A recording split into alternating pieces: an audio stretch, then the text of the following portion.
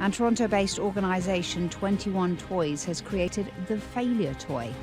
It aims to challenge the notion that failure is something to be feared and hidden, rather something that can be practiced and developed as a skill. The company aims to teach what textbooks can't, such as empathy and creative collaboration, along with failure. You can build a shape on top of this wheel that at the end of 5 minutes needs to balance. And it's entirely up to you and your team on how ambitious you want to make it or how safe, because anytime a piece falls or doesn't balance, you lose points. But the more pieces that you have balanced, the more point systems you get. So it's kind of a quite simple, elegant activity that within 5 minutes gives you huge insights into how you deal with risk, how you deal with competition, and how you deal with expectations of others. All with the idea that at the end of multiple rounds of gameplay, and we change who's playing and point systems and all these different elements around failure in me, failure in my team, and failure in the world of work.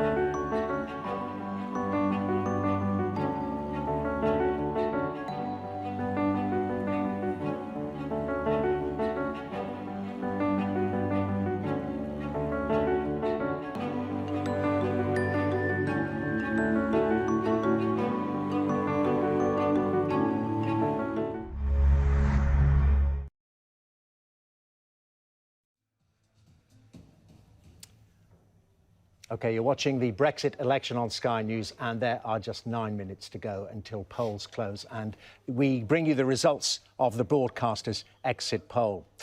Well, we've heard from the constituency counts of the leaders of the Conservatives, Labour and Lib Dems, and the place is vying to be first. Sky News is live at more than 200 counts tonight. And these six are amongst them. James Matthews is in Glasgow. David Blevins is in Belfast. Katie Spencer is in Brighton. Noel Phillips is in Kensington, and Gerard Tubb is in Hartlepool, and Inzamam Rashid is in Walthamstow in North East London. To you first, James. Glasgow, as ever, a key place, of course, we'll be watching for tonight. That's right, yeah. Hello from the cavernous SEC on the banks of the River Clyde, Dermot. The stage about half a mile behind me here on the media platform. 59 seats being decided across Scotland this evening. Here in Glasgow there will be 7, 6 held last time round by the SNP, 1 by Labour. A record number of people in Scotland, just over 4 million, registered to vote in this election before the November the 26th deadline. The weather, I'm happy to say, has been kind to them. Voters have been spared the worst of a Scottish December. That's not to say there hasn't been disruption, mind you. There was a controlled explosion in North Lanarkshire of what's being described as a non-viable device outside a room that was going to be used by voters. They had to be diverted. A 48-year-old man has been charged in connection with that incident. OK, James, let's go to Belfast. David Blevins is there. And David, tell us about the counts there. Well, it's a different selection of parties for voters to choose from here in this corner of the United Kingdom, but that doesn't mean they are less relevant. There are 18 seats in Northern Ireland. Back in 2017, the DUP won 10 of them, Sinn Féin 7, and an independent candidate the 18th. Here in Belfast itself, the DUP is tonight defending 3 of the 4 seats, and Sinn Féin 1. So whether it's Fermanagh and South Tyrone, the most westerly constituency in the UK, or Antrim North, just 20 miles from Scotland on this side of the Irish Sea, we will bring you all the results from Northern Ireland as they come in, and we expect them all declared by about 3 o'clock. OK, David, thanks for that. Katie Spencer is in Brighton tonight, where we'll see the Green Party's Caroline Lucas later. Katie.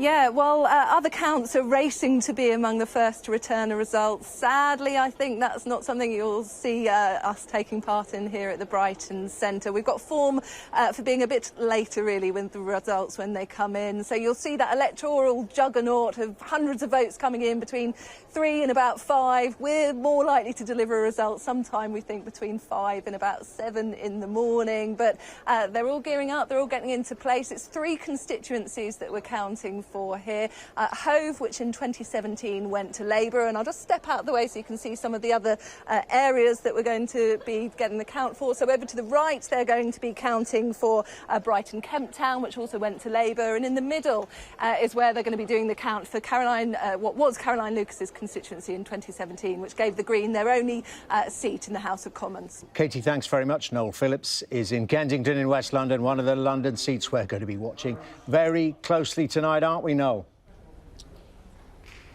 Indeed, Dermot. Welcome to Kensington and Chelsea Town Hall. And now, a short announcement a moment ago there. That's why the round of applause. Around 500 people employed here to ensure this election goes according to plan. And we were expecting results around 4:30 this morning. But beyond these walls, this is a constituency that is quite affluent. It's, there are people here who live in deprived communities as well. But one of the most defining things about this constituency is the fact that it is a mile or so away from Kensington Palace, home to members of the royal family. And of course, we're expecting, as I've said, the results around 4:30 this morning. OK, Noel, thanks for that. Let's go to Hartlepool. Gerard Tubb is live there, and it's, of course, where the chairman of the Brexit Party, Richard Tice, is standing, isn't it, Gerard?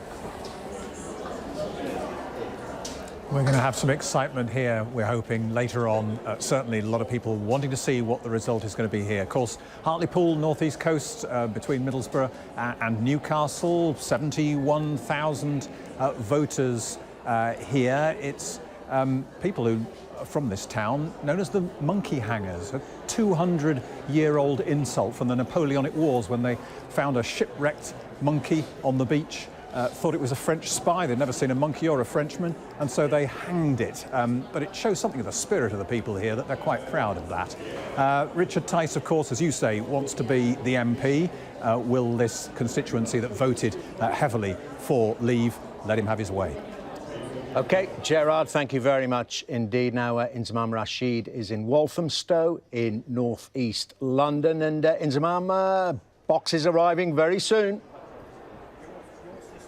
That's right. Welcome to Walthamstow's Town Hall complex. There's going to be 3 counts here overnight, Dermot. We first got Walthamstow, then we've got Leighton and Wanstead, both Labour seats in the last general election, and then Chingford and Woodford Green. Now, that's probably the most noticeable one, with Ian Duncan-Smith, the former leader of the Conservative Party, standing in that constituency once again. He's been the MP for that constituency since it was first created 22 years ago, so no doubt we'll be seeing him in this hall tonight. Now, the voters, the counters are all there behind us, waiting for those ballot papers to come in and get counting after 10 p.m. It may be cliche to say, Dermot, but it looks like it's a kind of grab the popcorn kind of night here in Walthamstow. Yeah, OK, could be, Inzamam. Thank you very much indeed. Well, the moment is fast approaching when the voting stops and we can bring you the results of the broadcaster's exit poll. Let's look at that countdown. Precisely now, 3 minutes, in fact, until we reveal the findings of this huge exercise carried out today by the pollsters Ipsos Mori on behalf of us here at Sky News, the BBC and ITV News. Canvassers have interviewed thousands of people in 144 different places across the country. Well, here with me is our political editor, Beth Rigby. So, as I say, well, under 3 minutes to go, Beth. Under 3 minutes ago, and I'm so nervous about it, about this exit poll, because this is, as you said, the moment when you're not asking people how they intend to vote, how they did vote. And it's the first moment where we get a sense of how well or badly the parties have done. There's a margin, it comes up in seats won. There's a margin of error of 20 on either side. But certainly in the past 3 elections, it's been pretty on the money. It can change the narrative and it can surprise us. Well, we will find out now. Looking at the clock again, let's count down to the 2-minute warning, 2 minutes to go until we can reveal the results of the exit poll. Who will return to Westminster with the mandate to form a government, or could voters deliver another hung parliament? We'll be getting that indication very soon. Your feelings, John Bercow? It will be an exciting moment. It isn't absolutely proof positive of what will happen, but it's a pretty clear guiding light. So somebody's going to be very elated and somebody is going to be very dejected. You've been sitting at home, presumably, watching it in previous elections? In previous elections, I've sometimes watched at home, but more often I have been out at dinner preparing to go to the count. Indeed, of course. OK, John, thank you very much indeed for that. We are focusing on that clock again as it marches relentlessly towards 10 o'clock precisely. There's just over 1 minute to go now until we release the broadcaster's exit poll. Now, you don't know what it will say. We don't know what it will say. It's shocked politicians and the public on recent election nights, and despite their doubts, predicted the direction of the elections, certainly last time round in 2017, when it predicted that Theresa May would fall short. Well, will it do the same tonight? There are only moments left to wait.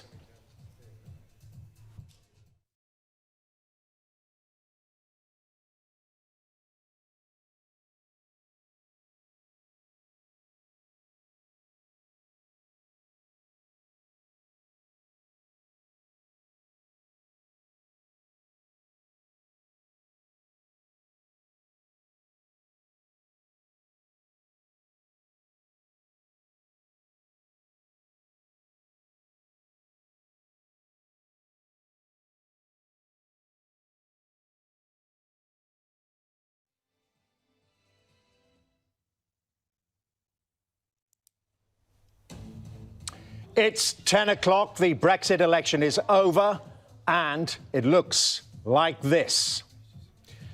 The exit poll is indicating it's a Conservative win, that the Conservatives will have 368 seats. The Labour Party, 191. The Liberal Democrats will gain 13. The Brexit Party on 0. Scottish National Party, 55. And the Greens on 1. Now, others will have 22. So there it is, the exit poll predicting a big Conservative win, a majority for Boris Johnson. Initial reactions, Beth Rigby. Well, Boris Johnson called this the Brexit election, and really, if that is the result tonight, he has won emphatically an incredible result, if it's correct, and it means that we will leave the EU next year. Brexit will happen. OK, well, there we are. The exit poll is indicating that the Conservatives will gain 368 seats. The Labour Party, 191. The Lib Dems, 13. That would be just one more since that they started the last Parliament with. The SNP will be on 55. Well, let's get reaction from John Bercow. A big majority, as Beth was saying there. I think those figures spell an 86 majority, so if that's accurate, that is a phenomenal victory for the Conservative Party, and Boris Johnson would obviously feel completely vindicated in the gamble that he took.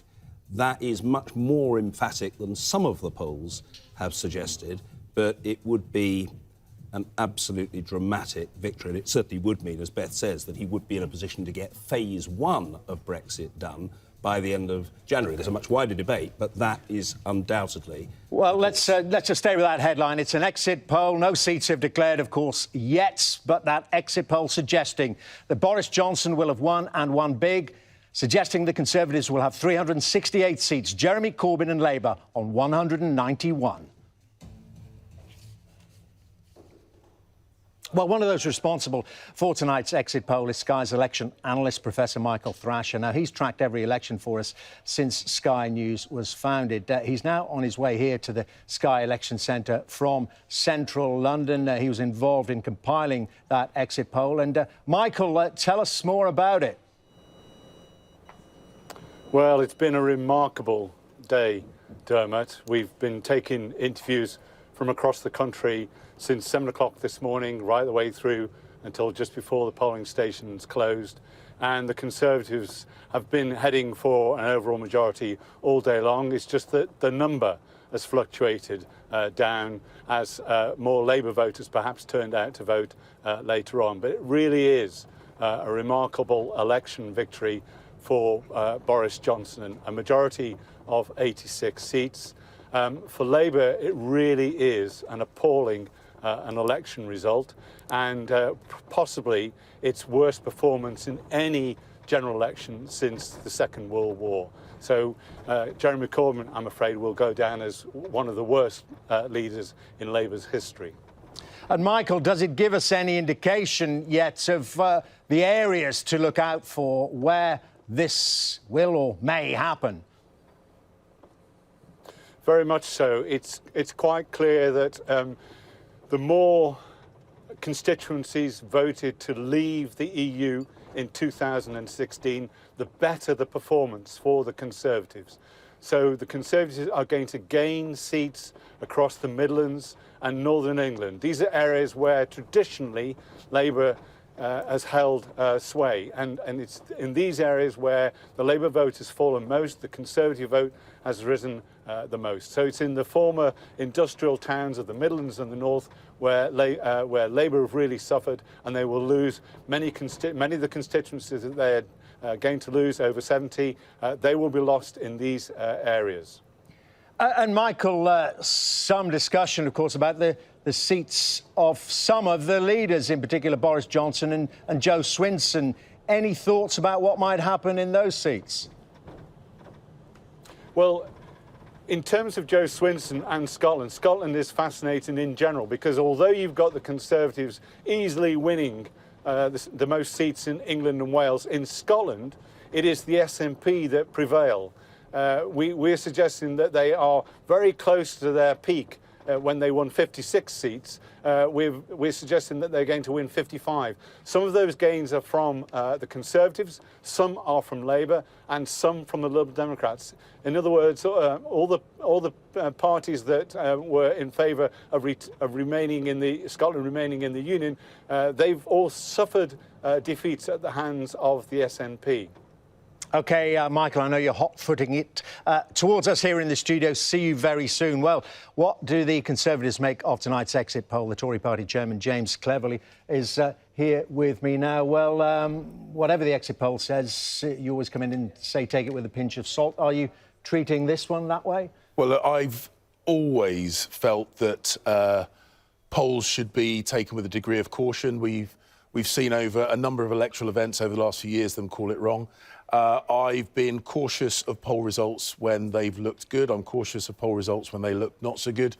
So we'll see how the seats actually roll out before I start getting too excited about those numbers. Indeed, but let's go with that indication. That would be a thumping majority, would it not? If it comes anywhere close to that. Well, maths is maths, and if the numbers play out as per that exit poll, then that is numerically a big majority. But as I say, we'll want to see if it plays out, and also we'll want to see which particular constituencies have voted in what way. But what about your sense of the way it was going on the campaign trail? I mean, an awful lot of Labour seats, according to the exit poll, will come your way, and presumably seats that have never been Conservative before. Did you get that sense while you were out campaigning? Yeah.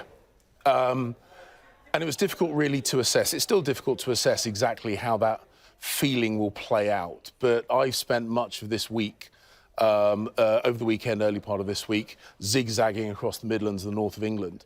And in long-standing Labour-held constituencies, there was fury. I mean, not anger, fury at both the Labour Party and at Jeremy Corbyn. A lot of people felt that they were lied to in 2017 when the Labour candidates looked them in the eye and said, I will deliver Brexit, and then spent the following 2.5 years doing everything to prevent it. But more than that, there was a feeling that the Labour Party had stopped talking about and talking to those communities and was focusing very, very much on basically its big urban constituencies. And what about leadership? Do you think Boris Johnson just went down better than Jeremy Corbyn? Well, Boris is very good at reaching out to people. I've been on the campaign trail with him a number of times. In 2008, when he won the London mayoralty against expectations. In 2012, when he won the London mayoralty against expectations. In the referendum, which was won against expectations. And We're seeing now, hopefully, if these numbers play out, that he has got the working majority that we've asked the British people to give us so we can get Brexit done and then focus on the priorities that I hear on the doorstep. And there's Sunderland trying to be first. Let me bring in a man who you know very well, Mr Coverley, former Speaker, John Bercow. And John Bercow, I mean, this would be, if it turns out this way, it's only the exit poll, this would be a majority of Thatcherite proportions. Yes, I mean, it would be stratospherically higher than a lot of people, including quite a lot of Conservative optimists, had predicted. It's not quite in the domain of Margaret Thatcher's 101 in 87 and her 144 in 1983, but it is nevertheless a very, very, very satisfactory result for the Conservative Party, if that is what transpires. It's the case. And Beth Rigby, it's the fourth time of asking as well to actually put on seats if this, we've got to keep saying it's the exit poll, but this is an exit poll, but let's just, I mean, a year ago, Boris Johnson was on the back benches and he almost looked, didn't he, James, like a busted flush. I mean, this is an incredible political comeback for Boris Johnson for a start. I mean, unbelievably impressive. If you think, if that is correct, if that poll is correct, he is the most successful Conservative Prime Minister since Margaret Thatcher. I mean, you haven't seen majorities like that for decades. And then the other thing I would say, in terms of Labour, if they have gone back in that sort of level, I mean, that's worse than the Michael Foot performance, then Jeremy Corbyn is going to have to resign. I mean, if that is correct, he has to resign. He can't stay on as leader. Well, we'll be obviously putting those kind of questions to the Labour representative when they come in, but we've got James Cleverly from the Conservatives here right now. Are they popping any champagne corks, the old cliché yet, or are you just going to sit back and watch the results come in? This is boring and it makes terrible television, and I apologise in advance. Thank you. We are going to wait for the numbers. Yeah. The real numbers, the real votes from real constituencies. Because until that happens, I mean, this may well be very well-informed speculation, but it is speculation. My job, the promise that I made to the Prime Minister, is to give him a working majority. That's what we're working towards, and if that comes off, then I'll be very pleased. But back in 2015, when David Cameron eked a, 12-seat majority, it felt like a massive achievement. I mean, what has happened here, if that is correct? Are loads of Labour voters lending the Conservatives their vote because they want to get Brexit done? I.e., do you think that the Brexit identity of voters has completely trounced traditional party identities in this election?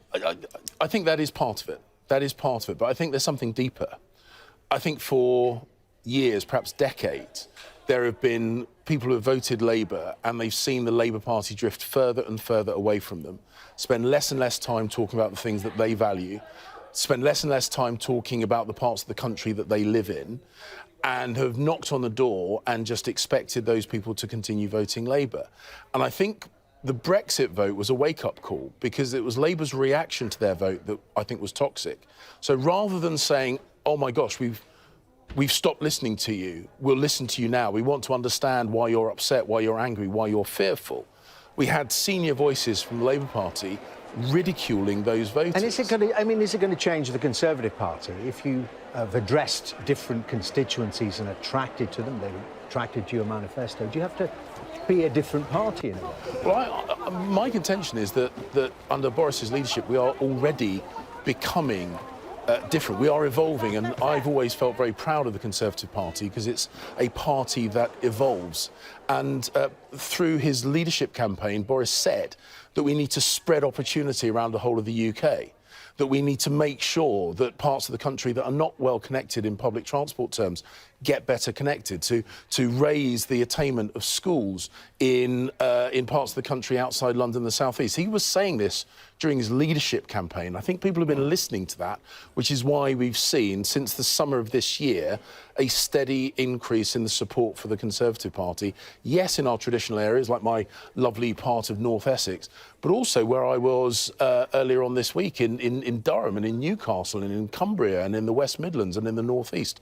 and the North West and in North Wales. Well, if this exit poll is to be believed, that's the kind of places, as you say, Mr Cleverly, you are going to start winning seats, but those results still to come in. Thank you very much indeed for the time being. We'll let you get off to your count, and we wanted reaction from the Labour Party. We've got Labour's Barry Gardiner joining us now, the Shadow Secretary of State for International Trade.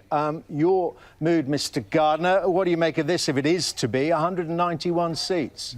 If that is the case, then obviously it's a devastating result for us.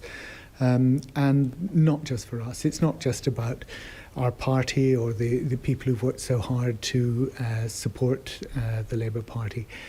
This is about all the people who were really needing a Labour victory to improve their lives in so many ways.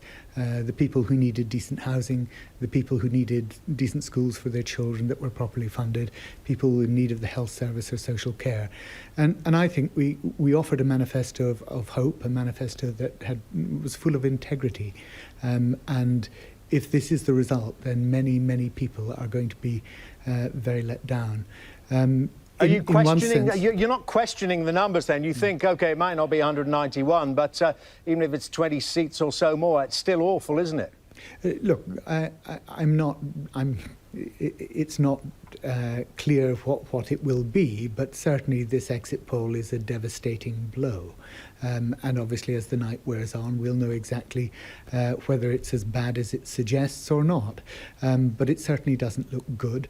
And I think, in one sense, we always knew that this election was going to be focused on Brexit, and that is the strategy that the Conservatives played. Most general elections are, of course, about all those other issues. This one has tended to focus almost exclusively on the issue of Brexit. OK. And that seems to have cut across the traditional lines of politics. But if this is the number, it's catastrophic for Labour, is it not? Worst result since before the war, since 1935, in actual fact. Have you spoken to Jeremy Corbyn yet? No, I haven't. Obviously, I rushed here to get to the studios, and I've been here since 10 o'clock listening to the results.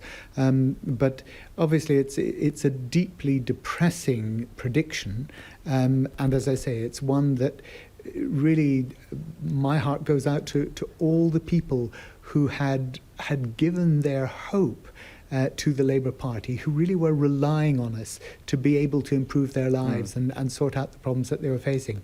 And that's what pains me the most about a projection like this. But that's the thing, though, Mr Gardiner, isn't it? We will not have the ability to help them. But that's the thing, you let them down. You know, you didn't offer them what they seemed to want, did you?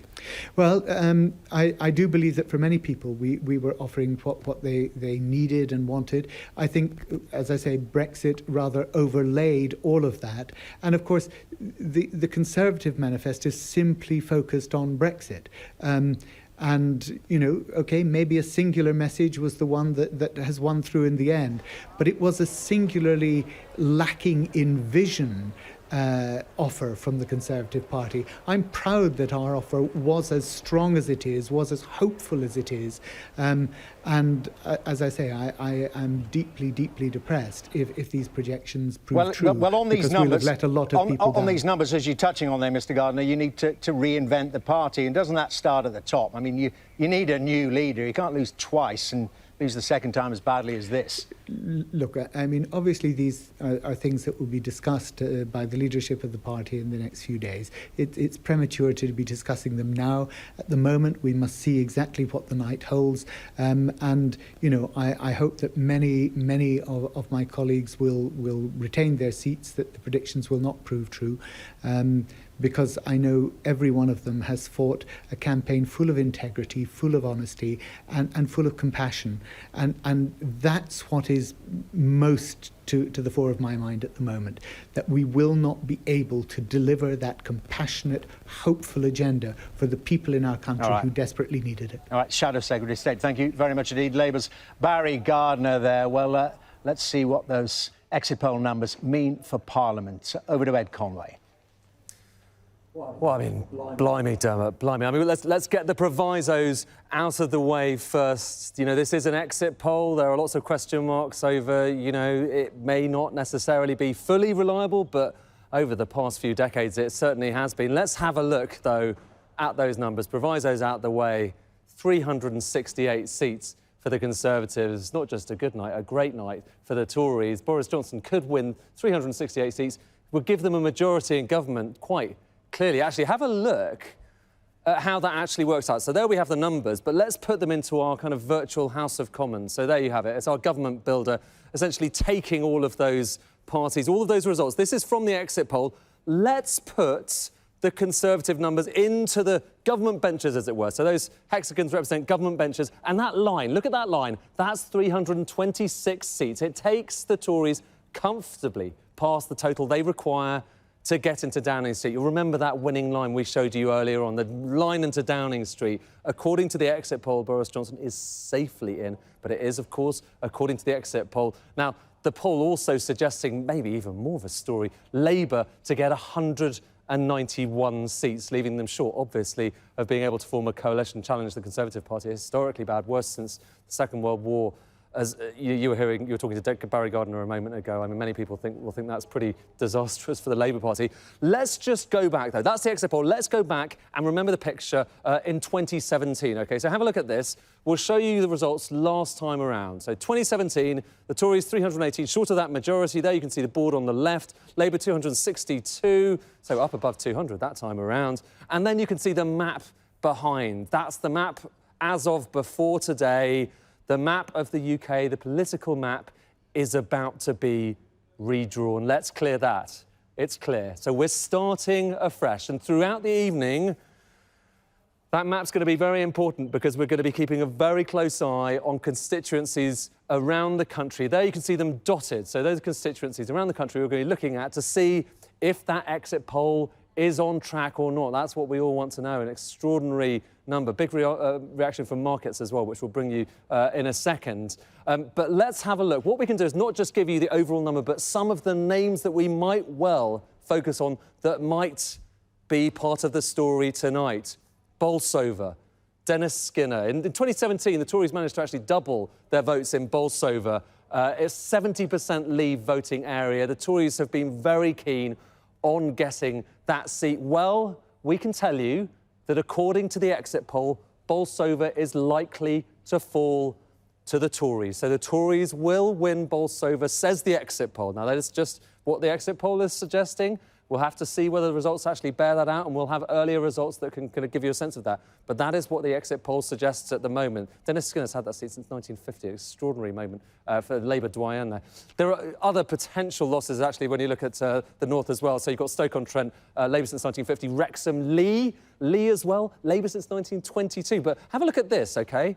In London, City of London and Westminster could be better news here for Labour, what they've been targeting. And this really shows you, underlines the fact that we're not just talking about a uniform swing where it's all going to the Tories' way. There are some seats, actually, where Labour may well actually do well. Now, at the moment, this is the seat of Mark Field, who stood down at the election. It was a 9-point swing from the Tories to Labour in 2017. But get this, the exit poll suggesting it's not going to continue in this election. It could go to the Labour Party. So Chuka Umunna from the Liberal Democrats was hoping to win this seat. Now, according to the exit poll, again, provisos, we've got them out the way, that's going to go to Labour. Isn't that extraordinary? That was the seat that Chuka Umunna was hoping to win, but the exit poll suggesting that's looking good for Labour. We're not going to give you the exact numbers because I think that would be slightly spurious at this stage, but what we're telling you is that's what the exit poll is suggesting. Extraordinary results here. Elsewhere, have a look out in London for Putney, Wimbledon. They could also actually go to Labour as well. And now, obviously, the race is on. So we've cleared the board and the race is now on for the first MP to be confirmed in Parliament. These are the contenders. You can see every year it's a race between Newcastle upon Tyne Central and Houghton and Sunderland South. There they are. Last time around, it was Chionwara in Newcastle upon Tyne Central who was announced first shortly before her colleague Bridget Phillipson in Houghton and Sunderland South. The big question, of course, is who will it be this time around, Dermot? And will those results bear out what we've seen in that extraordinary exit poll? OK, Ed, thank you very much indeed. Extraordinary is the word, if the exit poll is to be believed. Let's just talk you through those numbers again. 368, the indication for the Conservative Party. A huge majority for Boris Johnson. Labour pushed back under 200 on 191. Well, my colleague Sam Coates, our Deputy Political Editor, is looking at so many historical comparisons being made. Sam, talk us through some of them. So we've been looking under the bonnet of this extraordinary exit poll. And yes, it looks like Boris Johnson is on course to break a number of records if this exit poll does translate. Let's look first of all at some numbers we haven't seen yet. The approximate national share of the vote from our exit poll. This suggests that the Conservatives will end up on 46% of the vote and Labour could end up as low as 32%. Now, this would be a greater share for the Conservatives than in any election than 1970. It would also be the first time an incumbent government had increased its national share of the vote in 3 successive elections, 2015, 2017 and 2019. It looks as if there's been a swing from Labour to Conservative of 5.4%. The previous post-war record was Margaret Thatcher in 1979. That was 5.3%, so it looks as if Boris Johnson could be on course to beat that. Now let's look at Labour. This looks like, if this exit poll is true, that the Labour Party could set a new post-war record for the smallest number of seats won by Labour in a general election. Look, in 1983, the party won just 209 seats with a 28% vote share. In 1987, they won 229, so clearly this exit poll puts them below that. Then you look at the fact that this is a Brexit election. The Conservative share of the vote has gone up in constituencies, particularly it's gone up in constituencies that had large Leave votes in 2016. But that's not the only effect in this election. It does appear as if there might have been something like a Corbyn effect, because Labour are down even in places they might have been expecting to do well. Even though Labour might pick up seats in London, Labour's vote has fallen everywhere, including London. It's just in decline less in London. And then there are just some extraordinary individual seats themselves. Lee, that seat formerly held by Andy Burnham, taking an enormous swing. It's been Labour since 1922. That looks, under this exit poll, as if it could also be lost. One or two other quick things. The SNP, now they look like they're on course to almost repeat their triumph in 2015. They look like they're on course for 55 seats. In 2015, they got 26 seats. It could even come at the expense of Jo Swinson, the Liberal Democrat leader. It's an extraordinary exit poll pointing to an extraordinary night. Could be quite a night ahead. OK, Sam, thanks for updating us on that from the exit poll. John Bercow, 368 seats for Boris Johnson. We've done the historical comparisons. Just give us your feelings, you know, what it might all mean. Well, it would be a dramatic result, and it would be a vastly better result than most Conservatives dreamt of at any time during the campaign and probably for some months before. I would imagine the Prime Minister would be elated, thrilled to bits, dancing around the mulberry bush in joyous appreciation of the voters' verdict, if this is anywhere near to accurate. The only point I would like, Dermot, to pick up on from earlier is that James cleverly, quite understandably as the Tory party chairman, sought to superimpose his own view at a very formative stage of our proceedings on how the voters might have been motivated in voting as they did. And it was quite interesting that James said, well, it was much wider than Brexit. The Conservative Party had been focusing on transport and the extension of opportunity and enabling people to move forward and so on and so forth. Do you think it was Brexit? That core message, get Brexit done? That really is a bit rich. The truth of the matter, and it isn't in any sense to cavil, it's just to clarify, it was a Brexit-focused, Brexit-orientated, Brexit-dominated campaign. The idea that there was any great push through for any other subject from the Conservatives is frankly fanciful. It was all about that message. But the fact is, on that narrow point, then, Brexit does get done, i.e. the withdrawal agreement gets passed, if they have a majority of that side. The withdrawal agreement, Dermot, is of the essence. But that's Phase one will be done, and it will be possible, I'm quite sure, if this result is true, for the UK to exit the European Union, as the Prime Minister wants, by the end of January 2020. But that's the withdrawal agreement. That is about the divorce bill, it's about the rights of European citizens, it's about the Irish border. I don't think, if I may say so, that means getting Brexit done in the sense that it's gift-wrapped or oven-ready for Christmas. We will be debating Brexit, certainly for the next 5 years, probably for the next 10 and conceivably for the next 15. But the thing is, Beth Rigby, I mean, people just seem to want to stop talking about it, for the parliamentarians to stop arguing. Yeah, and what I would say, though, John, about that majority, if he's got a majority that big, he is going to get Brexit done because he can actually push the terms of trade of what he wants to do through the Commons with a majority like that. He will not have the problems that Theresa May and Boris Johnson had in Parliament. The other thing that I think we should have a think about in this isn't just about Brexit. This could also be about the union. Because think about the SNP Well, vote. the SNP They've prediction put on, 55 seats. according to that, 55 seats, nearly back to the sort of performance that they saw back in 2015, I think it was, when they took nearly a clean sweep across Scotland. So you're going to have a very pro-Brexit Conservative Prime Minister pushing through what could be a very, very hard trade deal to get it done by the end of 2020. And you have Nicola Sturgeon in Scotland calling for a second referendum in a country so it could be another that vote next year. It voted could be a referendum. Remains. But So Beth, that is going to be a fascinating dynamic of a Boris Johnson OK, listen, premiership. plenty more to discuss and plenty of time to do it because we haven't had any results yet. But wonder if we've heard from the Prime Minister himself, from Boris Johnson. Well, my colleague Anna Botting is following Boris Johnson tonight. She's there in Uxbridge waiting for his count to complete. And have we heard anything at all from Mr Johnson, Anna? Just in the last moment, in fact, he has tweeted his thanks to those who have worked hard in this campaign. The words of the Prime Minister then, thank you to everyone across our great country who voted, who volunteered, who stood as candidates. We live in the greatest democracy in the world. No tears in Downing Street this time. Remember Theresa May, the strategy back in 2017 was to go after those Labour leave-leaning seats. In the end, they took just 6. This time, it looks like that strategy has worked. And there is the Prime Minister out in South Ruislip earlier this evening, we understand. His own count here in Uxbridge, perhaps not looking quite such a pretty picture for the Prime Minister. Certainly, Labour here claimed that they have rattled the Prime Minister, suggesting that he's been here more times in the last week than they have in the last 4 years. But back to the overall picture then, what looks like a resounding victory for this politician who becomes more Marmite or less Marmite and more Heineken, the politician that can reach parts of the country that others can't. Well, let's go to Downing Street then. Our political correspondent, Kate McCann. And Kate, certainly the Conservatives would have been happy with left. Yes, that's right, Anna. So the mood in Downing Street, where all of the Boris Johnson team, his top advisors, including Dominic Cummings, are here. They've been watching that poll together.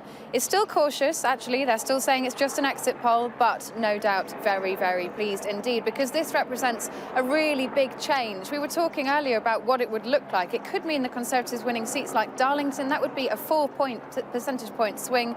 That really is massive. And I have to say, we've travelled across the country, spent a lot of time in Midlands seats and in the north of the country, where lots of Labour voters have been saying to us, it's only anecdotally, but that for the first time they are going to be voting Conservative. Brexit is a huge part of that decision. I've just spoken to a Cabinet Minister in the last couple of moments. They are, of course, making the point that it's just a Brexit election poll so far, but they are saying that if this result is what the actual final result looks like, then they believe they could be taking seats like Cat Smith's in the north of the country. She has a 6,600 majority at the moment. The Conservatives would need over 6,000 votes to get that seat back. That really would be a big moment indeed. And there will be other seats like that where the Conservatives perhaps wouldn't even have dared to dream that they might be able to take it. This Cabinet Minister also said it's important that if the Conservatives do take those seats, that they hold on to them so they fulfil some of those promises that James Cleverly was just talking about there. Kate, thank you. Suggestion that anything above 360 would count as a massive electoral realignment. Talk about massive swings in places like Dudley North, Don Valley, Workington, Bishop Auckland. And the big question now is, should this election be taken as an unquestionable mandate to Brexit? Is this the end of the road, really, for hopes of Remainers? And certainly we'll see that discussed and played out throughout the night. Dermot. Thank you very much indeed, Anna. It's just after 10:30. You're watching the Brexit election on Sky News. Let me take you through the headlines. And counting has begun in the 2019 general election. The exit poll carried out for Sky News, the BBC and ITV News predicts a Conservative win with 368 seats, a majority of 86. The exit poll is also suggesting that Labour are set for a hugely disappointing night, with the party forecast to secure their lowest number of seats for many decades. And as you may have just heard, Boris Johnson has tweeted tonight saying, "Thank you to everyone across our great country who voted. We live in the greatest democracy in the world." He was out speaking to voters in Uxbridge tonight, just before the polls closed.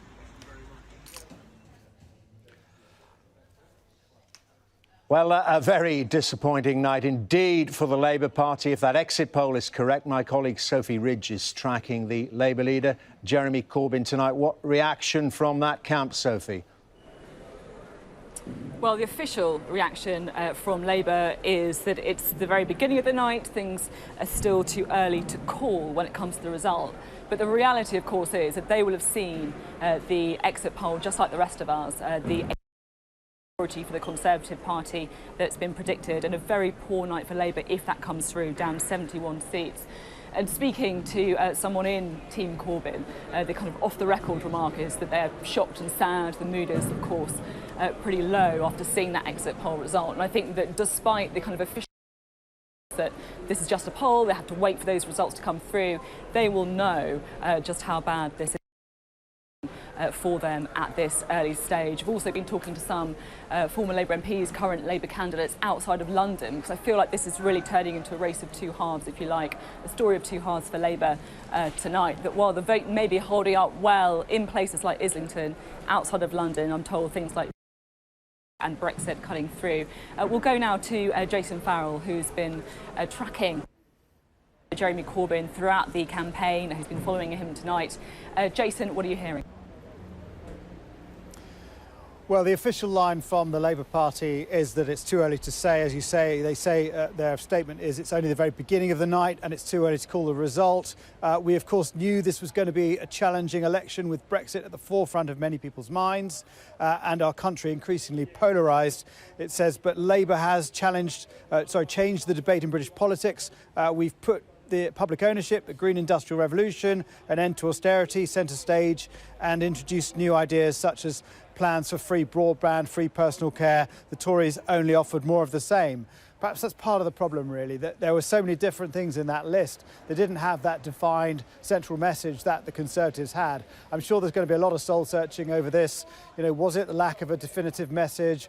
Was it anti-Semitism? Did that play a part, and the difficulty that the leader had to deal with that? Was it their failure to really offer a cohesive message on Brexit?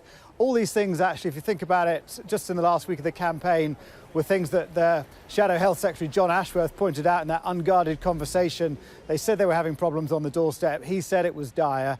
I mean, he said he was joking when that was leaked, but he wasn't joking. It was clearly that was the problem that they were having, A, with the leader, B, with this issue around Brexit, and there'll be a lot of questions being asked tonight.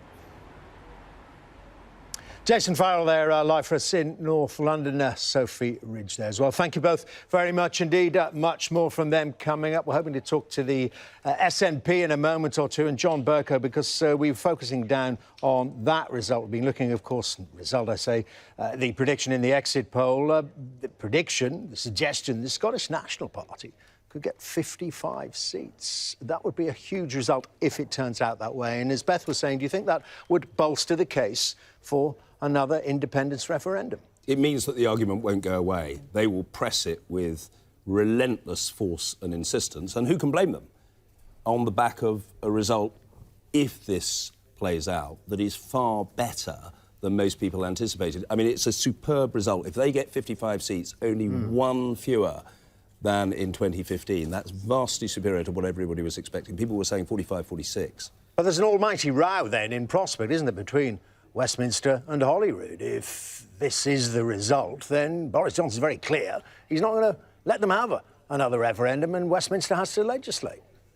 Well, it will be a case of the irresistible force meeting the immovable object, Dermot. That's not a first in United Kingdom politics, but you're quite right. Boris Johnson has been absolutely clear. The Conservatives have no intention of allowing another referendum on independence, and equally, Nicola Sturgeon has been resolute and insistent that that is the right of the people of Scotland. So let's hear 55 would be very impressive. Well, let's see the interpretation of the SNP themselves then. Humza Yousaf joins me now from Glasgow. First of all, overall reaction to these numbers. If it does turn out to be the case, 55 seats for the SNP, that would be a very good result. Well, look, it points to a very good night for the SNP, but let's state the obvious. This is an exit poll, not a result. What I would say also, in Scotland, we have so many marginal seats. Some seats, of course, we won in 2017 with only 2 votes. Some held by our opposition by only a few tens of votes as well. So there's lots of local factors at play here. What I would say also is that it's extraordinarily disheartening to see a Conservative majority. It clearly shows that if the exit poll is true, that Labour's message in the rest of the UK clearly hasn't cut through at all. Well, answer that point I was putting to John Bercow for me from your perspective. How do you square that circle? If Boris Johnson and the Conservatives are returned with this huge majority, we've heard all along what Boris Johnson has said about the prospect of another independence referendum in Scotland. Well, he's just basically said, frankly, said, no, it's not going to happen. How do you get round that? Well, very simply, if your exit poll is true, but actually, in fact, if any of the polls that we've seen over the recent months are true, they point to the SNP winning the election in Scotland. And our message could not have been clearer. We stood on a very clear mandate to stop Brexit, to let Scotland have its own say, and to lock Boris out at number 10. So independence was very much at the front and centre of our campaign. Boris Johnson, any UK government, if they're Democrats, cannot deny the voice of the Scottish people. It is not for Boris Johnson to dictate when there's another independence referendum. That is a choice for the Scottish people and the Scottish Parliament. But I mean, that's the moral authority, the political authority you would claim if that is the result. But what about the political reality? That Westminster has to allow a referendum to take place. Well, as I say, as I keep saying, I don't think it's in the gift of the Westminster Prime Minister, of the Westminster Parliament, to dictate to Scotland when they should have another referendum, particularly if the SNP, as it looks like, not just from exit polling, but from all the polls that we've seen thus far, are likely to have a good night and likely to be the winners in Scotland. So, of course, we'll have to have that discussion. The First Minister has made it clear that she will write to the Prime Minister to demand that Section 30 order. It would not be, I think, at all democratic for a Westminster government, be it Boris Johnson or anybody else, to deny us that mandate. But I say, you'll have the numbers, Boris Johnson will have the numbers, and we've got these positions, you're entrenched, but something has to give. How does it give? Is it just you making those arguments, or could it go beyond that? Well, listen, at the moment, as we say, and First Minister could not have been clearer around this. In 2014, we had the gold standard referendum. We had an agreement between 2 governments, Scottish, UK government, that were diametrically opposed to their opinion on independence, but came together to find a legal route towards that referendum. We want that gold standard applied for the next referendum in 2020, and if ASNP win, then of course nobody can deny that that gives us a further mandate. We already have a mandate, but a further mandate for another referendum in 2020. OK, Humza Yousaf, thank you very much indeed. If that all happens, a battle of wills, as John Bercow has been saying beside me, perhaps in prospect between Edinburgh and London. Well, listen, while we're digesting this exit poll, no results, of course, have come in yet. At election night, counts right across the country. They are gathering in and counting those votes, and some of them counting them as quickly as they possibly can. As ever, we'll be watching 2 places especially closely in the early parts of this evening. And these are the 2 cities. We've been reporting on them earlier, racing to be first, Newcastle and Sunderland. They vie to be the first to declare. Their fingers are blur there, and those are the people will tell us who's going to win the race. Gillian Joseph and Sarah Jane Mee. Let's go to Gillian first. And how is it going there, Gillian? Hi, Dermot. Well, a lot busier than when we last spoke, a lot noisier. The counting is going ahead at a pace. This, of course, is a multi-count constituency. We're looking at the constituencies of Newcastle Central, East and North. And I can see one of the candidates for Newcastle Central, Chi Wawura. We can just zoom in on her there in the red dress. She retained the seat in 2017, had a majority of 24,071 votes, and she saw her share increase from 55% at the 2015 election to 65% in 2017.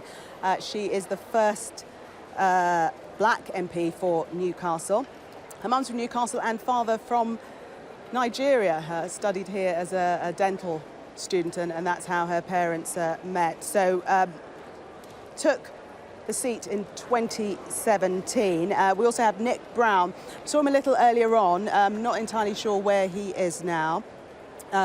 He's been a Member of Parliament for Newcastle upon Tyne East since 1983, and he served as Minister of Agriculture, Fisheries and Food, and also is currently the Chief Whip.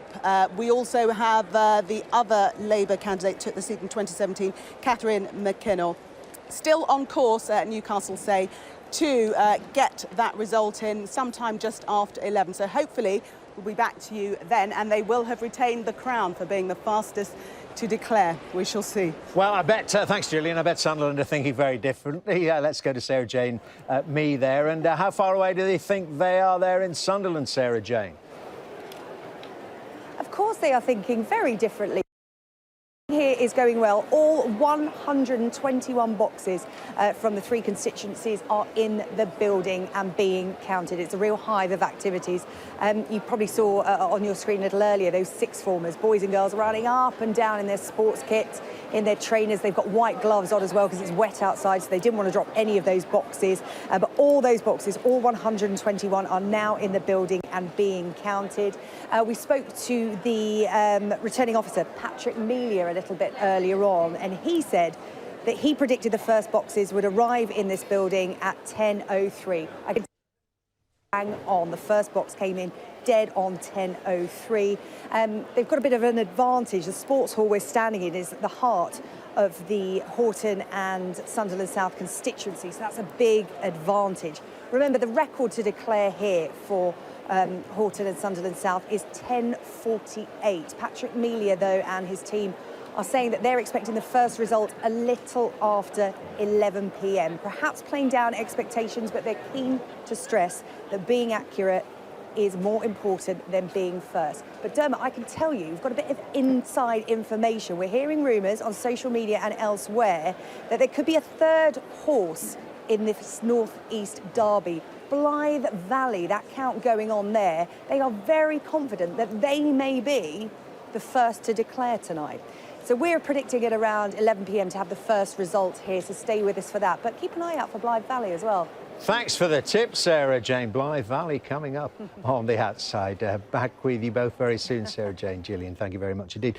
Well, listen now, this exit poll predicting a huge majority for the Conservatives, suggesting that might happen. The financial markets have been tracking Brexit, all the ups and downs during the course of the last year, and in particular what's going on the money markets. Let's talk to Ed Conway about that. How's the pound reacting? Yeah, well, I mean, in a sense, there are kind of two polls happening today, aren't there? We've got the election, but then you've got the market reaction to it. And, you know, we all remember what happened after the last election. You know, that big surprise on the exit poll, the pound fell very sharply. Remember what happened on Brexit Day? So on the EU referendum, the pound fell very sharply. Come and have a look at what's happened to the pound in the wake of that exit poll. So here we've got a chart of it. This is the pound versus the dollar. So that's stronger, that's weaker. The pound being stronger, the pound being weaker. And this is the start of election day. And over the course of the start of the day, it was kind of trending a little bit lower. I think there were traders out there who were a bit nervous about the result, and it kind of went down from about 132, that's around there, to where it is there. So just getting down to about 131. But just look at this. Look at what happened when the exit poll was announced. The pound skyrocketed. It absolutely took off and is up by about 3 cents to 1.35. It's actually gone up a little bit since I made that chart. It is climbing very sharply indeed. You know, this is a big surprise, as we all knew. No one was expecting quite as big a majority as that. A lot of people thought there might well even be a hung poll, and that might be why people were starting to sell off the pound there. But, you know, this is a barometer for how investors around the world are looking at the UK. You know, often when the pound goes up, it's because people are putting money into the country. When it goes down, it's because they're taking it out. Well, it looks like people might be putting money into the UK. It looks like they've seen this exit poll result and want to invest in the UK. And, you know, we can speculate about why that might be. They might like the possibility of there being more stability when it comes to the Brexit negotiations. There might be other things as well. But nonetheless, I mean, that's a pretty extraordinary chart. You know, the pound reacting very sharply. You know, there'll be more reactions if indeed that result is borne out, or indeed if it's not right. But just consider that, you know, and very different indeed to those results that we had after the referendum and after the last election where it fell. It is skyrocketing right now. That is fascinating, Ed. Thank you very much indeed. Let's talk more about this exit poll. And Beth Rigby, well, on the exit poll, two winners, big winners tonight, the Conservatives and the Scottish National Party, two big losers. The Labour Party, we've discussed them, we'll obviously go back to that, but the Liberal Democrats, we haven't this exit poll yet, saying 13. Now, they had 12 at the start of the last Parliament. That would be a gain of 1 seat. Yes, and this was a party, you remember, did so well in the European elections, positioned itself as a Remainer party, thought it could eat in to the Labour vote. Jo Swinson going into this election, she was the one that facilitated the election. Actually, Labour didn't really want it much, but it was Jo Swinson teaming up with the SNP that got this December election over the line in the first place. And she went into it saying, I could even be Prime Minister, and she's come out the other end, potentially. Well, there's a question mark about whether she'll stay being an MP. And that's the this other exit question. poll telling us East Dunbartonshire, her seat. There's some pressure on. Exactly. There's 4 seats in Scotland that, on that exit poll, haven't been won by the SNP. Now, 12 of those were Conservative seats. She has won her seat back in 2017. She lost it in 2015. Could she have lost her seat? Don't know yet. I have to say, though, if she has held on to her seat, she was asked a number of times, if you really fail to perform in this election, as that looks like, will you resign? And she said, no, I'm not going to stand down. I mean, what do you make of that, of the campaign strategy? You know, if this is the case, it's a repudiation of that. Do you think people John Bercow just kind of thought it was going too far to say, well, outright revoke Article 50 without another referendum? The short answer to that, Dermot, is yes. I think there have been 2 problems with the Liberal Democrat campaign. First, it was a strategic error to say we will revoke Article 50.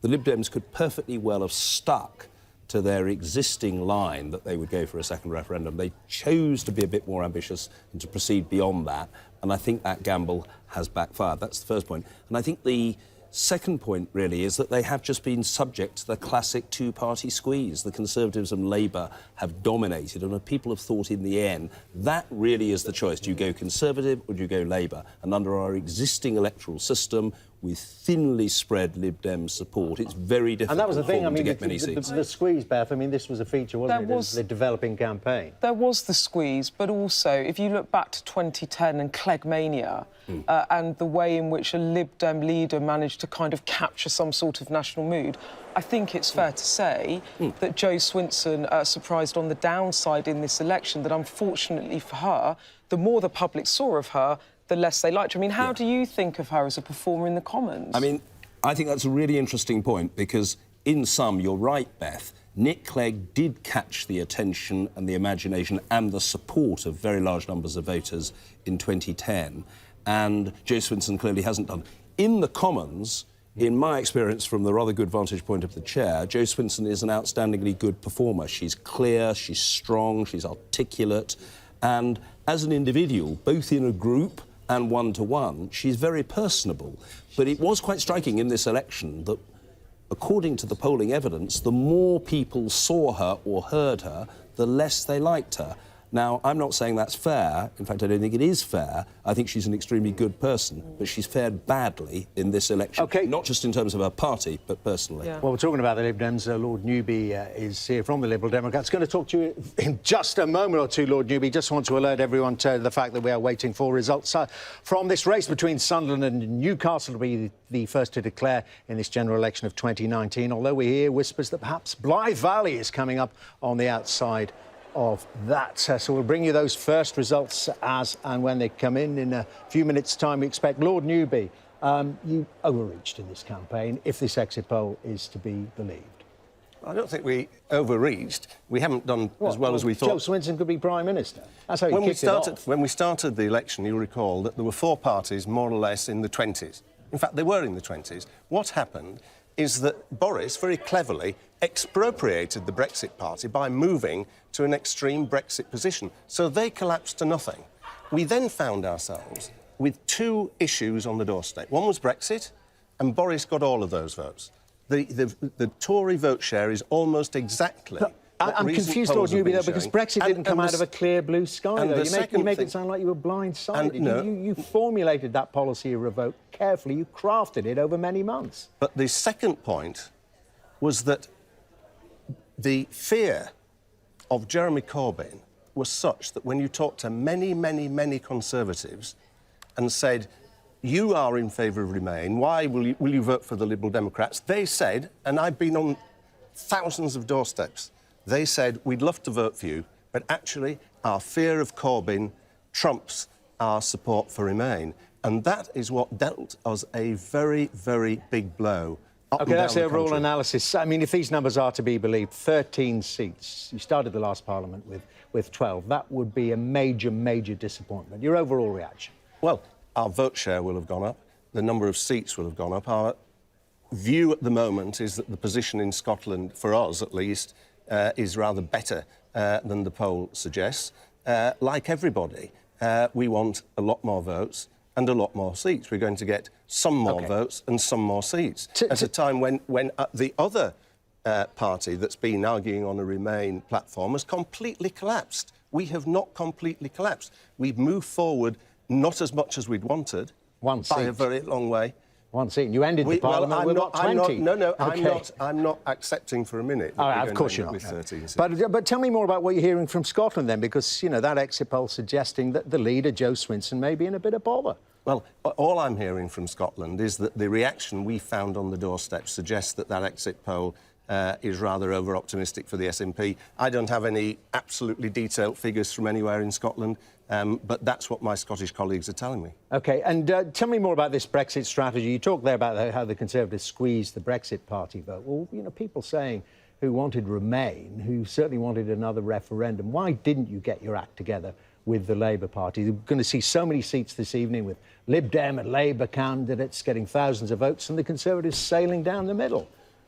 Well, it was impossible for us, in advance of the election, to reach an agreement with the Labour Party, because what was their Brexit policy? I mean, it was all over the place. Ultimately, it was a referendum. It was renegotiate and no commitment to what the leadership would do. Isn't it true, though, partly, that because the Lib Dems and because Joe Swinson went so aggressively up against Labour, if it was framed as a Brexit election, which it seems to have been, that actually, by going up against Labour, you split the Remain vote and you let the Conservatives through the middle, and Boris Johnson's been rewarded with a very, very big majority that's going to get a much harder Brexit, potentially, than the Lib Dems would have wanted. So wouldn't it have, in hindsight, made it be better to have had a Remain alliance that was broader than just the smaller parties? Well, there was no prospects of a Remain alliance, partly because the Labour Party policy on Brexit was very unclear. But did you try? Did you approach Labour? There were lots of discussions with Labour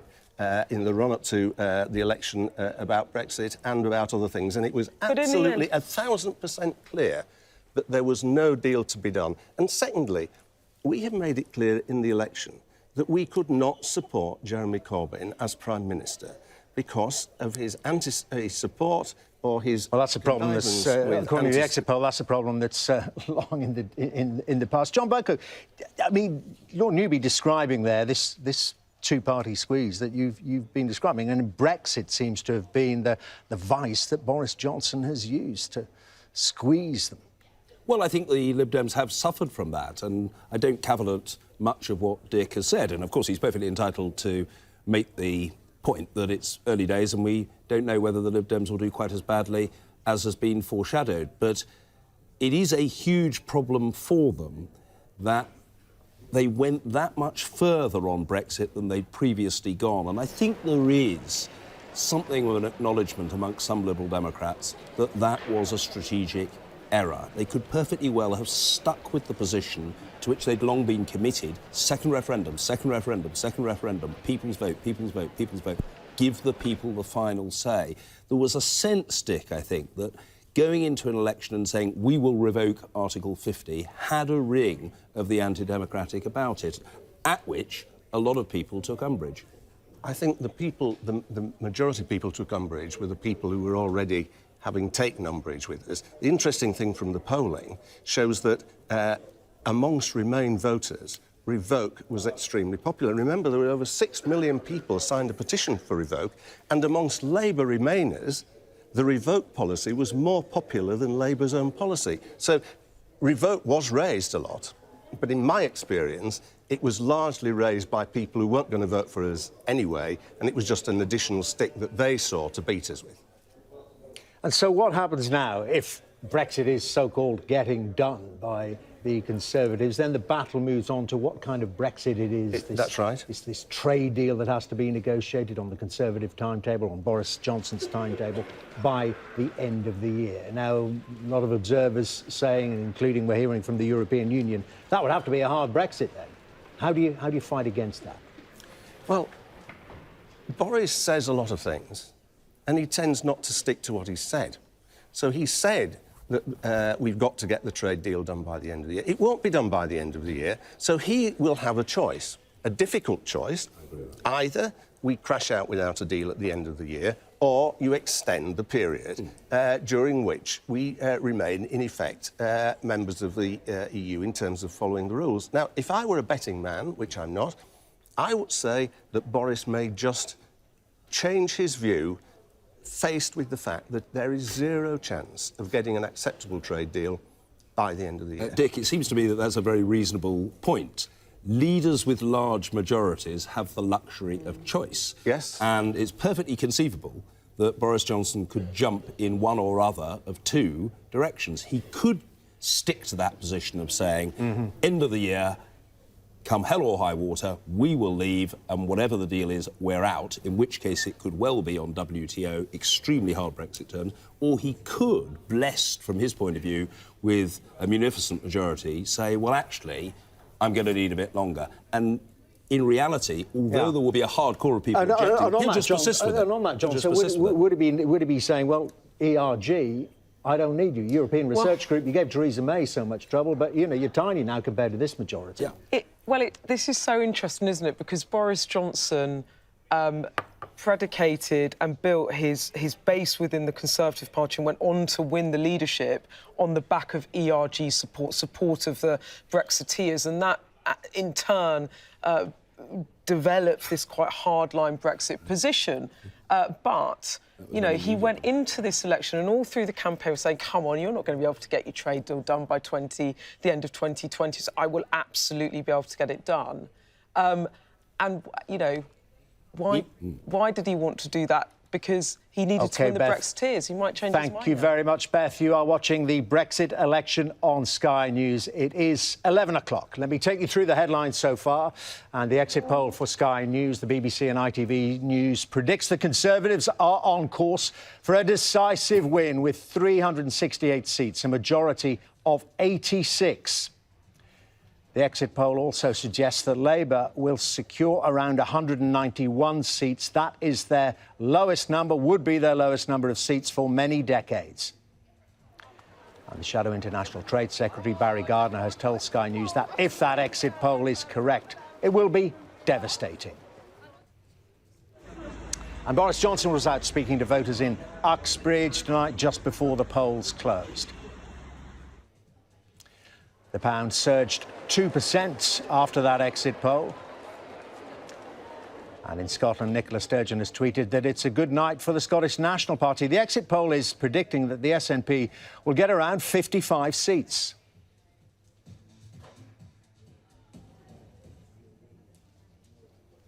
Well, the Shadow Chancellor, John McDonnell, is in Westminster tonight and joins me now. What do you make of the exit poll, John McDonnell? Well, if the seat tally comes out that way, it's going to be extremely disappointing. Of course it is. I'm not sure if the seat tally will shadow completely the exit poll itself, but even if it's anywhere near that, yes, it is. It's really extremely disappointing. OK, and why is it disappointing? I want to put to you something your colleague Barry Gardner said to me earlier. He said that he felt sorry for the voters, that they'd been let down. This is democracy. The voters have a clear choice, and on that exit poll, they've decided they don't like the Labour Party very much and they want to go with Boris Johnson. I think the poll itself, it looks as though it was the Brexit dominated. A lot of this, I think, was Brexit fatigue. People just wanted it over and done with. And it put Labour in a very difficult position because the vast bulk of our members supported and campaigned for Remain, but a large number of Labour MPs, including myself, had constituencies that voted Leave. So it was always going to be difficult for us to straddle those positions, and that's what's hit us pretty hard. But I think basically it looks as though all other debate on other issues seems to have been squeezed out by this one issue, Brexit. And as I say, it wasn't just Leavers, I think also even people who in the referendum might have voted Remain actually thought, let's get it over the way. Mr McDonnell, I mean, why feel sorry for the voters? You'd be, I'm sure you will be very familiar with the term false consciousness. You know, people took a decision here not to vote for you and, yes, get Brexit done, and they voted for the Conservative Party. Why feel sorry for them? Because although they might have voted to get Brexit done, it doesn't look as though it will get done. I think it will go on for a number of years, and there are still those risks of no-deal Brexit on the table as well. So it sounded simple as a slogan, but in practice and reality, it's going to take quite a while before anything does get resolved. That's the first thing. And I fear also during that period we'll have continuing uncertainty. And I also fear that the sort of deal that might well be arrived at the end will not be beneficial for the economy or protect jobs and living standards. So that's one issue. But also it is about installing what is, I think, is generally seen as possibly the most right-wing extreme cabinet that we've seen in our history. And it means, therefore, they will have, if they have a large majority like this, they will have then, therefore, the opportunity to introduce some quite reactionary policies. And so there are worries, but if the electorate have decided this way, that's democracy. Indeed. And you have to respect it. But I don't think you're accepting that. I don't think it will bring the country together. I think it'll be deeply divided still. Have you spoken to the leader? Do you think he should stay leader? Well, obviously we'll wait and see what happens in the morning with all the results coming out, and we'll see whether the results actually do match the exit poll itself. Exit polls have been wrong in the past, but we'll see. And then appropriate decisions will be made, I'm sure. But you know, you've been on the campaign trail for many weeks now. You've been up and down the country. You must be bracing yourself to say goodbye to quite a few colleagues tonight. If the exit poll is right and we lose that many colleagues, I feel for them. I really do, because I know how hard they've worked in Parliament in the interests of the country, and I also know how hard they've worked in their own individual constituencies. And if it is anything on this scale, we will have lost some really good MPs, and I do feel for them, of course I do. And if, Mr Corbyn, you say you're going to wait for the results to come in, but if he does go, you need a new leader. You've been talked of as an interim one. Well, decisions will be made appropriately in the right time scale once we know the results, I'm sure. But let me make it clear, I'm not standing for leader of the Labour Party. I've said that time and time again, either as a temporary or as a permanent. That's not what I want to do. But what about you? What about you personally? Even as Shadow Chancellor, you said in a magazine interview, you said you would stand down if you lost this badly. No, well, as I say, once we know the results themselves, that's the time to make decisions, and that's what we'll do. In the meantime, let's watch these results, and I'm hoping that the seat share will not be as dramatically bad as the poll itself, and I don't think they will, but as I say, OK, Shadow Chancellor, thank you very much indeed for talking to us. Maybe catch up with you when those results do come in. This is the exit poll I want to talk you through again that I was discussing there with John McDonnell, the Shadow Chancellor, looking very, very bad indeed. An indication from this exit poll, talked to thousands of people who had voted up and down the country during the course of the day, saying that Labour might get 191 seats. That would be its lowest number of seats since 1935, underperforming even Michael Foot in 1983. The Conservatives, you can see there. Let's just bring it back up so we can absorb that. I was talking about Labour because we've just been talking to John McDonnell, but I just want to show you what the exit poll is saying that the Conservatives might get. We don't seem to be able to bring it to you, but you can see it at the bottom of your screen. 368, a majority of 86, and that's the introduction to the Foreign Secretary, Dominic Raab, who's joined me now. You're looking calm, but underneath it there, bit of a smile. I mean, you must be smiling in Conservative HQ tonight. Well, I think, look, it's an exit poll. We'll wait and see what the... Been pretty accurate in the past. I'm not going to push back too violently with you. But look, the reality is, let's see both the scale but also the shape of what any majority would look like. The most important thing for us is that we wanted to end the uncertainty of Parliament, get a functioning, workable majority so that the government can take the country forward on Brexit, but also on the other areas that would unleash the potential of the country on... Can I ask you about that in a moment? Yeah, you know, police, the NHS... The priorities. And I think that positive message and the choice between that and the uncertainty and the paralysis, and frankly, the negative well, we don't message... want to rerun the campaign. Well, OK, but that's what it feels like. We do want to talk what happens next if this is the case. But just on that exit poll, you be aware, you are the candidate, of course, in your own seat, Esher and Walton. It's been a concerted campaign to get you out. It's a Remain voting seat. What are you hearing? What are you feeling? Well, look, we'll wait and see. Well, the exit poll says you might be OK. It says we might be OK. And that's our feeling too. But let's wait and see. I always think if you've been campaigning for 5 weeks, show the electorate a bit of respect and have some humility as a candidate. But right the way throughout, there's been a pretty positive feedback for us. Yeah. So we're feeling... You've been very frank with us tonight. I mean, were you worried at times during the campaign? You read the papers, you read your own polling. I mean, they must have got pretty close. Well, we'll see. But were you worried during the campaign? So, not really.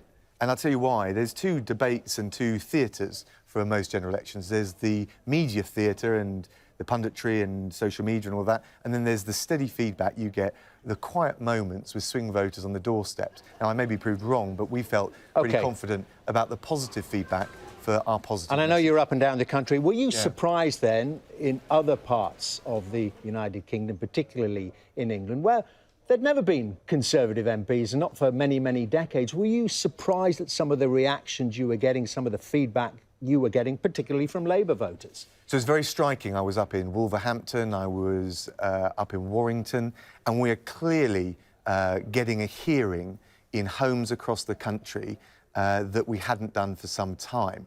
And part of that was about Brexit. Part of it was, I think, the sense of positivity that the Prime Minister and the Conservatives have offered. I think we've got some great candidates across the country. And let's face it, part of it is about wanting to break through the uncertainty and a lot of those working-class voters not liking the offer from Corbyn. Oh, and that is the very point. How do you serve them now as a Conservative government? How do you serve them personally, representing, if it does turn out to be the case, Leafy, Esher and Walton, which is high up the economic scale? How do you serve these different voters who have lent you, perhaps for the time being, their vote and, you know, want to be convinced that they should stay with you? How do you do that? So there's two things. I think, assuming the exit poll is corroborated by the seat-by-seat vote share, then, look, having an alliance between the aspirational working and middle classes is the glue that I think shapes Tory victories in election campaigns. Now, you mentioned my seat compared to, say, Warrington or Wolverhampton. Actually, although there are very affluent parts of my constituency, I was out tonight in Lower Green, one of the less affluent areas. And I was interested, and of course it's for different reasons, but actually in many seats you will have, obviously to more or less degrees, that mix of voters. So, but what's really important for the Conservatives, I think, is to make sure we cement that alliance and deliver, because that's what they want to hear. Let's bring in a man you know very well indeed, cross swords with him. I don't know if you heard the lash of his tongue while he was presiding over you. I was pretty well behaved, wasn't I, John? Was he pretty well behaved? Dominic was extremely well behaved. He was unfailingly courteous, certainly to the chair, and frankly, to the House. I think there was one cock-up on one occasion when some statement wasn't ready on time. That was rather embarrassing. It wasn't his personal fault, though he had to take responsibility. But no, Dominic was always unfairly OK, well, there's his report card, Mark. But let's talk about the serious stuff, because, John, you've been making this point throughout the evening, that this idea of getting Brexit done, and the Foreign Secretary referring to that there, get it done and then move on. You're saying, well, you don't really move on because it's only with the withdrawal agreement. Yes, that's my point. Look, I'm not knocking the central proposition here that if the Conservatives have got a big victory, they will get the first part of Brexit done in pretty short order. That is not in dispute.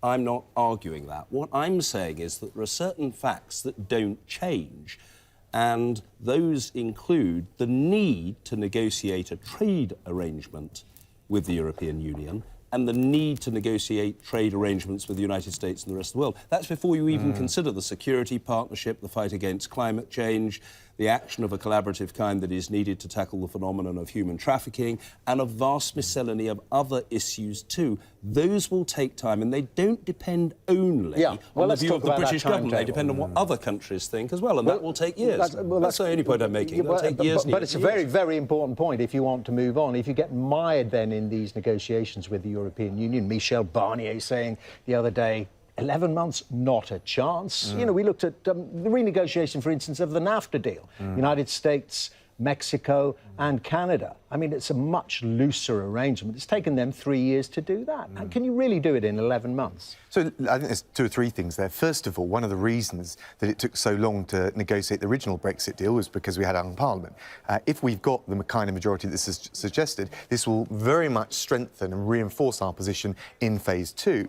But also, we've now got the future relationship, at least a map of it, in the form of the political... Hold on. It's a wish list, isn't it, the political declaration? No, it's the political declarations is equivalent for lawyers with the heads of terms, agreed with the other side, and Phil Hogan, the Trade Commissioner, has said that it's eminently doable. And I think it's very interesting, the mood coming out of Brussels this evening, which is actually a clear direction of travel, and that will make it easier for them because they'll feel like they've got a partner which is a bit more predictable. And now that's certainly going to be true if these figures are borne out. But the truth is, isn't it, Mr. Raab, that if you want to and you get that bigger majority, you have got the latitude to delay Brexit, extend the transition if you need to, because if you do want to have a 5-year term in which you do appeal to this much broader electorate, you probably need to do a bit more in tax and spend as well, because you might need to have a sort of broader welfare state offer.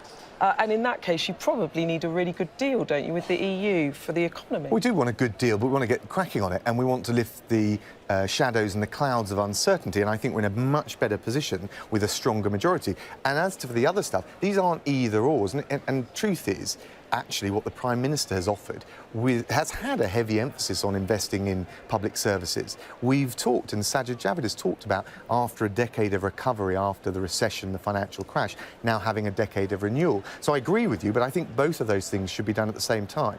Last question, Foreign Secretary. Well, you mentioned Sajid Javid. The Prime Minister said, well, he's going to stay in his job if there's a reshuffle. Do you get any similar reassurances? I wouldn't dream of preempting or prejudicing the decisions of the boss. Such on-message modesty and self-effacing. I'm going to have another go, though, John. I'm going to have another go. Keep at it. I'm going to have another go. Would you like to remain as Foreign Secretary? Do you know what? First, every reshuffle, I say the same thing. I think it's really important that the head of a team, particularly the head of a government, has a total free hand to pick the team they need. But there's no doubt there is going to be a reshuffle. Well, there'd have to be, because there'll be some people who have stepped down, and there've been people, you know, with people not from the top jobs. And Nicky Morgan. So I think there'll be some changes. But look, that is the prerogative of the Prime Minister. Dermot, can I just ask Dominic, because he's a very, very clever bloke, how long do you reckon the trade negotiation with the United States will take? Well, they've, of course, got an election coming up, so I think there is an opportunity before that. And we ought to give it a good go. What are those pigs I see flying in front of my very eyes? You know, I tell you what, I tell you this. Mike Pompeo, who's the US Secretary of State, said to me, we are ready, pen in hand to do a deal once you've left the EU. So one of the things that this will have, a knock-on effect, is, I think, a lining up of those countries that wanted to see which way the wind was going on Brexit, because that will affect the trade negotiations. So not only, if this is borne out, as we say again, not only is this good news for delivering Brexit, it will be good news for the wider global Britain agenda, which certainly the Foreign Office were very keen on. Well, Mr. Raab, thank you very much indeed. We'll let you go off to your count. I mean, there's a small matter remaining as an MP before you find out if you stay on as Foreign Secretary. Dominic Raab, thank you very much indeed. We are waiting. We are hearing it's going to happen fairly soon, the first official results in this general election campaign. We are keeping a hawk-like eye on both these counts in Newcastle and Sunderland. Sunderland were first to declare right up to the last general election. Newcastle nicked that crown away from them, and those two great cities are now vying between each other to be first to declare their MP for the new Parliament. It's also going to be fascinating to see, OK, maybe only two results, but these are strong Labour areas in the past. And if that exit poll is to be believed, well, then we are expecting the Conservatives to perform very well in areas like the North East. So even if there is a Labour MP returned in those declarations, we're going to take a very close look at the numbers in there, the change in the share of the vote, to see if the Conservatives are showing signs of making headway as deep into Labour territory as Newcastle and Sunderland. And on that very note, let's talk more about what the exit poll is suggesting for us. My colleague Ed Conway is going to talk us through the numbers and what it all means. Ed.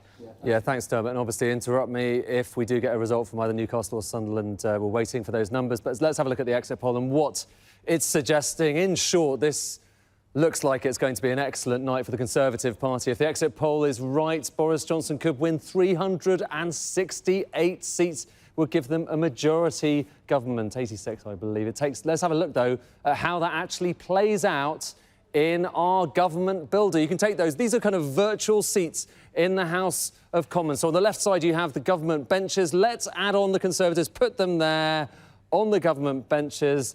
And there we have it. They're over that line of 326 seats, giving them that majority, 86 majority. And our exit poll suggests, actually, look, on the right-hand side, those are the opposition benches. You can see there, Labour, if they get 191 seats, as the exit poll suggests, well, look how far they are from that line. An extraordinary potential result. Now, we're going to be keeping our eyes on the results as they come through from across the country. We've got a number of seats that the parties are getting. You can see that up there. That's the big dashboard there with those numbers, and let's fly past that and you can see this hexagon map of the UK. That is it here in Sky HQ. We will be colouring that in with every constituency as they come in tonight, perhaps starting in the next few minutes. And it looks like it might well keep, that Labour might well actually be able to keep Kensington. We'll have a look, actually, because we've got a number of those seats and we do want to take a closer look. So let's get rid of those boards and we'll bring on a few of the interesting seats that we're going to be looking at. Actually, let's start with Don Valley. Potentially, now Caroline Flint is in place there, and that might well be one of those seats. We've been looking through the numbers on the exit poll. That might well be one of those seats which could eventually go to the Conservatives. So Caroline Flint there in Don Valley. Again, you know, these are seats which a lot of people thought were part of that Labour red wall that would be their defence, that would ensure that they wouldn't necessarily lose. Well, Don Valley might well be one of the seats that might go tonight. Let's have a look through as well around the country. I mentioned Kensington a moment ago. It's going to be a really interesting race there. And you can see there, that was a seat which Labour gained from the Conservatives by just 20 votes in 2017. So incredibly narrow majority there, beating off competition from former Tory MP Sam Gyimah, who's standing for the Lib Dems. And the exit poll actually suggesting that it might well be a good Labour in the capital. So there you have Labour doing actually quite well in the capital. Labour doing well in cities, not so well in towns. That's one of those stories we've seen as the map of Britain has been changed, and we'll have much more about how that's changing over the course of the next few hours. And East Dunbartonshire, what about Scotland in general? I mean, but let's look at the Lib Dem leader, Jo Swinson, standing in East Dunbartonshire. The exit poll suggests her chances of losing her seat at the moment are about 50-50. It's about as narrow as it could possibly get for Jo Swinson. I mean, what an extraordinary story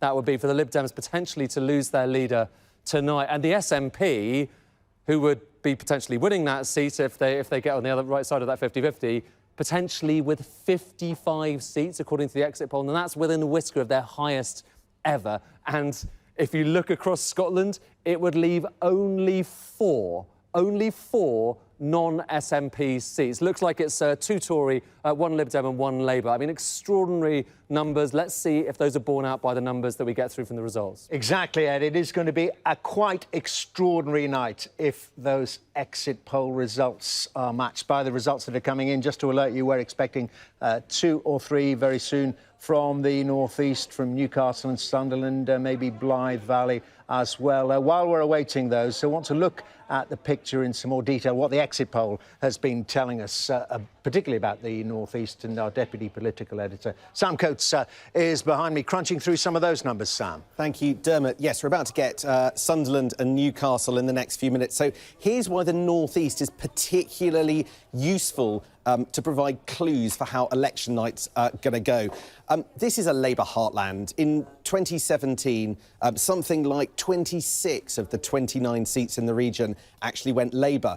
But it was also a place that saw the only place in the country, it was the only region in the country to actually see a swing to the Conservatives. It is also a region that voted dramatically for Leave in 2016. So this has been a kind of crucible, a test case for the Conservatives. These are exactly the seats in the northeast. Some of these seats are exactly the ones that they've been trying to take. Now, the ones that you're going to see first probably have Labour majorities so big in Newcastle and Sunderland that the incumbents will keep them. But here's what to watch for. If the exit poll is right, then you should see a reduction in the Labour vote share. According to the exit poll, it's likely across the northeast that you might see a swing from Labour to the Conservatives of 5, maybe even 6%. That could give the Conservatives 5 or 6 gains in the northeast.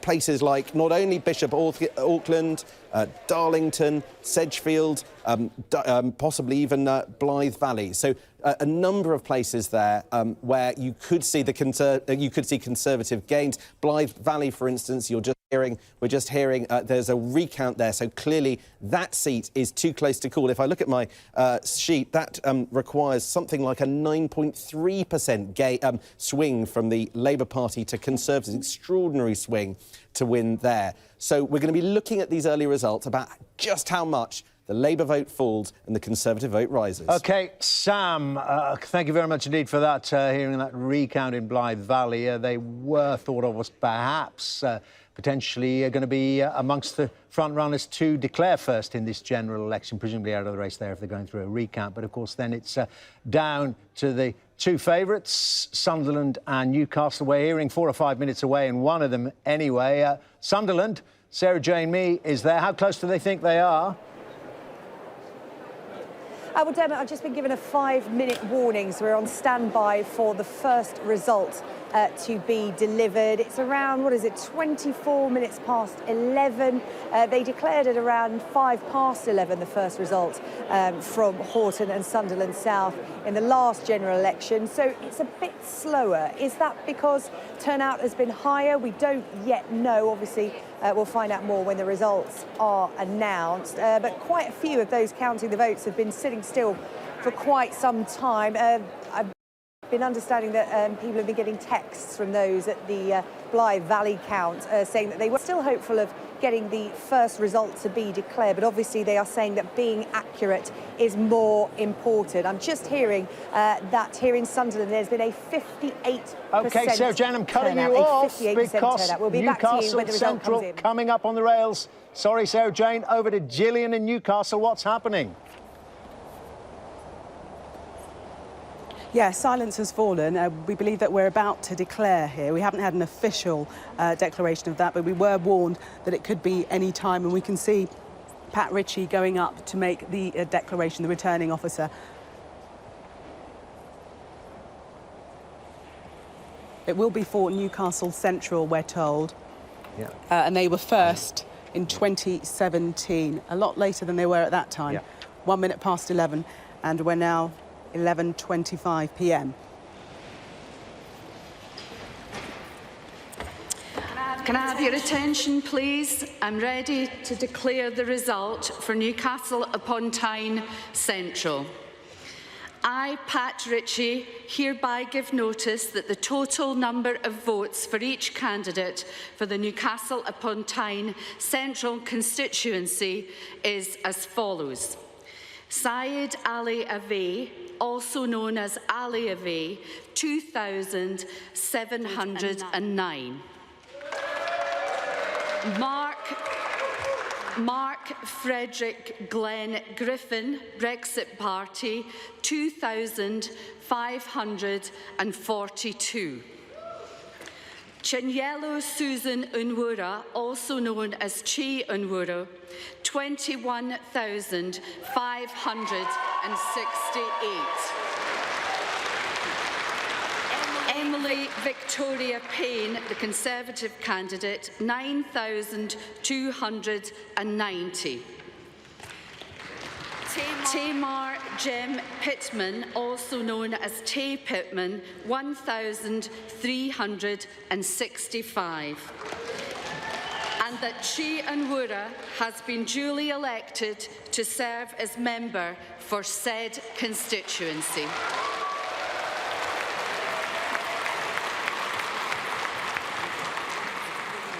We have the result. Chi Unwura re-elected to the Newcastle Central constituency. Let's listen to her acceptance speech. I'd like obviously to start by thanking the returning officer for her excellent work, and also the police who have maintained our safety and security, and the amazing teams of Newcastle employees here and also in all the polling stations across Newcastle who have done such fantastic work to get us here. And I believe I am the first MP to be declared.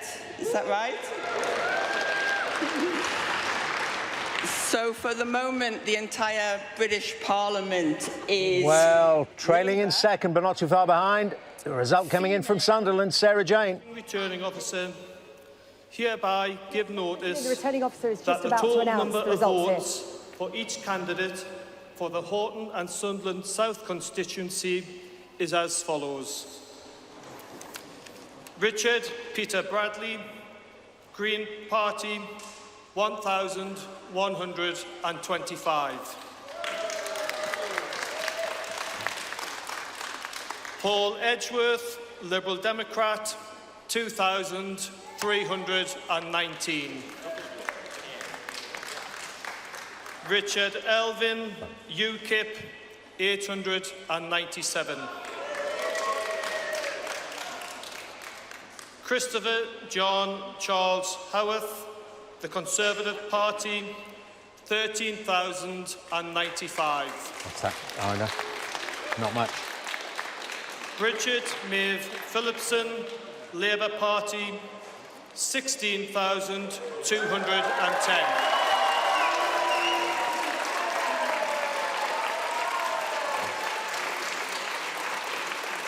Kevin Lawrence Yule, Brexit Party, 6,165.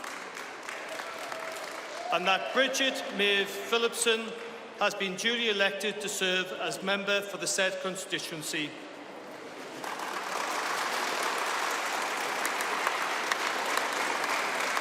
I'd like to invite the elected candidates to say a few words.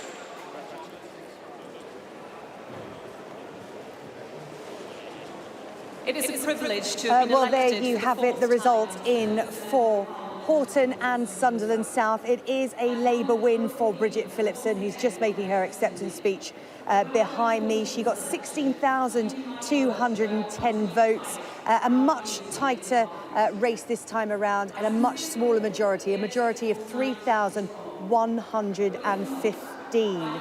So a much tighter majority than last time. The majority in the last election was 12,341. So that has shrunk quite significantly, but it is still a Labour win for Horton and Sunderland South this evening. We're still waiting for Sunderland Central and Washington and Sunderland West. We'll bring you those results, Dermot, as soon as they come in.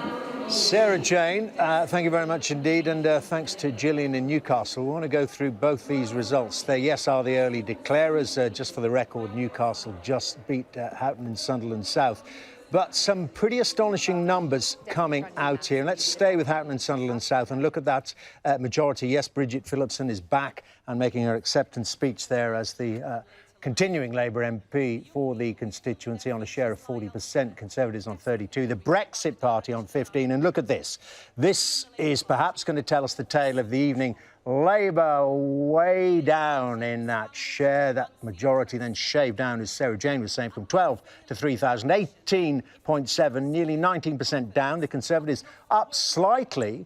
The Brexit Party, though, putting on 15.5%, gaining 15.5%. Of course, they didn't stand in the last election. The Lib Dems up a smidge, as are the Greens. And this argument by Boris Johnson that he was putting just on the eve of the election, and of course, as many Conservative supporters were saying to the Brexit Party. Now, you remember that the Brexit Party leader, Nigel Farage, said that they would not stand against Conservatives, but they did stand in the main. Some candidates pulled out. They did stand in the main against Labour candidates. The argument by Boris Johnson was that you will still split the Brexit vote. These could become, could you imagine Houghton and Sunderland South becoming a Conservative seat? Well, without the Brexit Party, that might have happened. And we had a recount in Blythe Valley. We're staying in the northeast. Again, a rock-solid Labour seat for so many years. Let's have a look at it. Blythe Valley, I'm just hearing, running in their third. They were close to declaring. This is by the by now. We're hearing a 10-point swing to the Conservative Party from the Labour Party. Wow. The Brexit Party there on 3,391, but it's those top two we need to look at. 17,440. Labour pushed down to 16,728. Ian Levy elected with a slim majority. They don't mind about that, those Conservatives.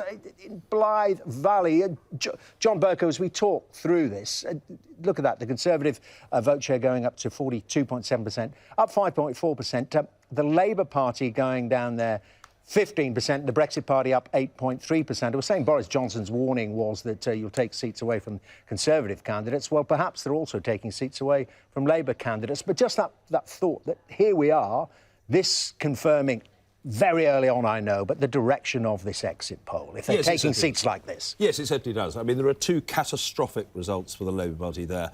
First, of course, in Blythe Valley, Roddy Campbell has represented that seat as the Labour Member of Parliament for about 3 decades. He's retired. There's a new Labour candidate. But it is a staggering result that Labour's vote share is so far down and that there is a Conservative MP for Blythe Valley. If you look at Houghton and Sunderland South... There's never been a Conservative MP There's never been a Conservative MP for Blythe Valley. In Houghton and Sunderland South, where Bridget Phillipson has been re-elected, 3/4 of her majority has evaporated. It's gone down from over 12,000 to only just over 3,000. So those are hugely negative results for Labour. It's quite interesting to juxtapose them against the result in Newcastle for Cheon Wura.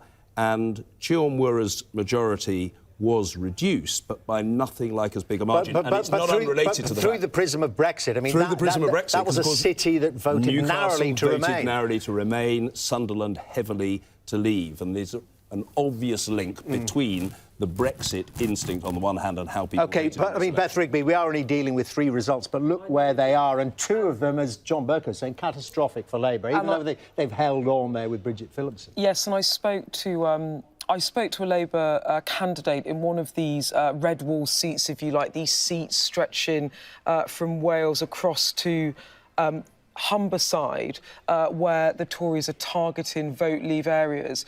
And this candidate said to me that they thought that these seats could go and it would be a matter of a few hundred votes in a number of seats. And look at that. They've gone from a Labour majority of 8,000 in Blythe Valley and it's gone Conservative by just 712 votes. That is extraordinary, isn't it? Did you... A 10% swing. Beth, I mean, while you were on the road during the campaign, did you get that sense of just how deeply this Get Brexit Done slogan was resonating with a lot of Labour voters? I did, and there was that was a theme running through many of the visits that I went on up into the Midlands and up into parts of the north. That Get Brexit Done was very powerful, but I have to say as well, it wasn't just Get Brexit Done. It was the leader. It was the leader, and actually, we're talking a lot about Boris Johnson's great strategy. He was also very lucky to have been up against an opponent that was actually a great asset for Boris Johnson because of the problems that Jeremy Corbyn was finding amongst many traditional Labour voters. They just didn't like him very much. But why didn't it work last time round for Theresa May? Was that about look, leadership as well? I think there was a couple of things. I think that the whole Brexit gridlock wasn't as embedded 2 years ago. I think things have changed. People are genuinely really fed up. And also Theresa May had a bad campaign. But thirdly, Jeremy Corbyn was an unknown in 2017. Yeah, of course. There was a Corbyn surge because people didn't know him. They'd read a lot of negative things about it. They saw him and they quite liked him. He was priced in this election, and there wasn't a kind of upside of who is Jeremy Corbyn. They knew what Jeremy Corbyn was like 2 years down the line from 2017 and just decided they didn't want him to be Prime Minister. OK, well, listen, plenty more to discuss on that, obviously, but we want to talk through some numbers. As I say, only 3 results, but in these Labour heartlands, former Labour heartland in the case of Blythe Valley, Sam Coates has been telling, we were musing, Sam, about whether these results are going in the direction of the exit poll. It seems so. Yes, bluntly, Dermot, the answer to that question is yes. It does appear as if there's nothing in the early results that would suggest that the exit poll is in any way out of line. Indeed, the early results suggest that the Conservatives could win 4 seats in the North East region. Bishop Auckland is also, therefore, under threat from the Tories. Darlington, Sedgefield and Stockton South now all really looking in danger. You can see that after the swings that we've seen. If you look at that result in Blythe Valley, the first gain for the Conservatives of the evening, you've got about a 10% swing from the Labour Party to the Conservatives. That's a huge swing, which is why quite so many votes, why quite so many seats in this region do seem to be going across into the blue column. You've also got a notable number of Brexit Party votes, over 3,000 of them, or 8%. But the stunning feature in the Blythe Valley seats, and frankly in all of the seats in the North East so far, is the decline in the Labour share of the vote. One other thing that's been borne out from the early exit poll is that the Labour vote seems to be going further down in Leave areas than Remain areas. The 2 Leave voting seats that we've seen, and Blythe Valley is 60% Leave, have been much more dramatic than those in the Remain seat of Newcastle upon Tyne. OK, Sam, fascinating. We haven't got much to deal with in terms of hard and fast results, but they're certainly going, as Sam was saying there, in the direction of the exit poll. Well, plenty more seats to declare, 647 to be precise. But I want to talk there, as Sam was saying there, one of the features of what's gone on there in Newcastle, Sunderland and Blythe Valley is the performance of the Brexit Party. And you remember, just got to remind you that the Brexit Party stood in seats where there were Labour MPs from the last Parliament, not against the Conservatives. Got Jake Pugh with me here, Brexit Party MEP. First of all, your reaction to those pretty good performances there in the North East by your party. It's fantastic, isn't it? And seeing where the vote is coming from.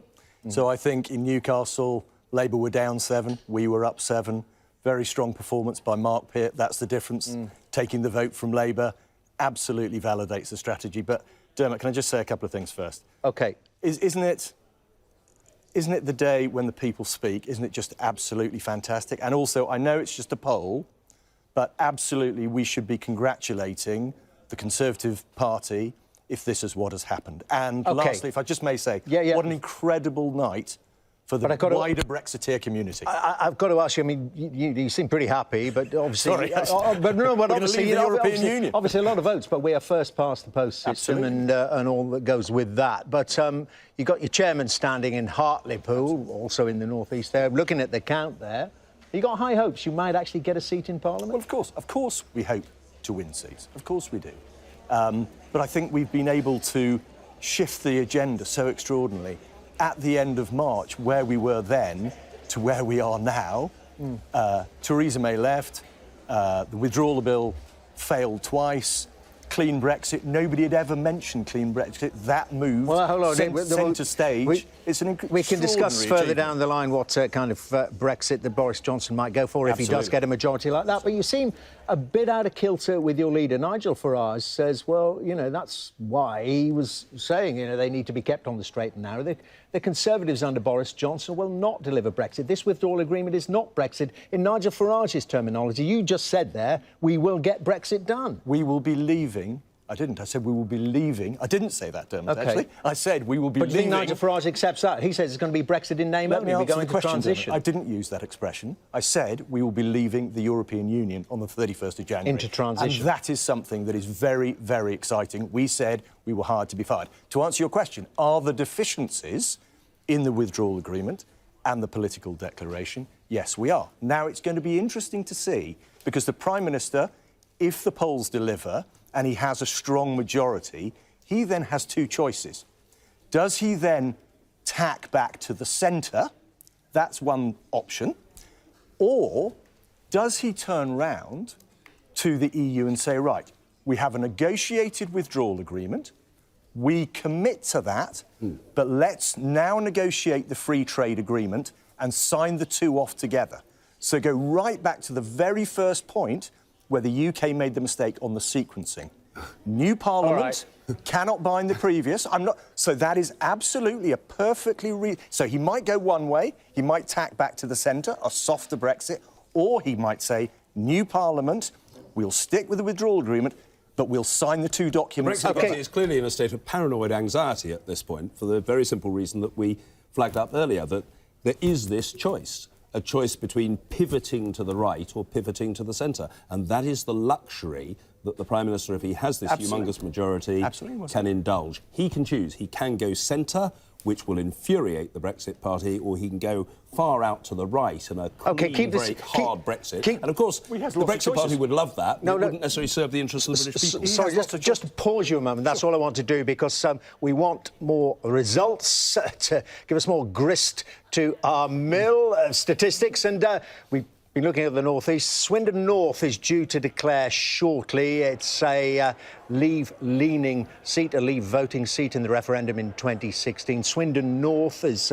pretty solidly Conservative, so we are waiting to see. This change in share of the votes is going to be fascinating. See if it works down there in Swindon as well as it has in the North East. But Jake Pugh, your point is you just don't know, don't you? I mean, if Boris Johnson does get a majority like that, as John Bercow is saying, well, as we've been saying earlier, it was the ERG in his own party who were pushing, let me term it, hard Brexit, pushing him closer and closer to that, the WTO, the clean Brexit, let's call it that. He's now in a position, if he wants, for instance, to extend the transition period, even bring back, what? The backstop. Well, yeah, extending the transition period would be a strange place to go, I think, for anybody. I mean, we've heard it so many times.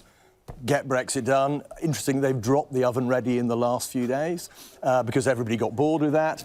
It clearly didn't work in the focus groups. But absolutely, they have options. But I would have thought extending is not really going to fit with where they are. Is negotiating an FTA a complicated process? Of course. But if Boris Johnson has that sort of majority, he absolutely can extend. He can do what he wants. And ironically, it could end up, couldn't it, that we are negotiating for longer in order for him to try and get as good a trade deal as he can, because he will have one eye on the economy and probably a tax and spend programme to try and keep all these seats. It looks like he's going to win at the next election. Absolutely. All those options are open. Of course they are. Of course they are. Sorry. Beth, I suppose the question that Jake has to ask himself and answer for himself is this. Well, you put it to him. Does Boris Johnson feel as passionately about having a complete, clean, hard break from the EU as the Brexit Party does? Now, many people would say that what Boris is absolutely passionate about is Boris becoming and remaining Prime Minister and holding power and wielding it and doing what he thinks at the time, at any particular time, is right. He doesn't have necessarily that ideological commitment. I've got to put that back at you. You say many people, John Bercow. There's Are one you one person of on them this that panel says who knows the answer to that about question. Boris Johnson? Oh, well, I've always thought that Boris Johnson is a kind of Disraelian figure, in the sense that he thinks first and foremost that politics is about the acquisition and retention of power. He travels relatively light ideologically.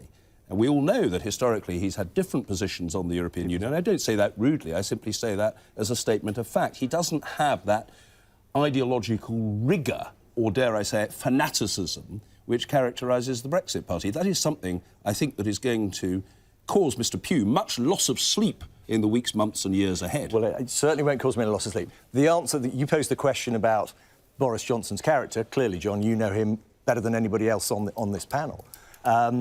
But I think he has multiple options open to him.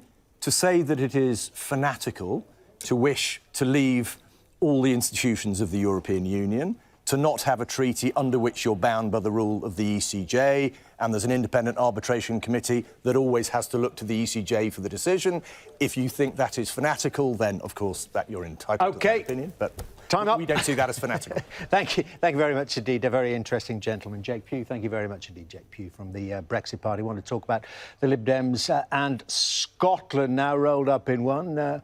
We are going to talk to Christine Jardine in a moment or two. Just to alert you, we've told you already, we're expecting a fourth declaration so far this evening. Going to be a very long evening, could be a very long evening indeed for the Labour Party. If the exit poll is to be believed, the declaration expected there in Swindon North fairly shortly. I mentioned they're going to Edinburgh to talk to Christine Jardine for the Liberal Democrats. And a very good evening to you, Christine Jardine. And may I first of all ask you, on the back of that exit poll, just personally, it's suggesting you may be in quite a lot of trouble holding on to your seat.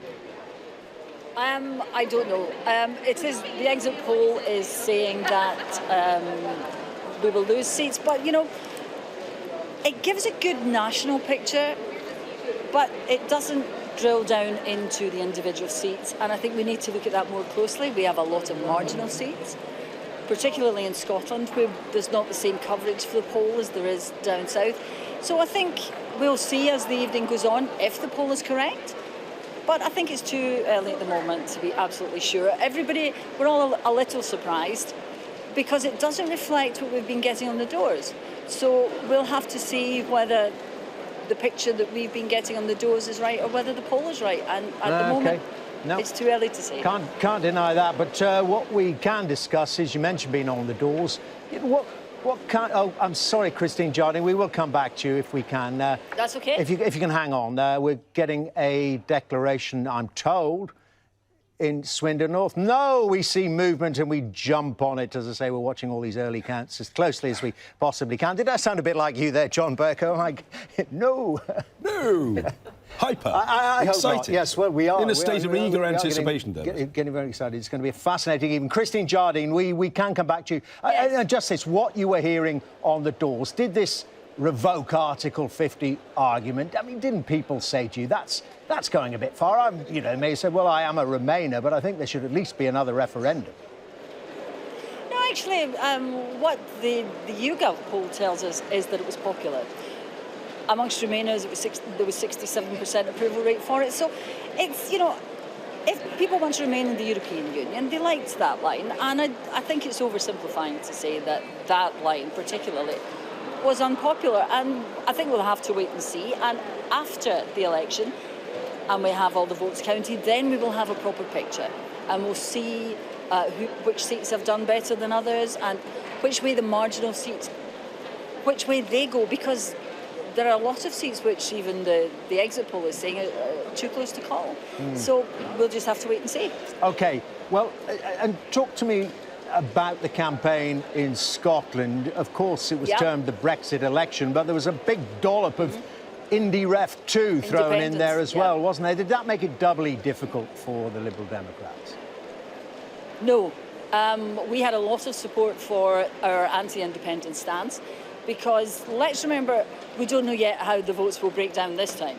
But in 2017, the SNP had 977,000 votes, I think, and there was 1.6 million people voted for want of a better term, Unionist Party. So Well, you know, we have to wait and see tonight what happens. And we saw in the summer that the SNP threw everything they had at a Scottish parliamentary by-election in Holyrood, where they actually spent more than they had done in the entire Remain referendum campaign.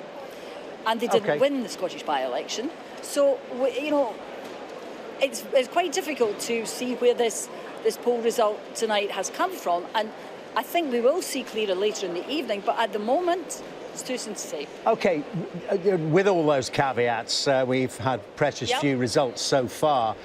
But if it is, you know, round about 13 seats, this exit poll prediction for the Liberal Democrats, even, what, 2, 3, 4, 5 more, it's not really a vindication of the strategy and not really an endorsement of your leader, is it? Do you think you might have to look at that? No. What we've seen in this campaign is the Labour Party, a disastrous campaign from the Labour Party, but the Labour Party and the Conservative Party almost sort of contrive to keep anybody else out of it, to squeeze everybody else out of the debate. Boris Johnson not turning up for interviews, and the lack of scrutiny, which is important to any democracy, and seeing the variety of voices, hearing all the opinions. That, to me, is what's fundamental to having a sound democracy. And I think we have to be careful that in the future we hear all those voices, not just us, but the Green Party as well, and other parties.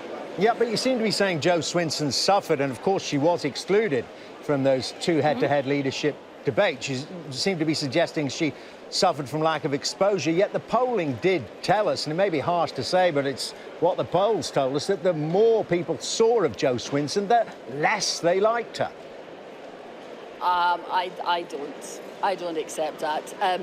What you're seeing is a campaign that went on where, you know, yes, we were squeezed, but I really don't think you can place that on Jo. She ran a very good, a very strong campaign. That interview she did with Andrew Neil was excellent. A lot of people like that. So, you know, no politician is ever going to please all the people all the time. And, you know, I think we need to look further at this. Once we have all the details, we can examine the results in detail, but not at the moment. And I don't want to go down that line. But, I mean, I don't know if you've spoken to her tonight, Jo Swinson, tonight or not in East Dunbartonshire, but again, the exit poll saying she could be in trouble there. Therefore, the leadership question would presumably be answered if she doesn't win that seat. Well, the poll in Scotland is very surprising, and it's not what any of the parties have been seeing on the ground. So either we've got it completely wrong, or there's something wrong in the exit poll, and I think it's too soon to know which. What we can say is that there are a lot of marginals, and the exit poll doesn't pick that up. Scotland's got, I think, a higher proportion of marginals than the rest of the country, and the last time it didn't pick up that North East Fife was going to be as close as it was. I mean, 2 votes were all that were in it. So I think I know I'm sounding like a slightly broken record here, but we do have to wait until we've got all the votes counted. We certainly do. Last quick question, though, and I still have to, you'll accept I have to just go more or less on the exit poll. But we're hearing from Humza Yousaf from the SNP saying that if they do get 55 seats, well, he was almost saying, well, that's almost an irresistible argument to be made to Westminster about having a second independence referendum. Would you, if it was on that scale, the victory for the Scottish National Party, would you see it that way?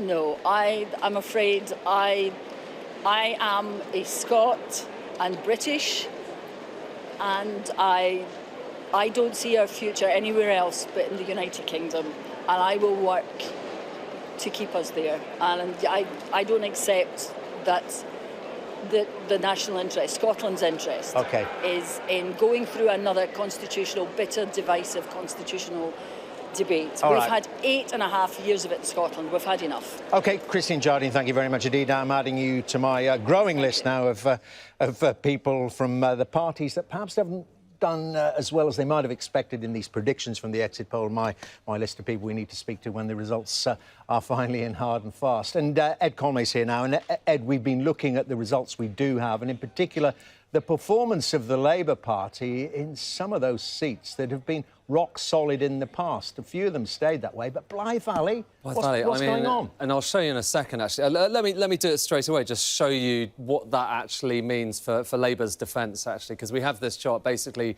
showing you each of the seats that Labour is defending. So remember that these seats, pretty much all grey at the moment, these are the seats Labour are defending, and at the start of the night, all of these were red, OK? So these are Labour seats, and it would take up to a 4% swing for the Conservatives, or indeed other parties, to win these seats. So Reading East, Croydon Central would take up to 6%, Stoke-on-Trent Central, Wirral West up to 8%, but look at this, up to 10% swing it would take to win Blythe Valley.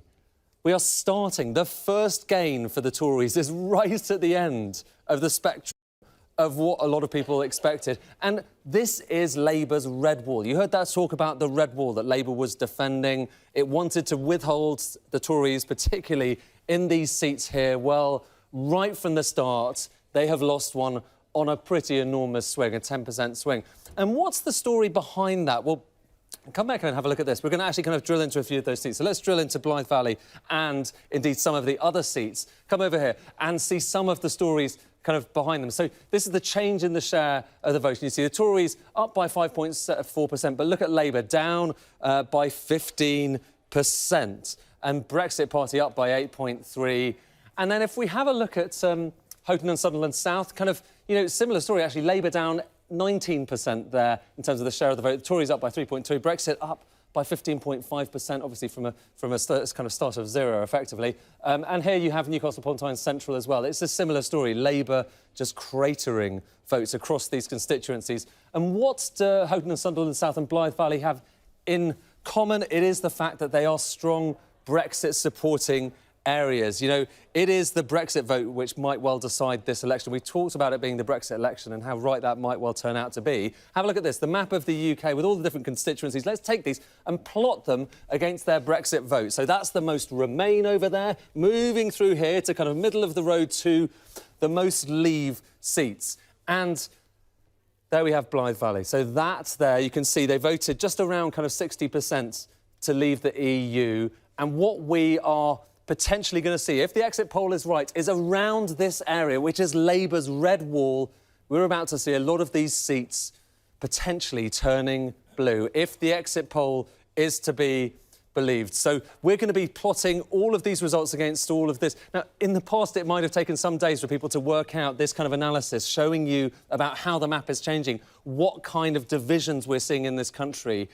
We're going to try and do it for you tonight over the course of the next few hours. So stay tuned as we get more of these numbers through. OK, I want to continue on that theme that Ed's been describing to us, John Bercow, and just how many of those seats on the far right of his map go blue. I mean, just looking at the exit poll and taking the maths, and a good performance for the SNP in Scotland, who presumably have, on that count, would have to take a lot of Conservative seats. They also predicted to lose a few in London and the South East. Well, if they're picking up that number, they're coming from Labour in the heartlands, aren't they? Yes, I mean, it certainly looks like several dozen Labour-held seats are going to be lost in the north, including the northeast and the northwest and the Midlands. And as you rightly say, just computing the statistics shows that the Conservatives must have lost at least 8 seats in Scotland. Now, if overall they're nevertheless having a majority of 86, that translates into huge gains at Labour's expense in Labour heartlands. OK. And Beth, I mean, you looked at the body language. I'm sure you watched particularly Barry Gardiner from Labour. Normally so ebullient. He looked a bit shell-shocked, didn't he? Yeah. He did. And look, I mean, fascinating detail as well. I should say Ronnie Campbell was the outgoing Labour MP in Blythe Valley. He was much loved. He was a Brexiteer. He told people to go out and vote Tory because he wanted to quote the Prime Minister, get Brexit done. But if you actually drill down into that exit poll and you extrapolate it out, my goodness, we could see some big upsets. It looks like Laura Pidcock in Durham, Durham North West. A future leadership candidate. Yeah, her seat looks potentially under threat. You've got Sedgefield, Tony Blair's former seat, could go. Bishop Auckland, Darlington, Stockton South. It could be close in Wandsbrook. That's Ian Lavery's seat. Too close to call in Wirral West. That's Margaret Greenwood's seat. I just want to put it into the context of this could be a big clear-out of the Labour Party and a big restructuring of the electoral map of our country. I mean, it's quite astonishing, but it is an exit poll. Let's see how it It is an plays exit out. poll, and it could be the case. We expect it won't be that Blythe Valley is an outlier. Listen, you're watching the Brexit election on Sky News. It's just gone midnight. Let me take you through these dramatic headlines so far. The first results are in, and the Conservatives have gained a seat, as we've just been mentioning, in the northeast. It's Blythe Valley, but Labour held on in Newcastle Central and Houghton and Sunderland South. We were hoping to hear from one of the returned candidates there, but let me tell you, Labour's vote share has dropped more than 18% in Sunderland and Houghton. John Bercow, our special guest here tonight, telling us the early results are a catastrophe for Labour. And the exit poll for Sky News, the BBC and ITV News has predicted that the Conservative Party, and this is why we're predicting it could be a catastrophe for the Labour Party, that the Conservatives will get 368 seats on that exit poll. That would be a majority of 86. It is suggesting that for Labour, they dip below 200 seats, secure 191 seats or so. Now, that would be their lowest number of seats for many decades, since 1935, in actual fact. The Shadow Chancellor, John McDonnell, told us the situation does look dramatically bad. And after the exit poll, Boris Johnson thanked voters on Twitter, saying we live in the greatest democracy in the world. That from the Prime Minister.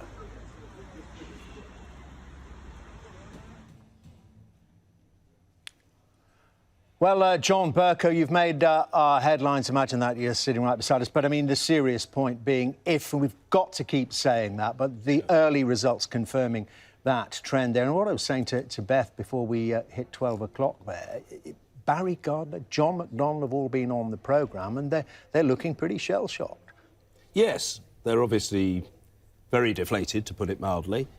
Everybody inserts, and quite rightly, the caveat, let's wait to see whether these early extrapolations are replicated elsewhere in the country. But if on any significant scale we see what we've seen over the last hour, elsewhere in the North and in the Midlands, that spells doom for Labour. I should say, in relation to Bridget Phillipson, I mean, she's a very dedicated, conscientious and principled Member of Parliament in Houghton and Sunderland South, and very active in the House of Commons, but she John, has while you're on huge Sunderland and your unsurpassable knowledge of these seats, we've got Sunderland Central. I'm hearing they all count in the same building. They're due to declare now. This Julie Elliott. Yeah, and this could be better for the Conservatives.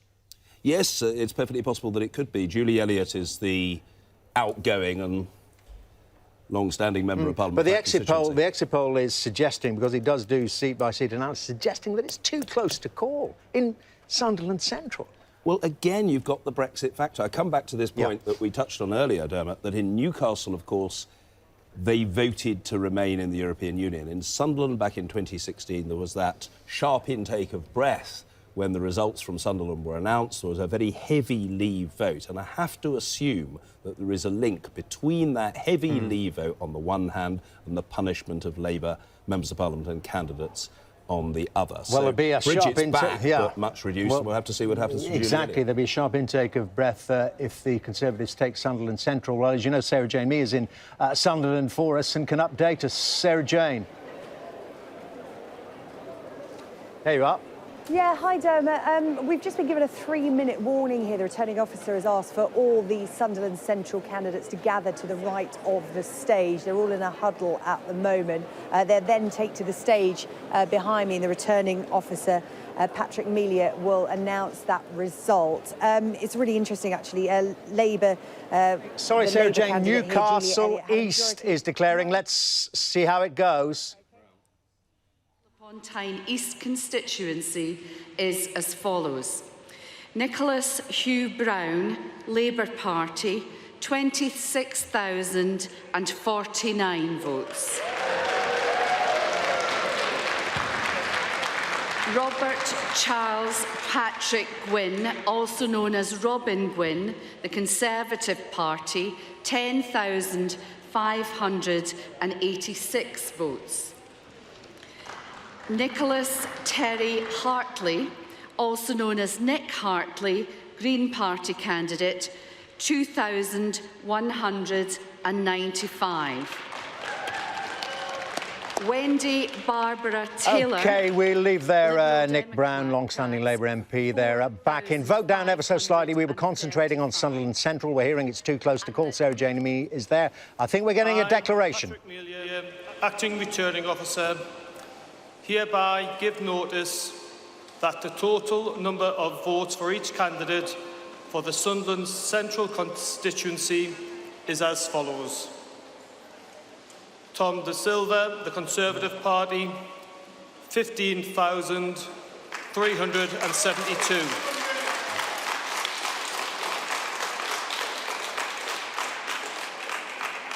Julie Elliott, Labour Party, 18,336.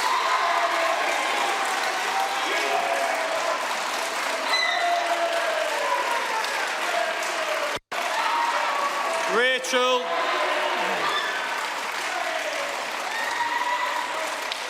Okay, thank you. Rachel Sarah Featherstone, Green Party, 1,212. Niall Dane Hodson, Liberal Democrat, 3,025. Dale Mackenzie, Independent, 484. Viral Kashakuma Parikh, 5,047. And that Julie Elliott has been duly elected to serve as member for the said constituency.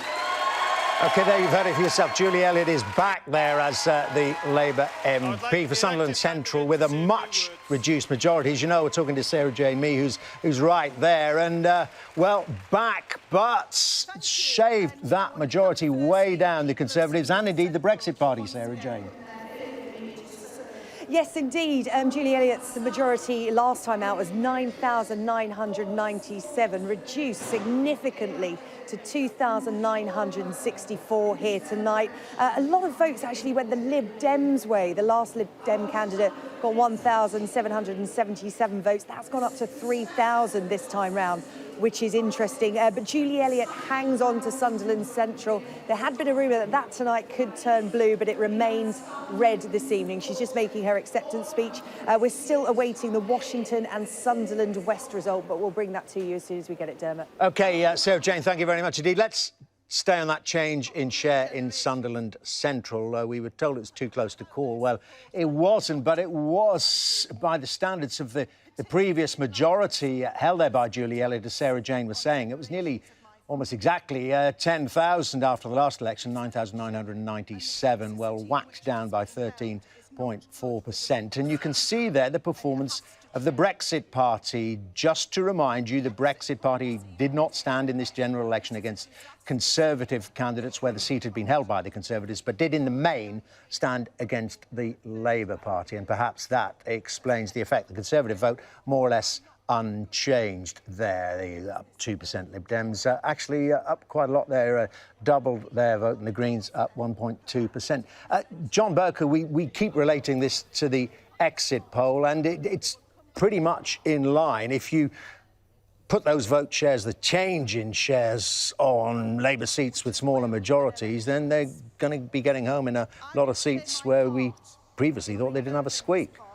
Yes, I mean, this is another very bad result. I don't think it's a personal reflection on Julie Elliott. She's extremely active in the House. I've heard her speak on fire stations and court services and transport infrastructure and state pension inequality for women of a certain age and so on and so forth. She's a very dedicated and assiduous member. But we come back to this point. Is the Labour Party not able to resonate with the voters in an area that voted heavily Leave? And the answer is clearly it isn't resonating. And in a sense, you could argue that only the intervention of the Brexit Party caused that pro-Brexit vote to split a bit, and it probably saved Julie's bacon. And what about Bridget Phillipson next door? Because you mentioned the Leave Remain vote. Bridget Phillipson, I mean, as you saw up close and personal in the House of Commons, was quite an avid Remainer in a very Leave-leaning seat. Yes, she was and is an avid Remainer, and she has also been an outspoken advocate of a second referendum. Now, I mention this not in any sense to indict her or to be pejorative, but simply to say that she made a calculated decision that she would get that proposition out there. And I suspect it hasn't helped her locally. It's what she believes is the right way forward in relation to Brexit, but I suspect that it got a very poor response in her own constituency. Let's get Beth's thoughts on this. I mean, we're looking at seats here, which, you know, we imagined, because there's a whole deluge of seats to declare over the next 3 or 4 hours. These are the early declarers, which traditionally it's just been about who's first to declare. They're telling us the story, and it's pretty on the numbers, and it's going to be dire for the Labour Party. One of my Labour sources has said to me that this looks, in terms of the early results, that the exit poll is looking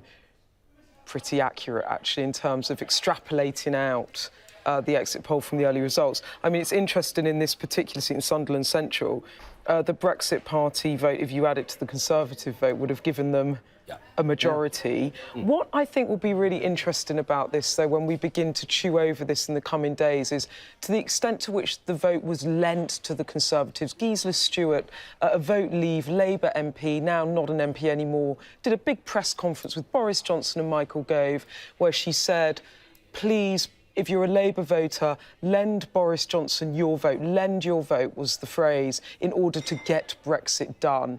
And that appears to have resonated. But the question is, can he hold together the coalition Let's of talk voters? about the Conservatives. It's fascinating. Exactly, and that is the issue, isn't it, John Bercow? If this is kind of a referendum through the prism of a general election.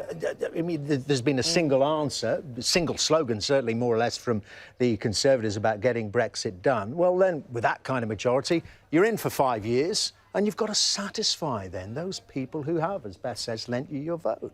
Yes, there's a huge public policy challenge. First, in the delivery of Brexit, because once the government is back in office and ministers are, as Roy Jenkins used to say, in central command of affairs, they've got to deliver. They've got to make it happen. They've got to show that what they've promised can be translated into practice. And that's on Brexit, where you are dealing with a lot of other players on the stage. My point earlier to Beth was, legislatively, of course the government can give effect to the withdrawal agreement because it's got the numbers. But there are other people with whom we have to interact and negotiate. And then secondly, the question is, having had those votes lent to it, can the Conservative Party craft a wider policy prospectus that will appeal to those voters whose votes have been given to them tonight? Well, again, you've been talking about it this evening, but as those Brexit negotiations continue, you're very aware, you've heard it many, many times in the chamber of the House of Commons, the argument coming, and let's give a name to it, from people like Jacob Rees-Mogg, who's saying, well, we can do zero tariffs. You know, we can go to World Trade Organization rules, and we'll put no tariffs on agricultural goods and things like that. Everything will be cheaper for the British public. But, of course, an awful lot of people in various industries would be put out of work. There'd be a complete rebalancing of the British economy. Do you think people who voted for the Conservative Party voted for that brand of conservatism? No. I don't think people who voted for the Conservative Party tonight voted on the basis of a closely argued interpretation of tariff or non-tariff barrier policy. And I don't say that to be discourteous or insulting. I think people are making an overall judgment about what motivates them and what they would like to happen. But the idea that people have voted in very large numbers for a particular form of Brexit, I think really would be stretching a point. I don't think they've done so. I think what they've done is vote to say we are frustrated, we want to see progress, we haven't had it, let's get it. But as to the let's get some more results. Well, No. John, plenty more to discuss on that issue as these results come in and put more flesh on the bones of that exit poll. Plenty more from our correspondents at Election Counts tonight. We've got so many covered, and there are some crucial votes taking place in Yorkshire and, as you've seen, in the northeast of England. They've got Leeds, Wakefield and Hartlepool covered. Well, let's go to Sally Lockwood in Leeds first. We haven't visited you yet. And what's the mood there, Sally? Well, it's very busy here, Dermot, at Leeds Arena. There are 8 constituencies being counted here at the moment behind me. 5 of those Labour seats and 3 of those marginals, 2 held by the Conservatives, which were challenged by Labour tonight, and another which was a Lib Dem target seat as well. Well, out of those 3 marginal seats, Dermot, it really does seem that only Leeds North West could be vulnerable, but that's of course only according to that exit poll. More will be clear after 2:30 as those results come in. But one to watch is Pudsey, which has a majority of only 331 votes for Conservative Stuart Andrew there. He lost 4,000 of his majority to Labour in the last election, but according to the exit poll, he'll hold that tonight. So we'll see. We are going to get those votes from 2:30, running to about 5 o'clock. We've been told we will have to clear out if the counting goes on beyond that, because they need to set up for a Venga Boys concert for tomorrow night.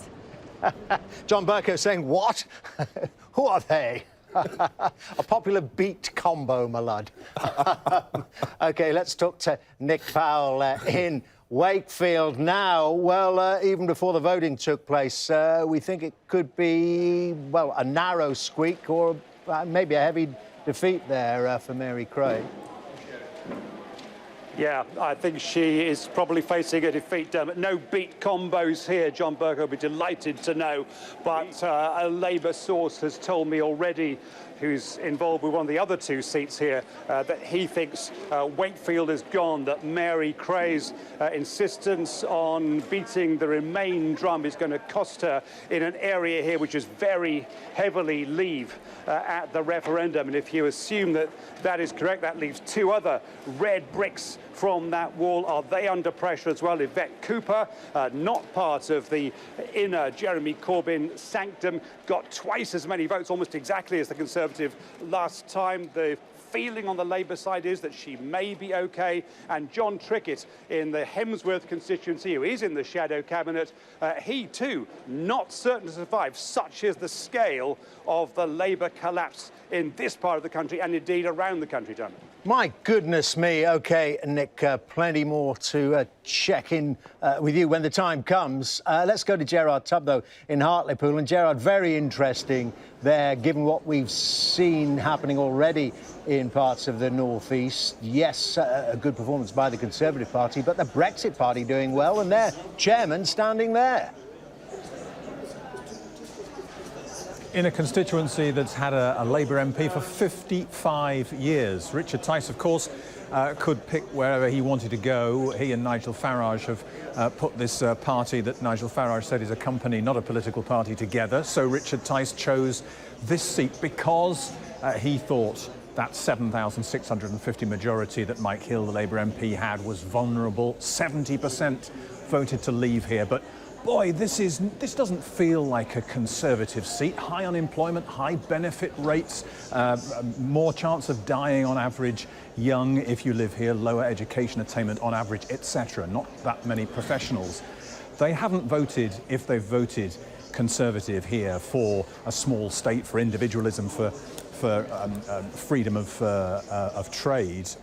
They voted because 7 out of 10 who voted at the referendum want out of Europe. The question is, can Richard Tice capitalise on that frustration? Have they voted for him? Looking at the votes tallied up on the table now, Mike Hill looks to have more. Of course, you don't know, because you don't know which wards have been stacked up there, but there's plenty on Richard Tice's table, plenty on the Conservatives as well. It's going to be quite tight. Gerard, thank you very much indeed. Goes without saying, back with you later, of course, and thanks to Nick and Sally as well. We're live in many more counts like those as well. We're watching Sheffield. One of the significant developments there, the Lib Dems have hopes of regaining Sheffield Hallam, the seat held by Nick Clegg, which he lost in 2017. Also watching Doncaster. There are 3 Labour-held seats. Well, they were Labour-held, at least one of which a major poll suggested was at risk of falling to the Conservatives. That's also true of Grimsby. Labour's majority is just 2,500, and you've of course seen that That was one of the seats Boris Johnson campaigned in towards the close of the campaign. Well, listen, let's talk to the Brexit Secretary. Now, not the Brexit Secretary, it's Michael Gove. Yes, there he is, Michael Gove. Very good to see you. Tell me this, do you believe the exit poll? Are you heartened by it? Well, I think it's still too soon when we've only had a limited number of results declared to be confident that the exit poll is right in all its particulars. But I do think it points to the fact that Jeremy Corbyn appears to have been decisively rejected by Labour voters. And I think that there are three things that we can draw so far from what we've seen. The first is that Jeremy Corbyn's approach to Brexit, his failure to ensure that he honoured his manifesto commitment in 2017 to get Brexit done, that's clearly hurt Labour. I think it's also the case that the more that voters saw of Jeremy Corbyn and his approach both on national security and on economics, the more they felt that he was not the right person to be Prime Minister. And I think the third lesson that we should draw from this is that, related to the first, people wanted a democratic vote to be respected. They've looked at Parliament over the course of the last 3.5 years. They've seen that a variety of MPs have been, trying to frustrate that verdict, and they wanted to make sure that they had a strong Prime Minister who would deliver. That appears to be the verdict. OK, and it appears to have resonated. Let's talk, Mr Gove, about the seats we have seen declare. I mean, did you expect, you're out in the campaign trail, of course, did you expect to do so well in those parts of the North East? These are, in the main, Labour redoubts. It's certainly the case that we have some very good candidates in the North East, and Ian Levy, who won in Blyth, a mental health worker in the NHS, is someone who I know will be a superb MP. But I'll be honest, I didn't expect that we would necessarily win that seat. I'm delighted, though, that Ian has. I know he fought a brilliant campaign. But, I mean, there is the fact, looking at it as well, the Brexit Party also doing well, and Boris Johnson said, didn't he? He said, well, if you vote for the Brexit Party, you'll be taking votes away from us and you may let Jeremy Corbyn in. It seems that may not be the case, almost certainly won't be the case according to the exit poll, but nevertheless, you might have done even better, perhaps, in some of those seats that have already declared if the Brexit Party weren't there. I think that is probably true. Again, I want to be cautious at this stage, perhaps more cautious than you'd like, damn it, so my apologies. But we're still to see what the pattern is across the country. But it was certainly the case that we argued during the election, and I think it's true, that a vote for other parties other than the Conservatives risked us not getting a majority. People understood how important it was, I hope, that we didn't repeat the mistakes of the past and have a hung parliament. Well, let's get back to the central promise. You say that it seems to have unlocked this general election. That is, of course, getting Brexit done. Do you really believe that Brexit can be done in the form of the withdrawal agreement? Well, yes, that's almost certainly going to pass if it is a majority of that size. But do you really think that Brexit, all of it, can be done and dusted by the end of the year? Yes. Not this year, by the end of next year.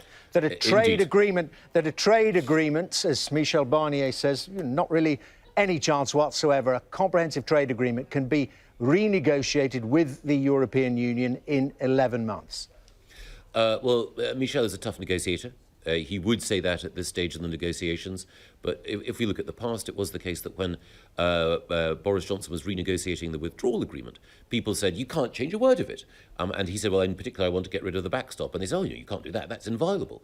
But the Prime Minister succeeded in changing the withdrawal agreement, which nobody said could be done, and getting rid of the backstop, which, again, very, very few people acknowledged was likely to happen. So, of course, I think it's important for us to recognise there's a lot of work to be done, but we can do it, and we must do it as quickly as possible.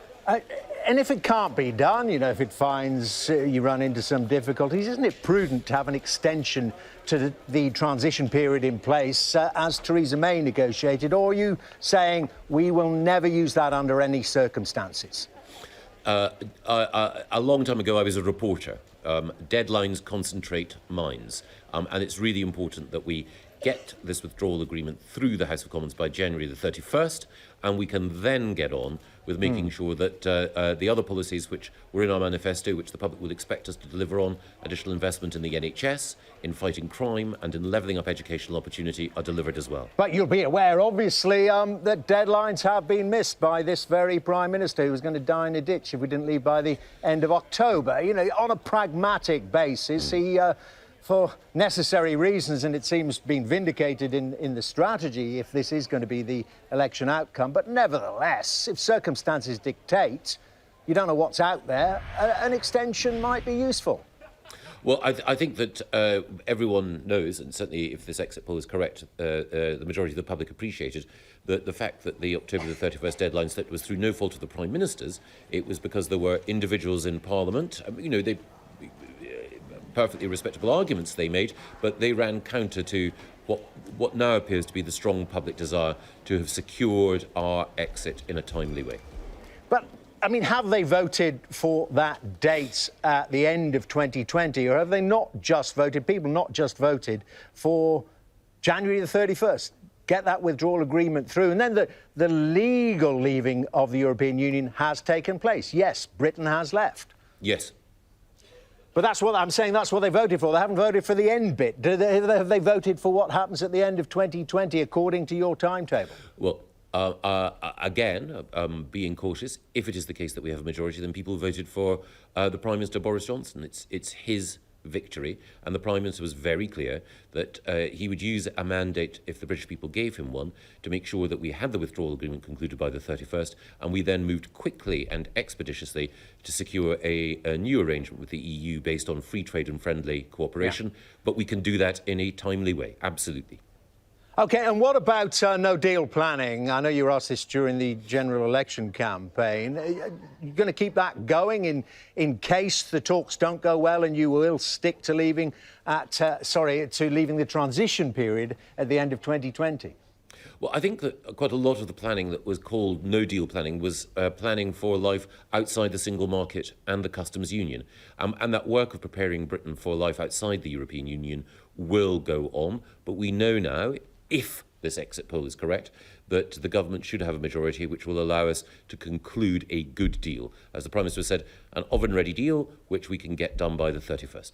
OK, Michael Gove, thank you very much indeed. Off to your counter, I know. Thank you very much indeed. Maybe talk to you a bit later. Well, the results starting to come in fairly quickly. I think it's going to speed up an awful lot more later in the evening. Middlesbrough, we don't have the numbers for you. Labour hold there in Middlesbrough. Andy McDonnell, as John Bercow is helpfully pointing out there, for Labour back in. We haven't got the numbers, but it's always interesting to see, as we've been finding out, just that change in share, just how deep the Conservatives, or not, they've managed to penetrate into seats like that. We'll get those numbers for you, and maybe my colleague Ed Conway has them. He's certainly going to show us what the results that have come in so far, combined with the exit poll, tell us. Ed?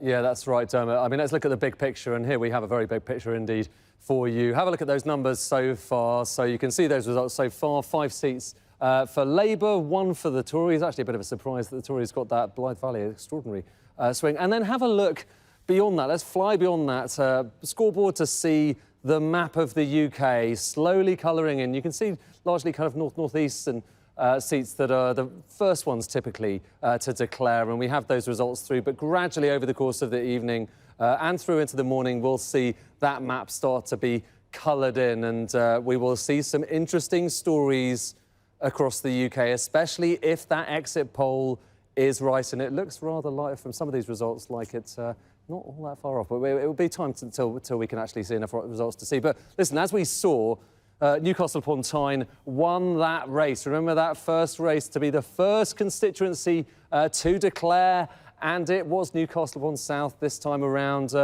narrowly beating Houghton and Sunderland South Labour candidates Chi Onwurah and Bridget Phillipson, the first to be declared back in 2017, and the same again this time around. Chi Onwurah the first this time. And let's have a look to other constituencies around the UK. In particular, I mean, when it comes to Labour, Durham North West, I mean, think about this constituency. Laura Pidcock, until recently, I mean, still talked about as a future Labour leader. Cutting you off, Swindon North, we alerted you to that. It's about to declare. Let's have a look here. Conservative seat in the last Parliament. Notice that the number of votes recorded for each candidate at the said election is as follows. Bentley, Andrew Headley John, commonly known as Andy Bentley, Green Party, 1,710.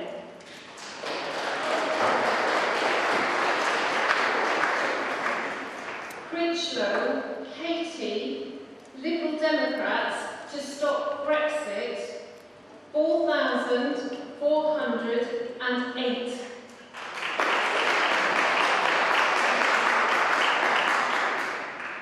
Vinegar, Catherine Sarah, commonly known as Kate Vinegar, Labour Party, 16,413.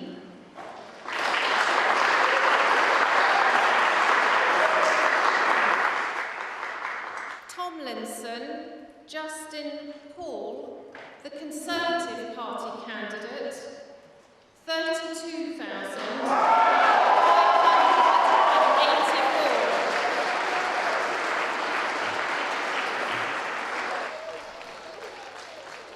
OK, well, there we have it. A Conservative seat before the election, staying a Conservative seat with an increased majority there. Justin Tomlinson increasing that majority for the Conservatives to 16,000 at the last election. It was half that. It was 8,335. It is also the constituency that contains the Honda factory, of course, having major concerns about its access to European markets after Brexit. But a poor performance there from the Labour Party as well. Justin Tomlinson, as I say, doubling that majority. Let's go through these numbers for you.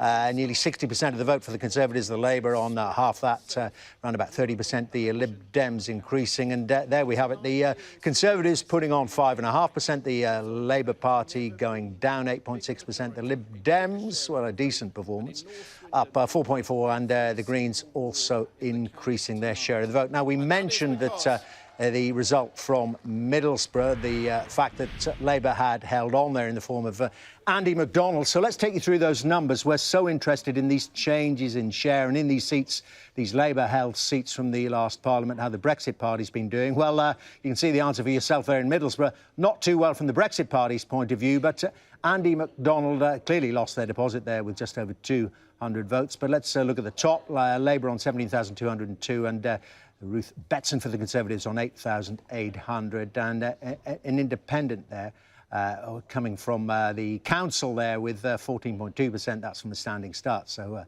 that's their share of the vote. Let's look at the change in share. Labour down again, 12.2%. The Conservatives more or less level pegging. That independent taking 14%. The Lib Dems up a shade, as are the Greens and the Brexit Party. Now it's just gone a couple of minutes after midnight. You're watching the Brexit election on Sky News. Better take you through the headlines.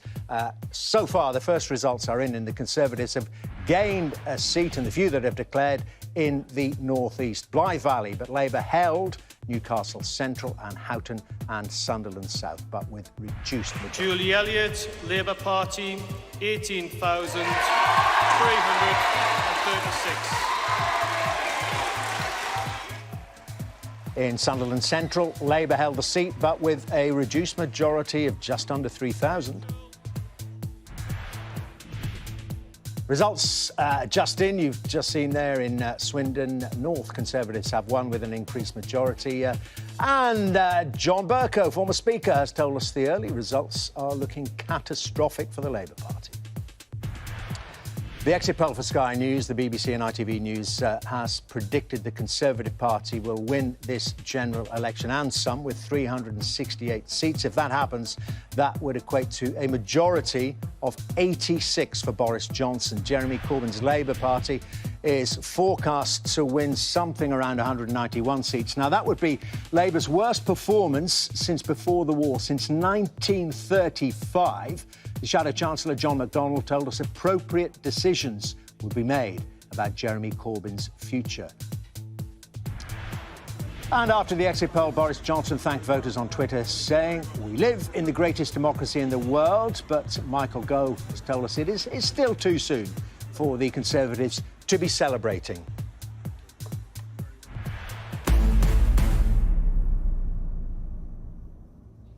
Well, you are watching the Brexit election live here on Sky News. What an extraordinary night it's panning out to be. Not an enjoyable one, though, if the exit poll is to be believed, for the Labour Party. Dawn Butler, the Shadow Equalities Minister, joins me now. Very good evening to you, Dawn Butler.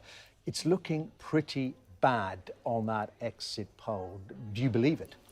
Well, I've travelled around the country and I must admit it hadn't felt that negative. So I really do think we need to see how the rest of the night pans out. But on the results coming in, on the swing, against Labour, it does seem and feel quite devastating. And did you go to the northeast because that's where these? Really quite disappointing. Did you go to the northeast because that's where the majority of the results have come in from so far? And Labour down, down, down, and down, and out in Blythe Valley. Yeah, unimaginable a couple of elections ago. Yeah, it is, and Brexit obviously played a huge role there. Ronnie was telling people to vote Conservative to get Brexit done. And, you cannot deny that that was a great soundbite. Get Brexit done. It's very simple to digest. It's very simple to repeat. The fact that it isn't true and you can't just get Brexit done didn't really matter. So, well, people are just sick of hearing about it. I mean, and talking about sick of... I mean, we're all sort of sick of Brexit. But the whole point is it's not going to be done and it can't be done simply. But on the issue of being sick of things, they were also sick of Jeremy Corbyn. Do you not hear that? I mean, a lot of candidates, I don't know if you did, but a lot of candidates didn't mention the leader while they were campaigning to try and get it back in. A lot of Labour candidates, no mention of Jeremy Corbyn, but it was brought up on the doorstep, was it not? Oh, no, I don't think that's true, 100% true.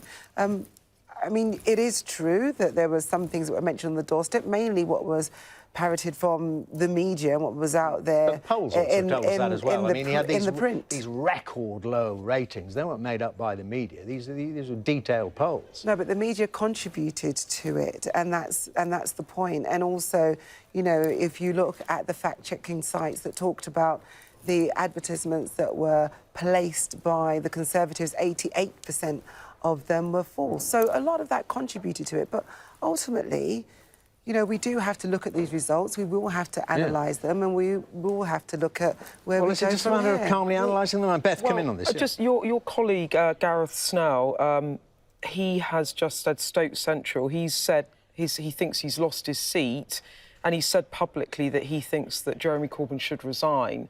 I mean, this would be the worst result in terms of seats for the Labour Party since 1935. I mean, it's quite something. I mean, Jeremy Corbyn can't stay on, can he? The thing is that elections and politics is pretty bruising. And when you're going through it and when you've put all of your heart and soul into an election campaign, to then turn around and be faced with the possibility of losing your seat, it is really hard and tough. And I think that, we've really I've got to thank all of the Labour supporters that have been out there that have worked their socks off over the last 6 weeks. If Labour have actually really seriously lost 71 seats, Jeremy Corbyn can't stay as leader, can he? Well, you can't honestly say... If we've lost 71 seats, it will be absolutely devastating. And I also want to consider all the people that would have lost their seats. Let's just bring in the recent record with John Bercow, who sat there watching it all. You lose one election, you tend to stand down. Gordon Brown, well, David Cameron lost a referendum, you go. This would be 2 elections, because let's not forget, Jeremy Corbyn lost the last election as well, kind of almost spun it as a victory. But, I mean, could you imagine him staying on?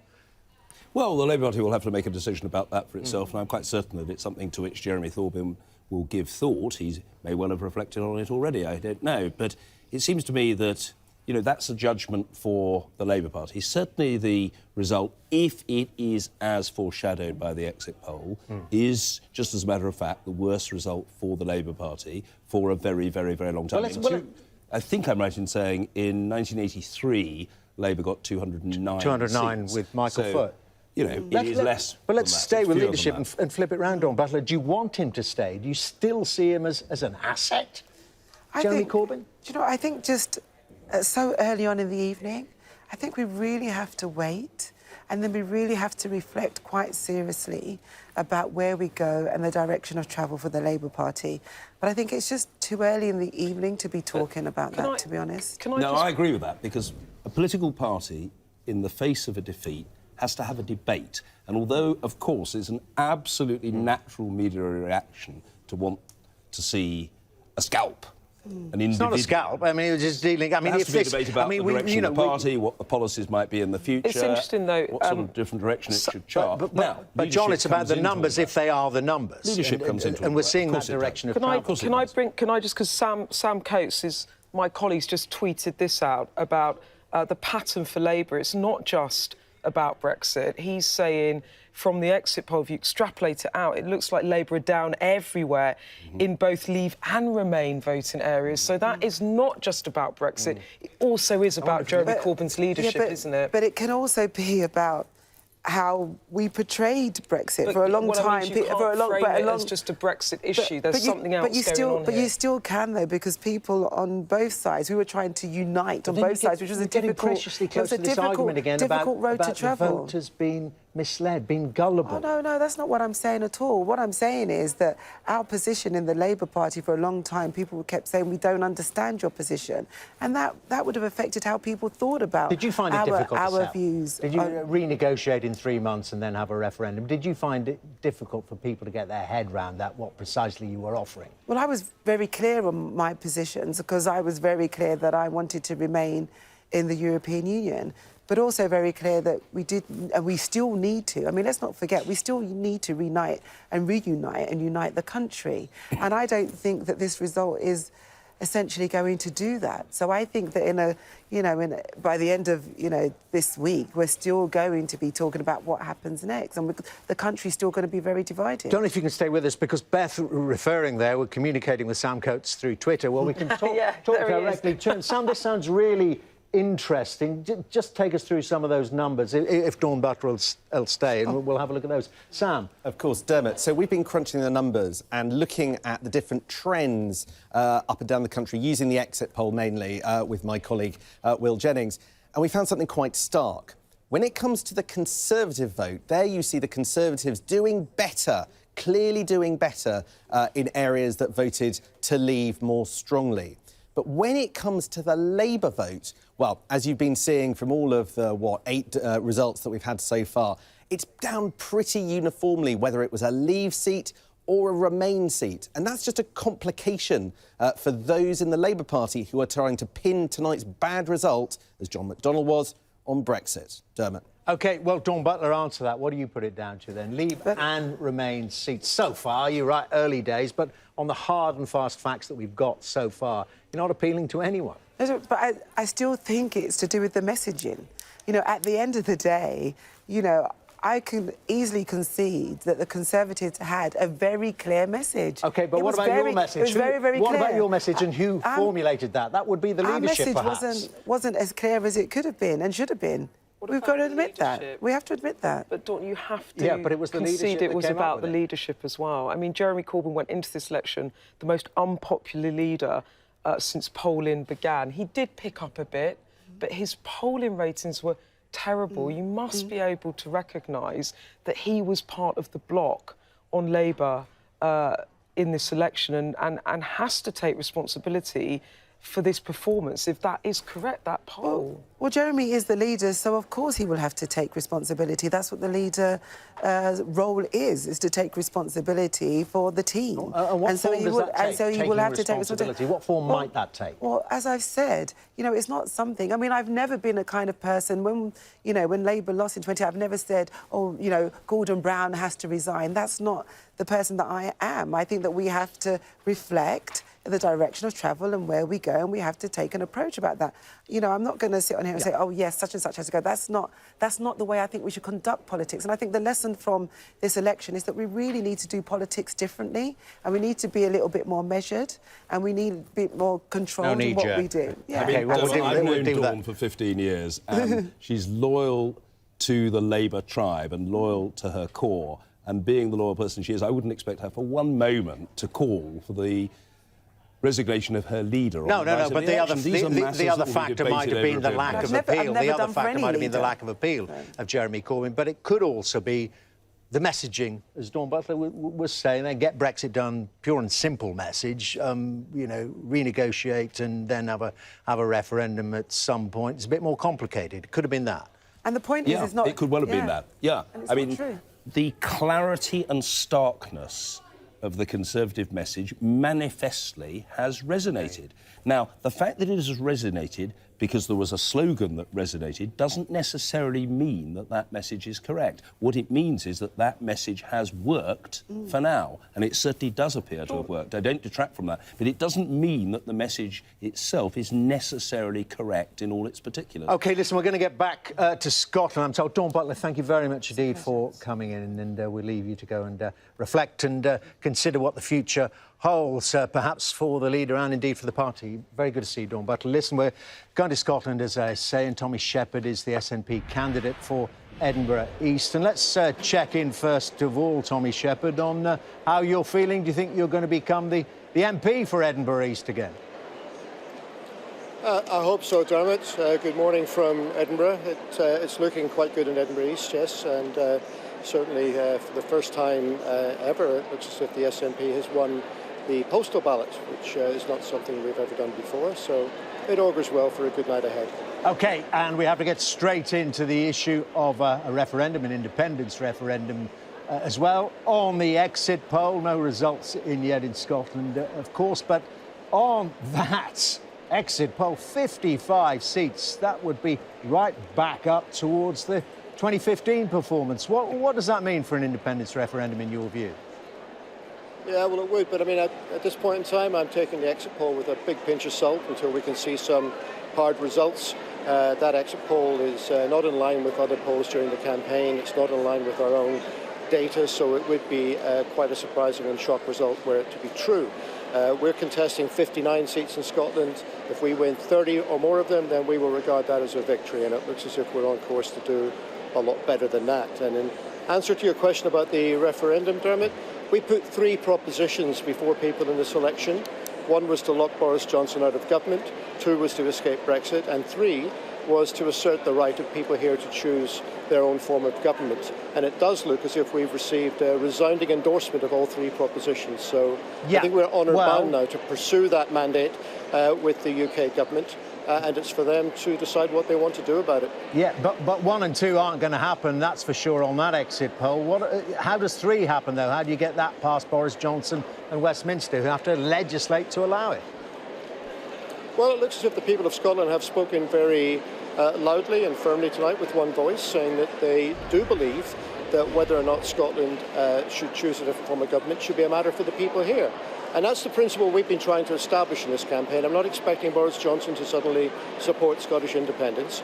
We've simply been saying that when and whether there is another referendum, that should be a matter for people in Scotland and for the elected Scottish Parliament, not for Westminster. I would hope that he might want to listen in the morning to that voice. And if he doesn't, then frankly, I don't know how many more mandates we have to get before he will.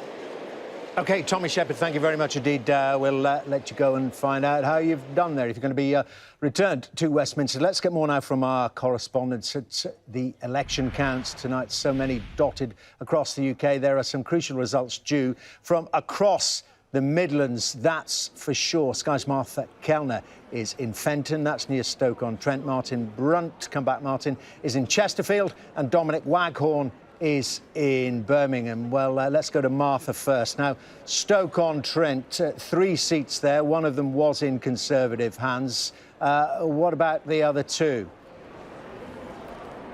Yeah, it's been a huge battleground during this election. As you said, 3 seats being counted here. Stoke-on-Trent South, Central and North. As you mentioned, Stoke-on-Trent South is already in Conservative hands. Jack Brereton won this seat in 2017. He became the first Conservative electorate to be elected here since the 1930s. But the Conservatives tonight are hopeful of taking those other 2 seats. In fact, I've just been speaking to the Labour incumbent for Stoke Central, Gareth Snell, and he's incredibly dejected. He says if those exit polls are correct and if there's 71 seats gone, he's convinced that his will be one of those, and he is furious with Jeremy Corbyn. He says these traditional Labour heartlands have been completely neglected, and he says in many ways this is an election decided along Brexit lines, but it's also a failure of leadership. He says he's calling for Jeremy Corbyn to go, but we'll get a clearer picture here once the declarations are made. We're expecting around 4 to 5 a.m. this morning. OK, Martha, thank you very much indeed. Well, Martin Brunt is in Chesterfield, where, amongst others, the Bolsover count is taking place. Well, tell us about Bolsover and Dennis Skinner. Well, people bandy around the phrase the end of an era if the predictions are right, and the Tories have taken this from Dennis Skinner. That phrase really would apply. He's been the MP here for 49 years. This has always been a Labour seat. They say round here, come election time, that if you put up a Jack Russell and pinned a red rosette to it, it would win for Labour. There's no sign of Mr. Skinner yet. And as you can probably see, Dermot, we're not being allowed into the counting hall. So Mr. Skinner's not here.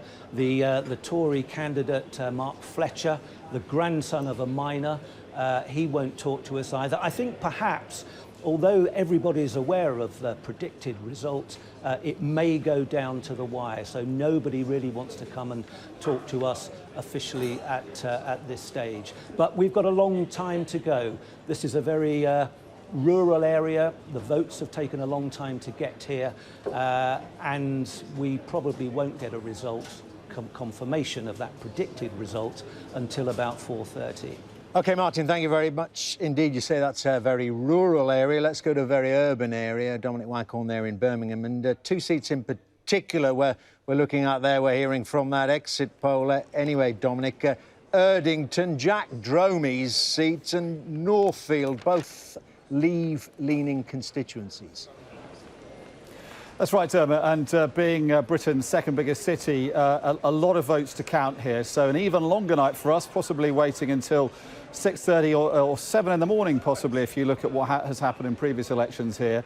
This isn't Newcastle or Sunderland. It's a slower, steadier rate of counting, so we may have a long wait before we find out exactly what has happened here. There are 10 constituencies in Birmingham, 7 of them being counted here, 3 of them in their constituencies. It voted by a whisker, I think 50.4% in favour of Leave.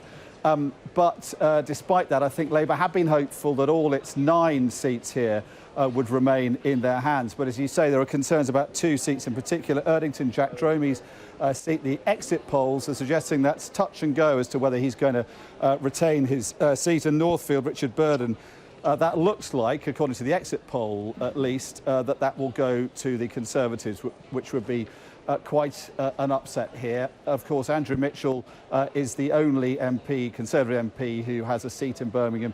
He's likely to retain his seat. So that red wall that we've heard about crumbling may well crumble as far south as Birmingham. And there's been some reaction to that from Jess Phillips, who, even though her constituency voted in favour of leaving in the Brexit referendum, she looks like she will be safe. She has a pretty firm majority, and the exit poll doesn't suggest that she's going to lose it. But she has been reacting with, I would say, a sort of air of despondency on Twitter this evening, 2 hours ago, saying there are very few words for how heartbroken I am for the community I represent, who have been through enough. And then an hour ago, she tweeted, "It feels like a punch in the stomach. We will all be thinking of the harm that could be done to those we care for." She's interesting, of course, because if Jeremy Corbyn does resign in the wake of these results, then she is one of those expected or likely to, or seen as a possible contender for his job. OK, listen, thank you all. We'll be back with you all for the results as they come in. Just to alert our viewers to another count we're keeping a close eye. I'm going to talk to John Bercow in a moment. One's Becky and Lavery, the Labour Party chair, sitting on, in the last Parliament's majority, around about the 10,000 mark, another seat in the northeast, just north of Newcastle. We are told that it's close there, and they are going to recount there. Ian Lavery, perhaps in some difficulties there for the Labour Party. John Bercow, as you saw there, our special guest for the evening, the former Speaker. What do you think, John Bercow, about this? And let's talk personally here. You know, you were often described there as the man who partially was helping those backbench MPs block Brexit. I mean, it looks like Brexit is definitely going to happen in the form that Boris Johnson has termed it. Personal feelings on that? Well, I always saw it as my role, Dermot, as Speaker, to stand up for the rights of members individually and of the House institutionally. It wasn't the job of the Speaker, for example, to get Brexit done, or indeed to stop Brexit getting done. It was for the Speaker to allow the House to breathe, to allow members to say what they wanted, to allow the House of Commons to debate the motions and subjects of its choice. So when members came to me and said, we want to debate XYZ motion, or we're keen to support a particular amendment to a government motion, my instinct was to be permissive and to say, yes, if that is the will, that is perfectly proper, that should happen, that should proceed. And then in terms of what the outcome was, well, that was a question of what the numbers were. The Speaker doesn't vote unless there's a tie. I had to vote once, and I voted for the first time in my speakership. But I wasn't making decisions about policy. I was simply saying, yes, the House should have an opportunity to debate this subject. You were making decisions, and you know, you were there, controversial decisions about the rules. Yes, I was making controversial decisions about the rules. I mean, centuries of precedent in one case, overruling that with when you said that, well, how do we set a precedent if we don't overturn something? Well, do you think you went too far? No, I certainly don't think I went too far at all. First of all, in one case, I was trying to protect the House from being, frankly, berated, harangued and intimidated into voting for something which it made it very clear it didn't want, namely the Theresa May withdrawal agreement. And I invoked precedent, and the precedent was very, very, very long established that the House shouldn't be asked repeatedly to pronounce on something where it had already made a decision. The House's decisions matter. They needed to be respected, and they shouldn't constantly be returned to day after day after day on the principle, oh, well, if you don't like it, we're just going to keep beating you over the head a third, a fourth, a fifth, a sixth time until you do as we, the executive, the government, say. So there I was invoking precedent to protect the House. There were instances in which I said, well, precedent isn't the only guide. If we were guided exclusively by precedent, manifestly nothing would ever change. And I made that point when, if memory serves me correctly, in January of this year, I simply allowed an amendment from a former Attorney General, and I absolutely stand by this, to a government motion to be debated and voted on by the House. And I remember the government chief whip saying to me, Mr. Speaker, you will not dictate what happens in this place. And I said to him, Julian, with the very greatest respect, I'm not seeking to dictate what happens in this place. What I'm saying is the House should decide. But you did know what you were deciding was controversial. You had some rows in the chamber as well, didn't you? I did have some rows in the chamber. If the Speaker of the House of Commons is going to be a craven lickspittle of the executive branch, is just going to be pushed hither and thither and told what to do, that person, frankly, will be like a floating cork in a fast stream of water. That would be an absurd state of affairs. If the Speaker is going to be browbeaten and instructed what to do, that person isn't doing his or her job as Speaker. But did you pick more? I mean, I mean, maybe it was just my job was to stand up for Parliament. But did you pick more on the Brexiteers? I mean, Andrea Leadsom, you had some blazing public rows. No, Dermot, I'll very happily deal with that. Let me deal with the 2 points. First of all, on the issue of Brexit, the truth of the matter is, if you look back over the years, the consistent thread in my speakership was that I stood up for the rights of minorities to be heard. When the Brexiteers were in the minority on the Conservative side, in fact, before the word Brexiteer had even been coined, they were known as Eurosceptics, I consistently gave them their head. I selected urgent questions from Bill Cash and Bernard Jenkin, John Redwood and others, because I thought the government needed to be probed, questioned, scrutinised, challenged and so on. And I remember saying to Bernard Jenkin quite recently, when he was really something of a moaning mini, grumbling at me, when I was making decisions that suited you, you weren't moaning. The reason why you're grumbling is that you don't like the decisions being made now. I treated the Brexiteers in a fair way, and I treated the Remainers in a fair way. And as for Andrea Leadsom, well, Andrea was perfectly entitled to her view. She didn't have a very strong grasp of parliamentary procedure, and she was entitled to her opinion, but she suffered from the rather material disadvantage of being wrong. But you do accept, don't you, that we were one of the most controversial speakers of modern times, indeed of parliamentary times. I mean, there was also the question, John, about your personal relations with your staff, those allegations of bullying. I mean, it was incredibly controversial. What do you answer to those? I answer to those as follows. First, I've never bullied anyone in any way, to any degree, in any situation, at any time. I issued a straightforward rebuttal. It is not true. Second, I would emphasise that you can just look at the facts. I had several people in my office who worked for me for year after year after year. The Speaker's Secretary, Peter Barrett, who served me loyally in that role for 8.5 years, served with me in the Speaker's office in total for 10. His deputy, likewise, 8.5 years as deputy to the Speaker's Secretary, and 10 years in post. But I mean, that could have been put, for 5 years, that could have been put to a full 8 investigation that never really took place. The sense was that it was being swept under the carpet. Well, certainly not by me.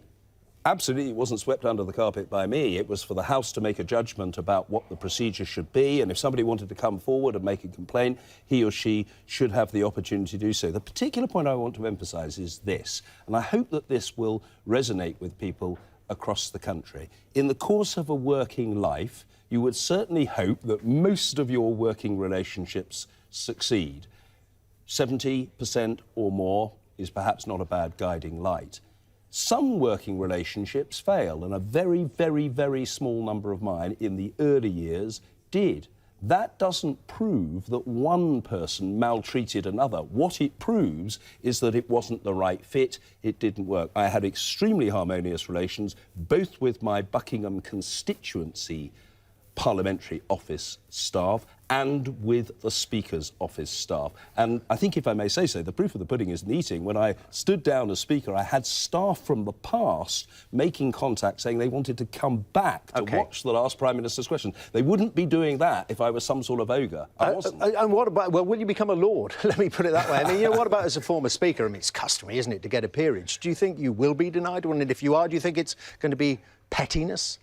Well, we'll have to wait to see what happens. Would you like one? Yes. If I'm offered it, I'll take it. It has been the very long-established practice that a former Speaker of the House leaves the House after ceasing to be Speaker and tends to go to the House of Lords. So if I'm offered the opportunity to serve in the House of Lords, I say to you unequivocally that I will take it. I'm not sitting awake at night worrying about it. I'm not losing sleep. It isn't ultimately for me to decide. It's for others to judge, and I will have to rest content with whatever the outcome is. But look, the way I put it to you is this. None of us is without flaw. To err is human. I made my fair share of mistakes. I tried to get the big strategic judgments about conduct and atmosphere and opportunity in the chamber right, and decisions right about how the parliamentary estate should be run. I've no plans to die tomorrow, but if I were to die tomorrow, I'd die happy, thinking I've been incredibly lucky. I had a wonderful experience, and I'm very grateful to the House. But on that desire for a peerage, I mean, I asked you earlier about the future. So it might not be over for you if you did get one. Politics might not be over for you. You'd be an active member of the House of Lords, would you, if you get that peerage? Well, I mentioned to you earlier that one of my early challenges is to overcome my natural shyness, reticence and self-effacement. I mean, if I feel that I can overcome that innate caution and disinclination to express myself, and I were in a forum, a legislative chamber that gave me the chance to speak, would I sit there quiet? Well, what benches would you sit on as well? I mean, you Conservative MP. Would you sit on the Conservative benches if you did get a peer? Ordinarily, the Speaker, if the Speaker goes to the Lords as a cross-bench peer. So I wouldn't expect to go on the basis that you're suggesting as a Conservative. I left the Conservative Party on the night of 22nd of June 2009 in conformity with convention because I was elected the Speaker, and the House expects the Speaker to be independent of and unconnected with party politics. Back to politics this evening, and these results starting to come in. John Berger, thanks very much indeed for that, but you're not going yet. You're not going anywhere for many hours yet because you are watching the Brexit election on Sky News. It is... I can't see the clock. The camera's covering it. 3 minutes past one. Too engrossed there with John Bercow. The headlines so far and the first few results are in. Conservatives have gained a seat in the North East, Blythe Valley, and they've held on in Swindon North with a bigger majority. Justin Paul, the Conservative Party candidate, 32,584. And there have been shock results for Labour in the North East. In Sunderland Central, Labour holding the seat, but with a much reduced majority of just under 3,000. And these results that we've had so far, many more to come, of course, they are in line with this exit poll for Sky News, the BBC and ITV News. That predicted the Conservative Party will win the general election with 368 seats. That would mean a majority of 86 for Boris Johnson. Labour support has been projected to go down everywhere in both Leave and Remain-leaning seats. The Shadow Chancellor, John McDonnell, told us appropriate decisions would be made about Jeremy Corbyn's future. And after the exit poll, Boris Johnson thanked voters on Twitter, saying we live in the greatest democracy in the world. A declaration now in the West Midlands. One of the first is the seat of Nuneaton, as you can see there, voted Leave. Let's listen in. Sir, at the above election, do hereby give notice that the number of votes recorded for each candidate at the said election is as follows. Brighton Knight, Richard Adrian, Liberal Democrats, 1,862. Jones, Marcus Charles, the Conservative Party candidate, 27,390. Kondarkar, Keith Anthony, Green Party, 1,692.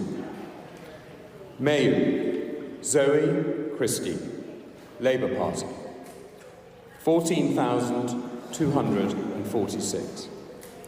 The number of ballot papers rejected was as follows. Want of official mark, 0.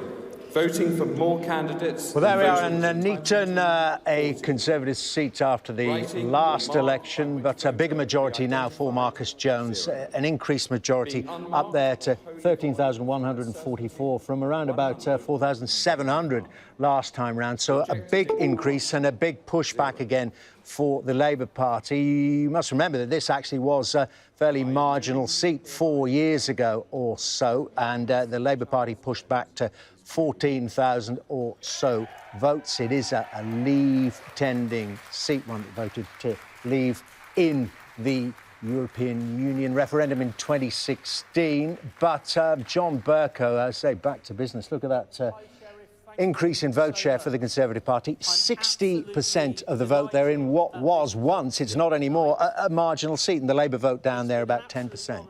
Yes, it's very striking. Marcus Jones has tripled his majority. And to put it in context, as you rightly said, it has been a marginal seat, and that includes having previously been a Labour seat. Marcus Jones has been the Member of Parliament since 2010, but no way would anyone ordinarily characterise it as a safe seat. It's not the sort of seat, Dermot, for the benefit of your viewers, that one would expect to see a 60% share of the vote going either to the Conservative or to the Labour candidate. So obviously it is a commentary on the campaign and no doubt to some degree also on the prodigious efforts of Marcus Jones that he's got up to 60% of the vote. Political editor Beth Rigby, I mean, we're seeing this now, it's pattern, it's still early days, but the exit poll, we're seeing this pattern of the Conservative vote going up all over the place, all parts of the United Kingdom that have reported so far. Yeah, that's right. I mean, look, what's happened is there was a framing battle, if you like, between Labour and the Conservatives. Labour wanted this to be the NHS, the austerity, the cost of living election. Boris Johnson, his three-line strap, get Brexit done. He had the Vote Leave team from the 2016 referendum in his camp. You remember their slogan of 2016 that also won that referendum, take back control. A very simple slogan. And tonight, what is clear is that if there was any hope of turning this into a different sort of election from Labour, they have they have lost, and they have lost definitively. And that red wall isn't just wobbling. I mean, it's been obliterated. Bulldozed. Yeah.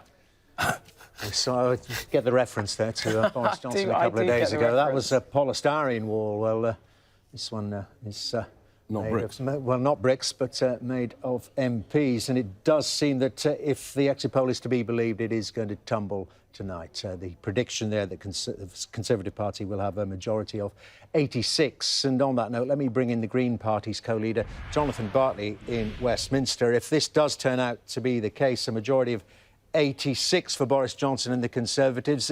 In Boris Johnson's terms, Brexit is happening. The UK will leave the European Union at the end of January. Well, we didn't vote for this election. We didn't want this election. We warned that something like this might happen. And it's a deeply disappointing night, I think, for all progressive parties. But it is Labour that have lost this. But what it does reveal is that Boris Johnson will have a 60, 70 seat majority, whatever it turns out to be, in the House of Commons. And night's young, but we'll find out in due course, but won't have achieved 50% of the vote in this country, which again underlies the need, I think, for electoral reform. We've constantly reached out to other progressive parties to work with us.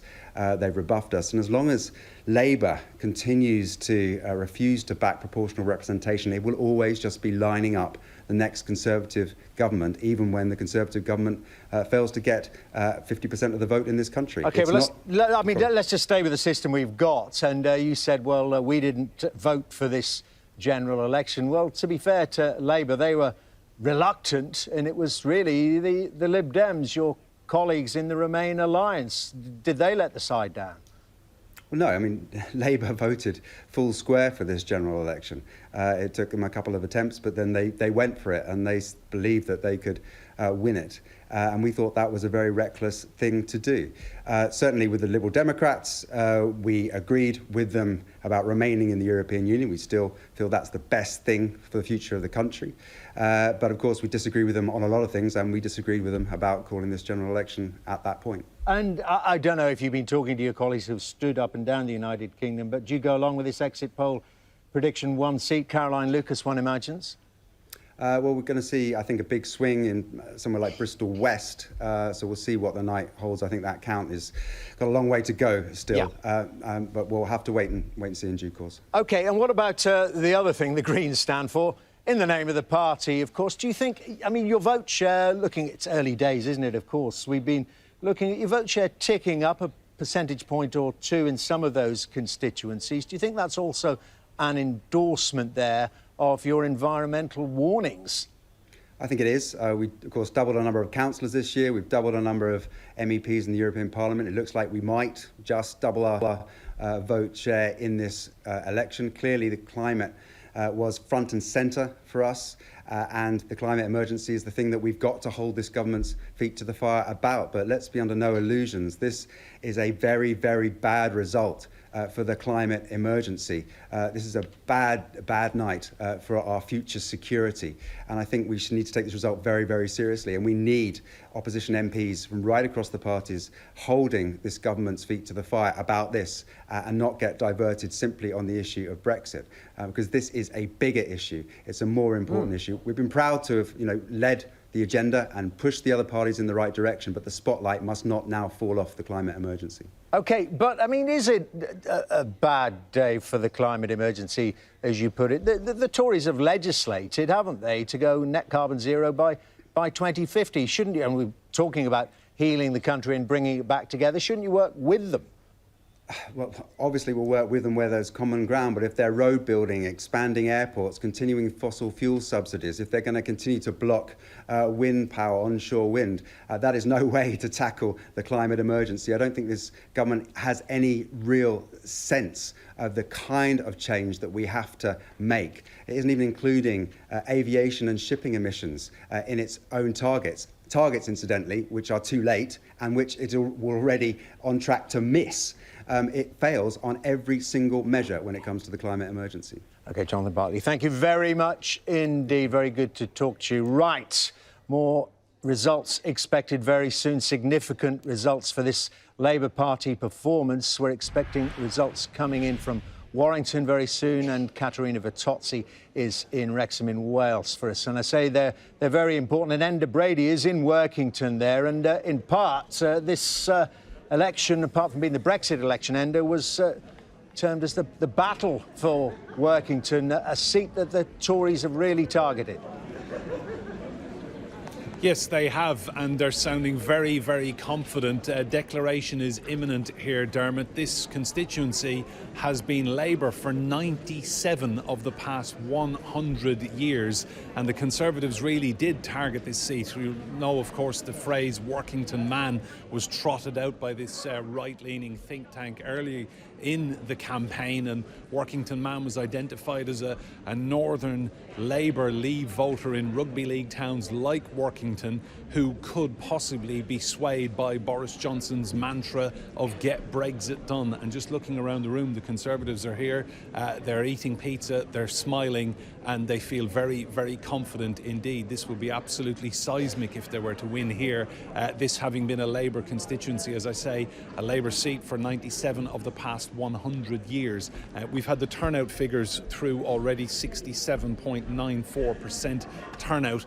Declaration just a few minutes away. A most unlikely bellwether town, really, Workington here in northern Cumbria. Labour last time round had a majority of just under 4,000.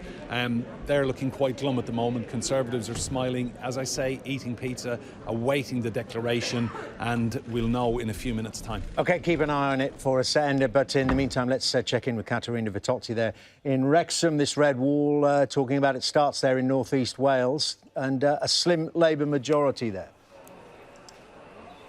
Yes, it was really the slimmest of margins, only 1,800 votes in it between Labour and the Conservatives in 2017.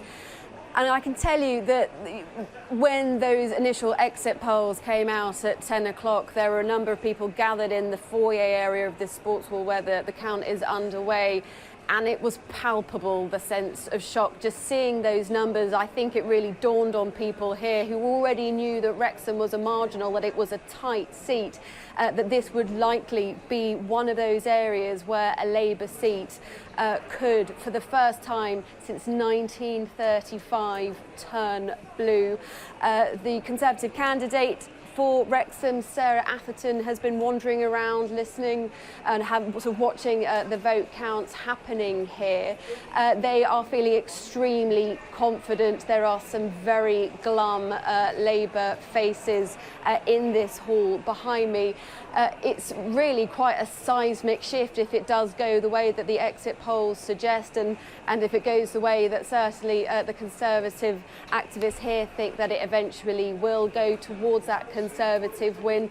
Seismic when you think, you know, Wrexham is the town of miners, it's the town of steel workers. For generations, Labour is all that people here have known, will know probably in about 40 minutes or so whether that will change for the first time since 1935. OK, keep an eye on it, Caterina. Thank you very much. We know you will. Got to talk now to the Deputy Chairman of the Conservative Party, Paul Scully. And Paul Scully, I'm sure you're aware we're keeping an eye on these declarations. Workington, you'll be very interested to hear. So we might break in, but then we will come back to you for reaction. But are you daring to dream now on this exit poll and the results we've seen so far? It looks like a remarkably good night for the Conservatives and some.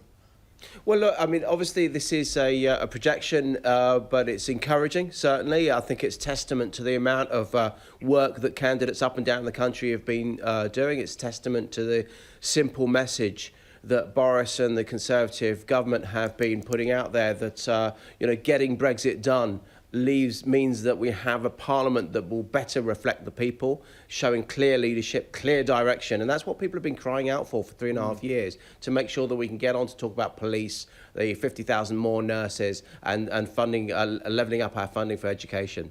Well, you say it was a simple message, we accept that, get Brexit done, but do you think you really levelled with people that it's going to be a complex process to untangle a 46-year or so relationship? I think the process is undoubtedly complex, but the simple message was we need to get on with it. We need to focus on how we are leaving with the EU and not getting bogged down with whether we're leaving with the EU, which we settled 3.5 years ago. So now, hopefully, although there will be differences in the debate about our future relationship, we can hopefully come down to a narrower focus of that, building that trading relationship and getting that negotiation right with the EU, so that we can both sets the EU and the UK can prosper in years to come, but also unlock the domestic agenda as well. OK, well, what's a priority for you, just as we keep an eye on more counts? That's Derby. But Paul Scully, what is the priority for you after the Get Brexit Done? Presumably that means January the 31st. What do you want to see as the symbol of delivery for these, it looks like, hundreds of thousands, maybe millions of people who are voting for the Conservative Party who haven't voted for them before? What's going to say to them, in policy terms, what's going to say to them, we hear you, we understand you? Right. Well, first thing is, as I say, is just getting that referendum result enacted, so we're leaving. But also, I think that it's delivering things that they can actually tangibly see, that improve their outcomes, health outcomes, standards in schools, more policemen on the street to make them feel safer. It's these key things. It's not getting bogged down with a race on theoretical policies or just telephone numbers when it comes to budgets. It's what that money can actually deliver for people when they go to their hospital, their schools, and look in their streets for the policemen. But the point is, you talk about improving health outcomes, more police on the streets. I mean, that takes years as well, recruiting and training up all that. Well, it does. Recruiting and training. I'm saying undoubtedly it does. Yes, it does. It does indeed. Well, indeed. But, so what's going to show them pretty soon that the Conservatives hear them? It's a different Conservative Party from the one that generations, perhaps, in their family have said, we won't touch them with a barge pole. Well, look, we've already started recruiting the 20,000 new policemen. We've got record amount of GPs in training at the moment. But as you say, it undoubtedly takes time to get them through training. And we've got to get that first batch through, the policemen on the streets, the doctors actually in the GP surgeries and in hospital departments as well, to make sure that when we're talking about 50 million new GP appointments, people can actually see that. OK, Paul Scully, I'm cutting across you because there's a result coming that perhaps you might want to hear, I'm sure. It is Workington, as we've been discussing. Sue Hayman was the MP there, Shadow Cabinet member for the Labour Party. Also, let's alert you, we've got a lot of W's going on here. Workington, they're about to declare. Wansbeck, you may have remembered if you've been with us, that I've mentioned before, Ian Lavery, the Labour chairman, we are told is going to declare fairly soon. I, Andrew Seekings, being the acting returning officer for the Workington constituency, do hereby declare that the total number of votes cast for each candidate was as follows. Coburn, Nicky, Independent, 842.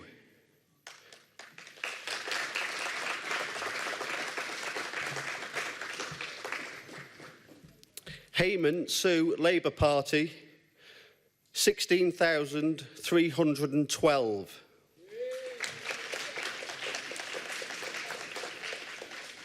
Hughes, Neil, Liberal Democrat, 1,525.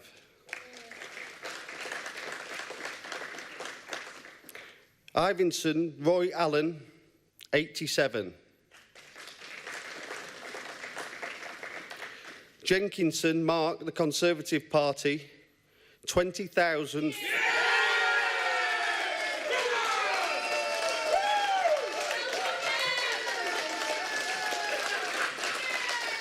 $20,488. Perry Jill, Green Party, 596. Walker David, Brexit Party, 1,749.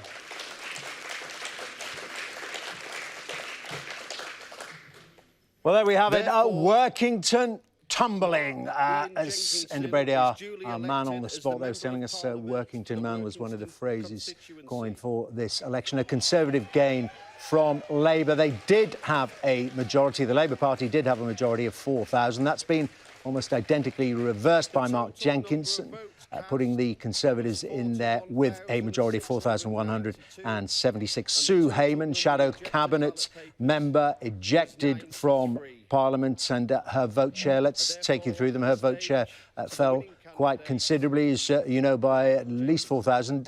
Share 39% there. This change in share is perhaps the most interesting of the evening as the Conservatives start picking up these seats that Labour used to be incredibly strong in, up 7.5%. Labour down 11.9%. The Brexit Party, a performance there, 4.2%. Sam Coates, our deputy political editor, is putting all these into his database and reading what it tells us. And what it tells us, Sam, even from down here, is that this exit poll is looking pretty accurate.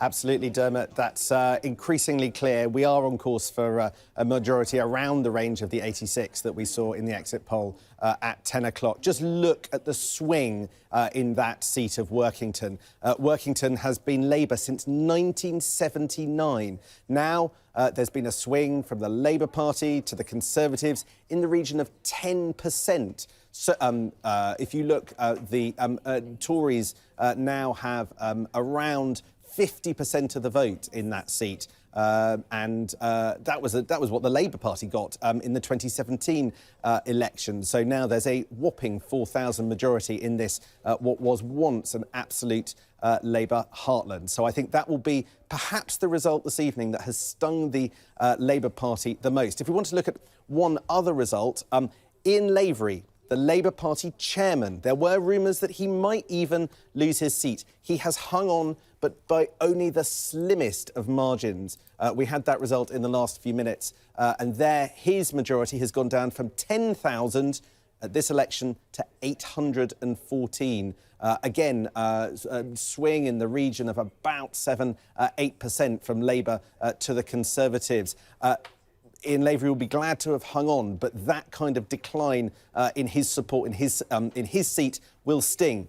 Whether it means he doesn't run for the deputy leadership or not will remain to be seen. OK, we're just looking at that result in full. Sam, thank you very much indeed for the analysis. And back there to Workington, as Sam was saying there, getting their first Conservative MP for 40 years there. The Shadow Environment Secretary, Sue Hayman, losing her seat. I think we might be able to hear her speaking in a moment or two. Yes, she is apparently conceding up on the platform there in Workington. Let's have a listen. Staff who've stayed with me for the whole 4 years that I've been a Member of Parliament. I'd like to thank my agent, my campaign team, who have worked so hard. And I'd also like to thank my husband. Thank you. Well, we've got the gist. Disappointed Sue Hayman, their Shadow Environment Secretary, losing her seat. Another gain for the Conservatives in these formerly strong Labour seats. Also seeing at the bottom of your screen there, worth keeping an eye on there, the results are beginning to pick up. The SNP with their first gain in Scotland. Now, this exit poll predicting that they'll get 55 seats, so obviously going to be some gains there if the exit poll is correct. SNP leader Nicola Sturgeon, as you can see there, saying it's going to be a good night for her party. Well, gained Rutherglen and Hamilton from Labour. Let's go to Darlington, another key seat for Labour. Let's see how the Conservatives are doing. Good evening, ladies and gentlemen. I, Luke Swinhoe, being the acting returning officer for the election of a Member of Parliament for the constituency of Darlington, do hereby give notice that the number of votes recorded for each candidate at the said election is as follows. Brack Kevin John, Independent, 292. Chapman Jennifer, Labour Party, 17,607. Curry Anne-Marie, Liberal Democrats, 2,097. Gibson Peter Alexander, the Conservative Party candidate, 20,900.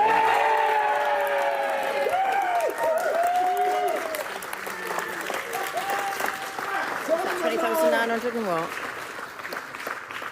Mawson David John, Brexit Party, 1,544. Snedker Matthew Charles, Green Party candidate, 1,057. The total number of spoiled ballot papers was 81. The turnout was 65.63%. And I do hereby declare that Peter Alexander Gibson is duly elected. Well, my goodness me, Darlington falling now to this Conservative advance into Labour areas. Now, you may remember in 2017, this was a seat that the Conservatives tried very hard to take away from Labour, that Theresa May strategy, which is a kind of a pre-echo of what Boris Johnson has done and is doing at this. Brack Kevin John, Independent, 292. Chapman Jennifer, Labour Party, 17,607. Curry Anne-Marie, Liberal Democrats, 2,097. Gibson Peter Alexander, the Conservative Party candidate, 20,900.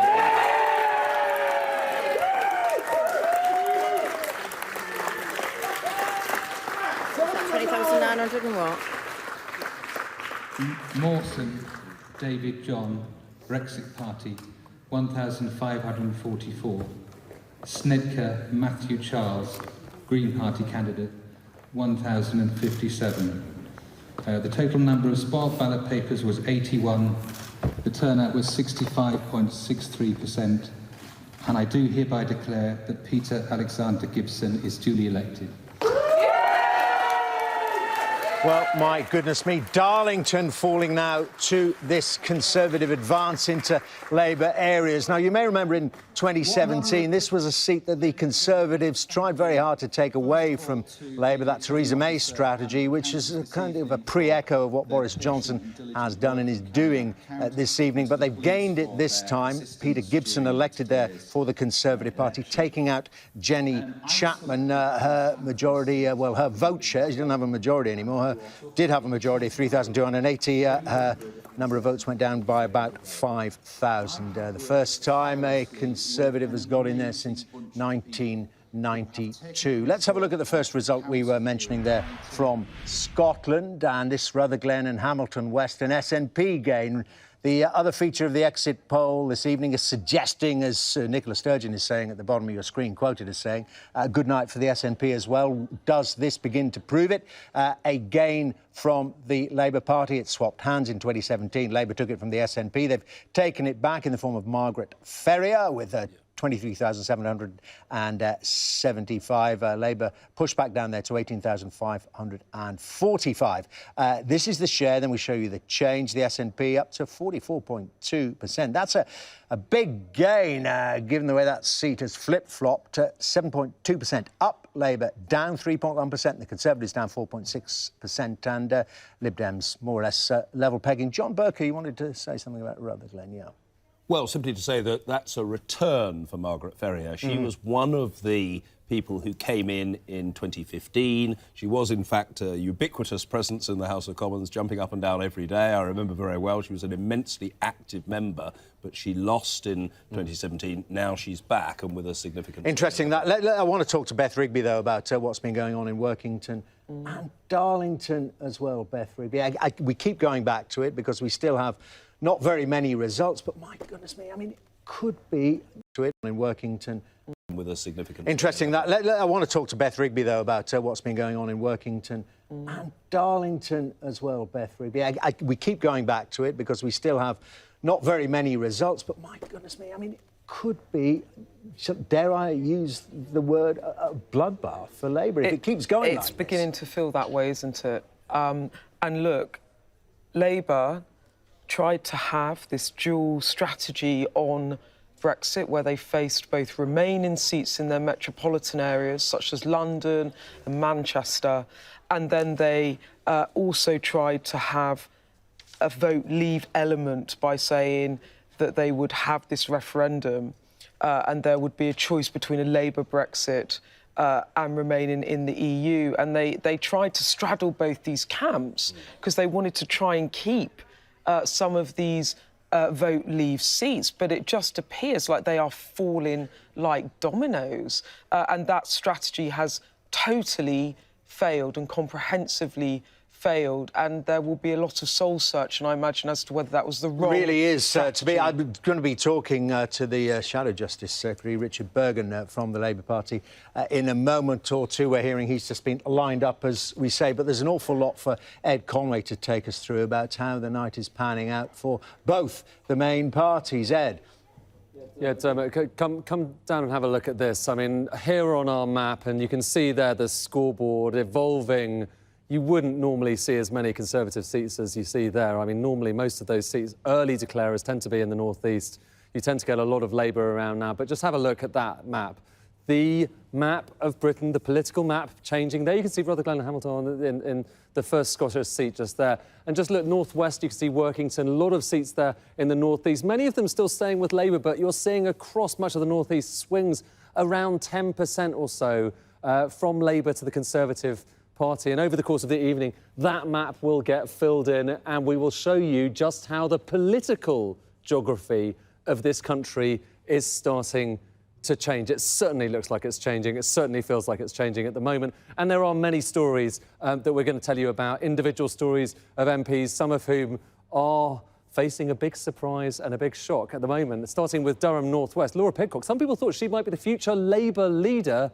It looks, according to the exit poll, as if she might well lose her seat. Actually, at the moment, it's about too close to call, but it really is possible that she could go, given what we're seeing elsewhere and given what we've seen in the exit poll, if she could fall to Conservative candidate Richard Holden. You can see him there. I mean, that would be an enormous blow. One of the rising stars of the Labour Party there, Laura Pidcock. And you've also got other potential monumental problems for the party. Stoke-on-Trent North, that's been Labour since 1950. That looks very vulnerable. Wrexham, Labour since 1935. Leeds since 1922, and it's Liberal before that, never Conservative. It could well go. And let's take a moment to talk about the Brexit Party, though, because we've talked a lot about the Conservative Party, we've talked a lot about the Labour Party, but what about the Brexit Party? Because the exit poll, you'll remember, suggests they won't win any seats. Their best chance was probably here in Hartlepool. So in Hartlepool, Richard Tice was facing that election there. One of the Brexit Party's biggest hopes. He might not win, but he might pick up a big share in the constituency. And the data suggests that seat is going to go from Labour, Hartlepool, Peter Mantle's old seat, from Labour to the Conservatives. Now, that would be extraordinary, but it's so interesting to see what's going on beneath the surface. Is the Brexit Party picking up votes off the Labour Party, but not necessarily off the Tory Party, allowing the Tory Party to get in there? That's the big question there. In seat after seat in the North East, we're seeing that happen in the Brexit Party. In some cases, that is allowing the Tories to do well there. And that's precisely what might well happen in other seats around the country, and particularly Hartlepool. Seemed to happen in Blythe Valley as well. Also, let's have a look down in the metropolitan areas, because this really, as Beth was saying a moment ago, you know, Labour Party hoping to do well in those metropolitan areas, hoping to do well in cities, and indeed, that's a big question that they're facing at the moment. Richmond Park might well go to Sarah Olney. It looks at the moment like there won't necessarily be as good news for Boris Johnson there. The Tory party's struggling in those urban areas, doing very well in towns instead. Zach Goldsmith could well lose his seat. It was just 45 votes in 2017, so very close indeed. But the interesting thing is there are diverse stories here. The Tories doing incredibly well in comparison to previous elections, in comparison to history in the North East. But in other seats around the country, they may well face losses. But overall, Dermot, I mean, as you were saying a moment ago, that exit poll does look pretty convincing at the moment, given what we are seeing in these results so far tonight.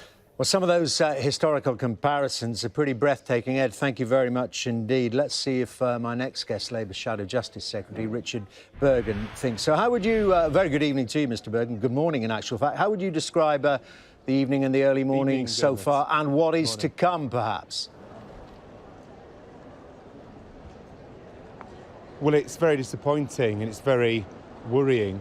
I'm very disappointed, I'm very worried about if the exit poll proves to be accurate, as it appears like it is, then I'm very worried about all the children who will wake up in poverty, all the people who won't get paid a £10 an hour minimum wage, all the people who are homeless, all the people who won't get a council house, all the people stacked up with debt, all of the people who are going to end up languishing on NHS trolleys in our cut to the bone National Health Service. I'm very, very disappointed and very, very worried about their future. It seems I'm that hearing this was a Brexit election. I'm hearing I'm sorry to butt in, Mr. Bergen, but, you know, I'm hearing this argument. It's election night. The people have voted. It's the purest form of democracy. It's still fresh. The votes are still being counted in the majority of cases, and you're making it sound like the people have made a foolish choice. Haven't you been the ones that have let them down? If you believe that, you didn't make the case for it. No, what's happened is we had a very similar manifesto to the manifesto at the 2017 general election, where with that manifesto and with Jeremy's leadership, we gained 3 million votes. The thing which appears to be different this time is it was an election in which Brexit overshadowed traditional party loyalties. However, I don't want to prejudge. I think we need to analyse objectively where did we lose votes and who to.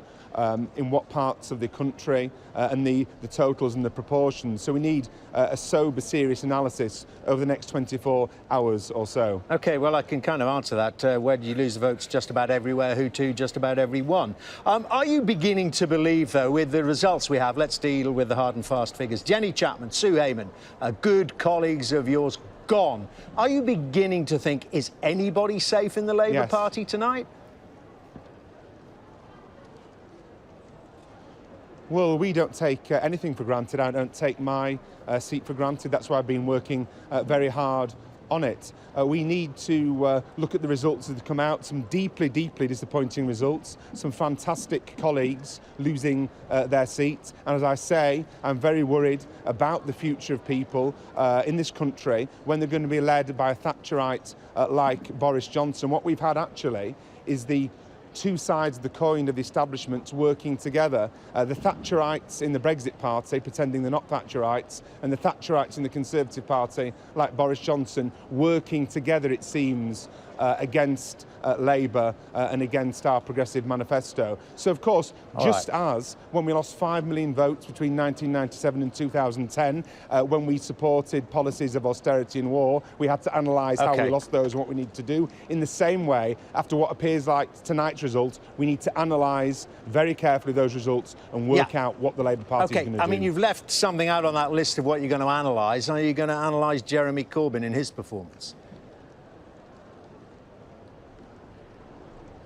Well, of course, Jeremy, who I admire greatly, was raised by some voters on the doorstep, as Ed Miliband and Tony Blair and Gordon Brown were when I was campaigning for them as well. And yes, some people did say things about Jeremy that they'd read in the Daily Mail or seen on the TV or seen in the Sun newspaper. Of course, if these things didn't have traction, then the Murdoch press and others wouldn't bother spending the time pushing it. But actually, the interesting thing is that people on the doorstep weren't complaining about our policies, and we wouldn't have had the policies, neither the last manifesto or this manifesto, if it weren't for Jeremy's leadership. And we gained 3 million votes at the last general election. It's very, very disappointing tonight. The only difference, it seems to me at this stage, but I want to analyse it further, is the fact that this was a Brexit election. The next election won't be a Brexit election. And against a strong Thatcherite Conservative Party, we need to fight back,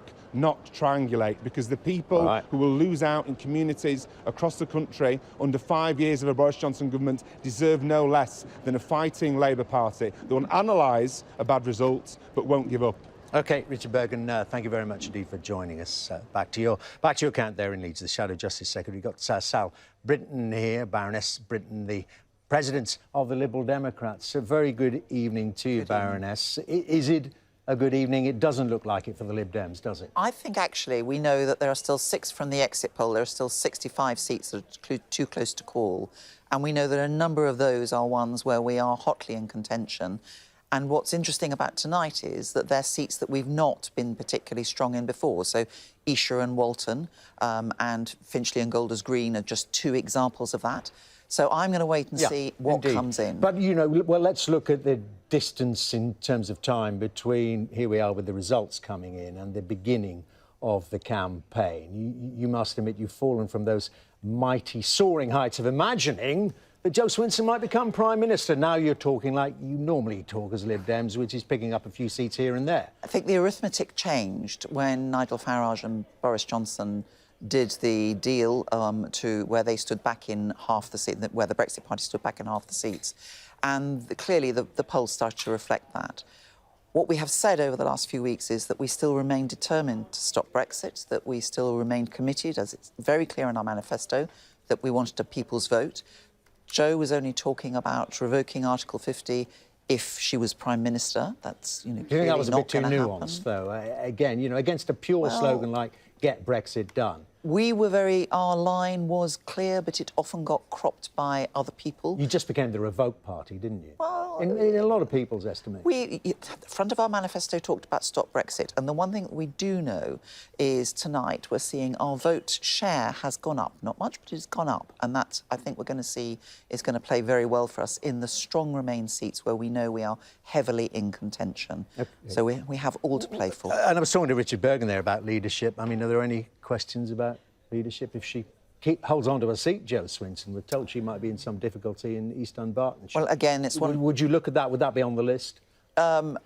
As far as we're concerned, the words that we've been getting during the day in her seat are things were looking good on the streets, and she's absolutely only at the beginning of her role as leader, and the party likes what she's done and the message, and absolutely we're standing full square behind Jo. Just to jump in, if she does lose the seat, then Ed Davey will have to become the leader, won't he? That's just what will happen. Look, it's far too early to say anything about that at all. I don't want to get into speculation, and we will see what happens. But I think what is going to be interesting is the seats that people didn't expect us to get tonight that we will get because of this issue about strong Remain votes and where we are playing very strongly. And by the way, Jo Swinson plays... the polls for Jo in those seats are strong as well. We'll wait and see. But let's get back to that point you made about the Conservatives and the Brexit Party getting their act together on the Leave side of the equation. It didn't happen well on the Remain side, did it? You had fairly confusing messages, it seems, on the doorstep, the Labour Party, the Lib Dems, and Jo Swinson spent a lot of time criticising Jeremy Corbyn. The main problem... If it was a Brexit election, shouldn't you have got a more unified message? The main problem is that nobody quite knew where Labour stood, and I think that point was amply made by Richard Bergen. They are not a Remain party. They have been arguing for a people's vote, and Jeremy Corbyn himself has been arguing that what he wants is a people's vote where he can put his Brexit plan. That is not a Remain Well, let me ask you this, party. actually, looking forward. I mean, on that exit poll, you know, Remain is over, we're leaving. Would you be a rejoin party, you think, further down the line? I think we always see benefit in us being Beasley, being the acting returning officer at the election of a member of Parliament for I'm sorry, Sabine, we're getting a result in Peterborough.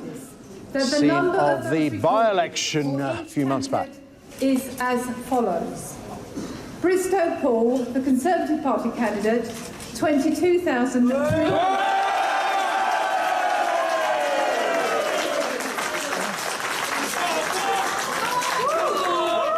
Ferguson Luke, Independent, 260. Ford Lisa Jane, Labour Party, 19,700.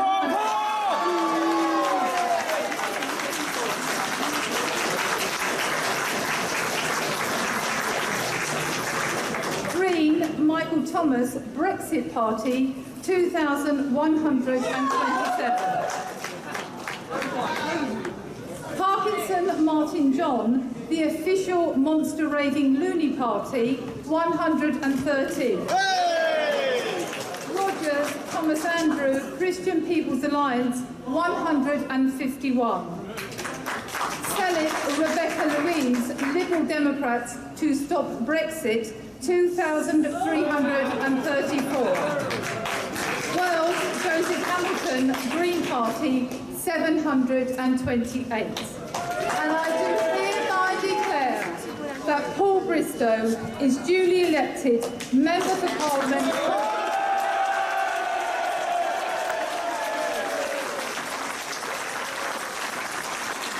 Well, there we have it. I haven't got the numbers for you. Paul Bristow, he's making his acceptance speech there again from Labour. By-election there, the original Labour MP had to stand down. A problem with the law, and there was a by-election, and there we are. Let's just take you through the numbers. I wonder if worth hearing from Paul Bristow. Conservatives there overturning the by-election result and, of course, the previous general election result on which we base the change in share of the vote. Paul Bristow, there were 22,343. Lisa Forbes, who got in the by-election, 19,744. I would like to thank the returning officer, all the county staff, and, of course, the police, for all the hard work they've done making sure that this count was free and fair. I would also like to thank my amazing team who've really gone the extra mile. We've been outgunned by Labour shipping in momentum activists from areas across the country today, but we have fought to the bitter end and we got the result that we deserve. And to name many of my team individually would take far too long, but I just do want to thank my agent Peter and my campaign manager Sandy, and all of you really. You know who you are, all the hard work that you've done. And finally, I just want to mention my parents Sandra and Alan, my biggest fans, who have stood with me through thick and thin. Today is a massive day for me, but tomorrow could be an even bigger day, because it's when my second child is due. So I'd like to thank Sarah and my unborn child for just waiting that little bit extra. We have won this election, yes, because we promised to get Brexit done. And yes, because Peterborough has rejected an extreme and dangerous left-wing agenda. Yeah, we are just hearing we're cutting away from Peterborough there again there for the Conservative Party. He's also hearing of again, seeing there for yourself at the bottom of the screen there, Conservatives gain the Vale of Clwyd from Labour. This is one of those key seats in the northeast of Wales. The so-called Chris Ruane, as John Burko is helpfully adding there, the former MP now for the seat of the Vale of Clwyd, taken by the Conservatives hard on the heels of Peterborough returning to the Conservatives. Let's talk to the Justice Secretary, Mr Buckland, who's in Swindon now. There he is with the blue rosette very prominent there. It's standing proud, and presumably you are as well. Well, I'm still waiting for the declaration here in South Swindon. The count is proceeding apace. I'm, in the well-worn phrase, cautiously optimistic. The result in North Swindon for my colleague Justin Tomlinson was a stunning 16,000 majority. So we are very hopeful in what is seen as a great bellwether of the country that both Swindon seats will stay blue tonight. Yeah, I mean, and it's not just those, isn't it? We had Peterborough, Vale of Clwyd, Workington, Darlington. You mentioned Blythe Valley. The list is being added to almost minute by minute right now, and that exit poll looks pretty on the numbers for the Conservatives. Well, I'm very much hoping that it is, and what I'm really pleased to see is the geographical spread of seats, getting James Davies back in the Vale of Clwyd, Paul Bristow after many attempts winning in Peterborough, but those seats up in Cumbria and in Northumberland and County Durham. This is a Conservative Party that will represent the whole of the country. That will bring its challenges, yes, but it will also bring huge opportunities for the Conservative and Unionist Party. Well, interesting what you say there. I want to pick up on that, to represent the whole of the country. I mean, you understand, of course. I mean, I know you use that phrase, but there are several countries in the United Kingdom. And let me talk about Scotland. Just hearing, we mentioned the gains for the Conservatives. Well, the SNP have taken Angus away from you, and again on the exit poll, which you seem to accept the direction of travel. In Scotland, the direction of travel is that the SNP are going to do very, very well, meaning presumably you're doing very badly. What do you think it means for the integrity of the United Kingdom if the result turns out this way for the SNP? Well, I'm very mindful of results in Scotland, and we need to digest fully what the final picture looks like. What we must avoid is more years of damaging and wasteful debate about the Constitution. You know, Scotland decided decisively to have progressive devolution back in 1997. It's increased its powers ever since. It's a proud nation, part of our United Kingdom. I still believe passionately as a Welshman and as a British patriot that Scotland is better off with us. We are better together. And I think that message still has to be very clear from the Conservative Party, but at the same time understanding the needs of the people of Scotland, respecting that and working as constructively as possible to make sure that the whole of the United Kingdom cleaves together in a positive way. OK, Secretary of State, thank you very much indeed. We're going to Putney. Let's see if the Conservatives can hold on here, or has the Remain vote in London done it? Let's listen in. Notice that the number of votes recorded for each candidate at the said election is as follows. Fleur Anderson, Labour Party, 22,780.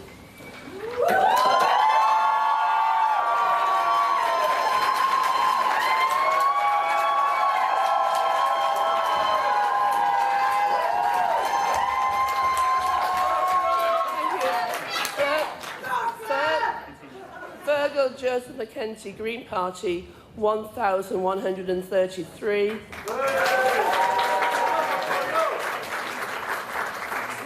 Will Sweet, the Conservative Party candidate, 18,000.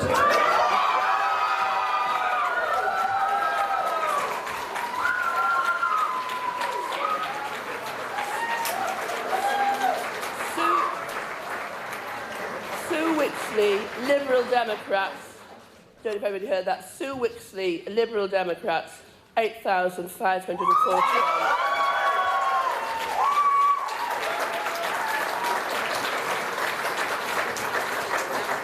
The total number of ballot papers rejected as follows. Want of official mark.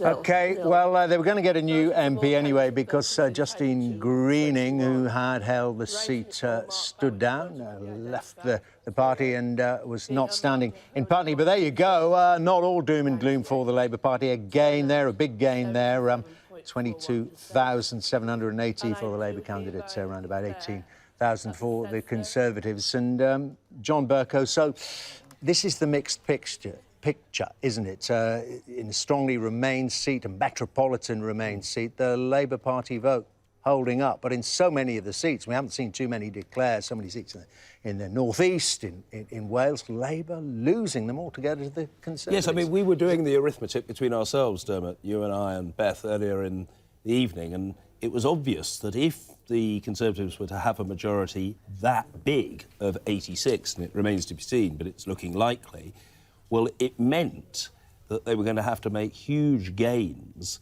in the North and the Midlands, because we could tell that they had lost seats in Scotland and that there was every prospect of them losing seats in London. Putney is just different. It is a very, very, very heavily Remain area. Justine Greening was the Member of Parliament there for 14 years, and in my experience, an incredibly personable and highly regarded parliamentarian in Westminster. In all likelihood, she was very well regarded locally, and I don't know, but it may be that there were some people locally who didn't much like the way she was treated in her OK, own well, we're hearing in Wales, though, on the other way it's going, that Wrexham has gone to the Conservatives as well, and matching that exit poll performance. That's the first time since 1935. And, I mean, this is so fascinating, because before we began the programme, the Tories were telling me that they were nervous, and they said, it looks like we've had losses in London, and will we make them up by gains in the Midlands and the North? And look is what is happening. And then there you have Putney turning to Labour. But also a delicious little morsel is that in terms of a big majority, that was buried into page 4 of the Conservative Party briefing notes that they give out, which suggests that they didn't necessarily think they were going to get such a big majority if the exit poll is correct, i.e. they were probably predicating that there would be a smaller majority, Conservative majority, than they thought they would get. So this is much more than they hoped for, which suggests that the red wall, as I said, has come down in a way that they perhaps didn't anticipate. That's exactly what Ed Conway is going to talk to us about, just the scale of these inroads, Ed, that the Conservatives are making into these Labour territories. That's right, but I mean, let's start with that last result, Putney, because I mean, you know, here we have it on our board, which was looking at some of the marginal Labour, Tory targets. So those are the seats that Labour wanted to win, most of them from the Conservative Party. There's Putney over there, took an up to 2% swing to win it. And there are the Conservative targets. And just to look at that, to take a glance at this board, you might have thought, oh, maybe it's not going quite so badly for the Labour Party. But let's have a look a little bit deeper into that Labour red wall. So these seats that they were defending, that they thought they might have enough strength to defend the Tories off on. This is the red wall, and this is the Labour defence, and these are the kinds of seats, many of them in the North East, here's Workington in the North West, that they expected that they might be able to hold on to, because these are very traditional Labour seats. Up to a 4% swing would have lost them these seats. It's more than 4%. It's up to a 6% swing would have lost them Workington. Up to an 8% swing would have lost them these seats. Surely, obviously, the Speaker's seat they've held on to. Up to a 10% swing would have lost them Blythe Valley, and that's indeed precisely what's happened. We're seeing 10% swings from the Labour Party to the Conservative Party across much of the North East. Not all those seats are going, but, I mean, these are enormous swings by the grand scheme of things. And when you have a look at seats, for instance, like Workington, like Darlington, let's just kind of zoom into the details of these seats. So I'll change the screen and we can have a look at what's going on beneath the surface. So we're talking about kind of 10%-ish swings in both of these seats, Workington, Darlington, both Conservative gains from the Labour Party. Have a look at some of these numbers. So Brexit Leave votes. So in the referendum in 2016, about 60% voted Leave in Workington. Over here in Darlington, about 58%. Very similar story there. Under 45. How old are these constituencies? They are slightly older than the average. So the average across the UK is they're slightly older than the average. Graduates, and this is a rather interesting one, quite low in terms of the average number of people who are graduates. And let's just kind of think about that. So graduates, look at this map.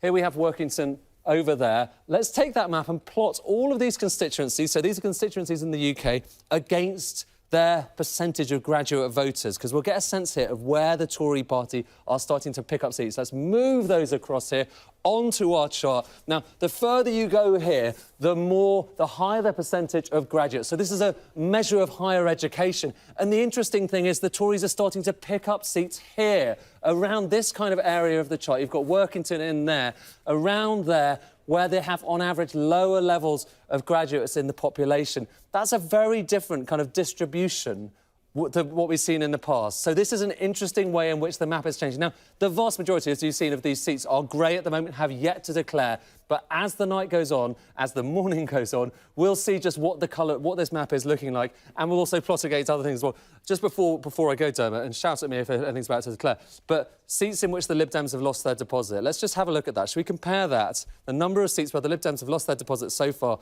and compare it to the Brexit Party? So far, we're early in the night, but so far the Lib Dems have lost their deposit in all of these seats, from Basildon South down to Vale of Clwyd and Wrexham. It's 12 so far, 12 seats that the Lib Dems have lost their deposit thus far. How many have the Brexit Party lost? Now, they're not fighting all of the same seats, so bear that in mind, but it's 10.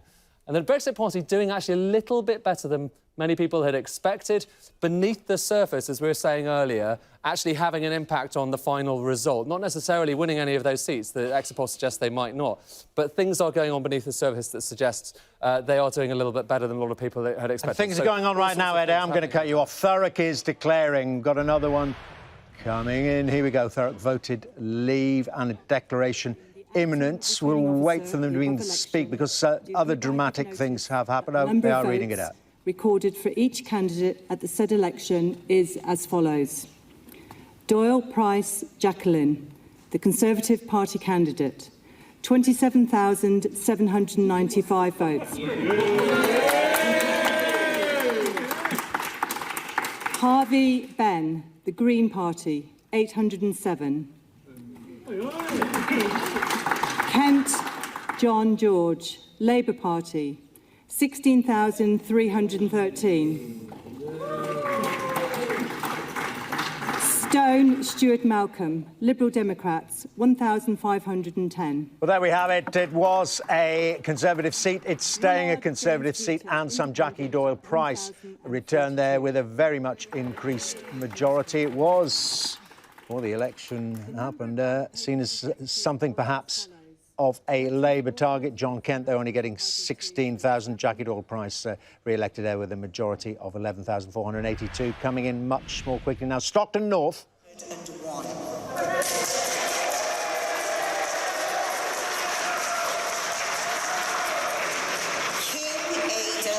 Liberal Democrat 1,631. Walker Martin Andrew, Brexit Party 3,907.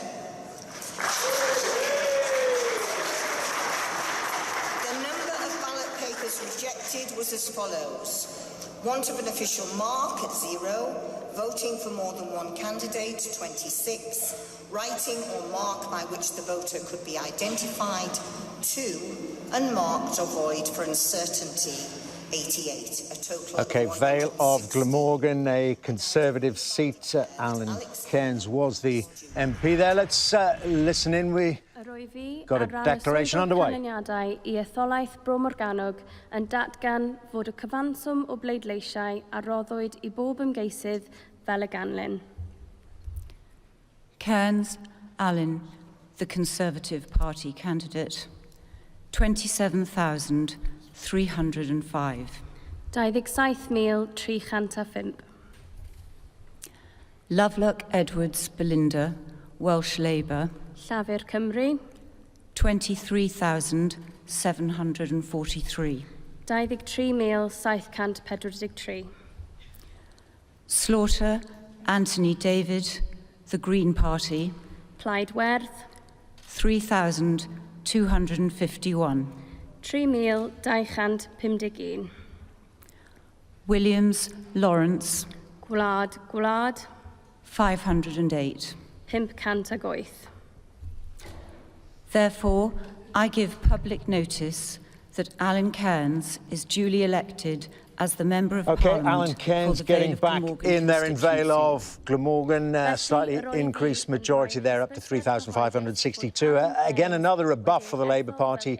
Might, before that exit poll came out, been seen as one of the potential targets for Labour, but Labour's vote more or less staying on the numbers. There was an increased turnout there, which put up the number of voters. As I say, Labour more or less standing still. The Conservatives gaining 2.3%. The Green Party up 5 and a bit percent. Plaid, the Lib Dems and others all down. I'm told we are expecting a result fairly soon, staying in Wales.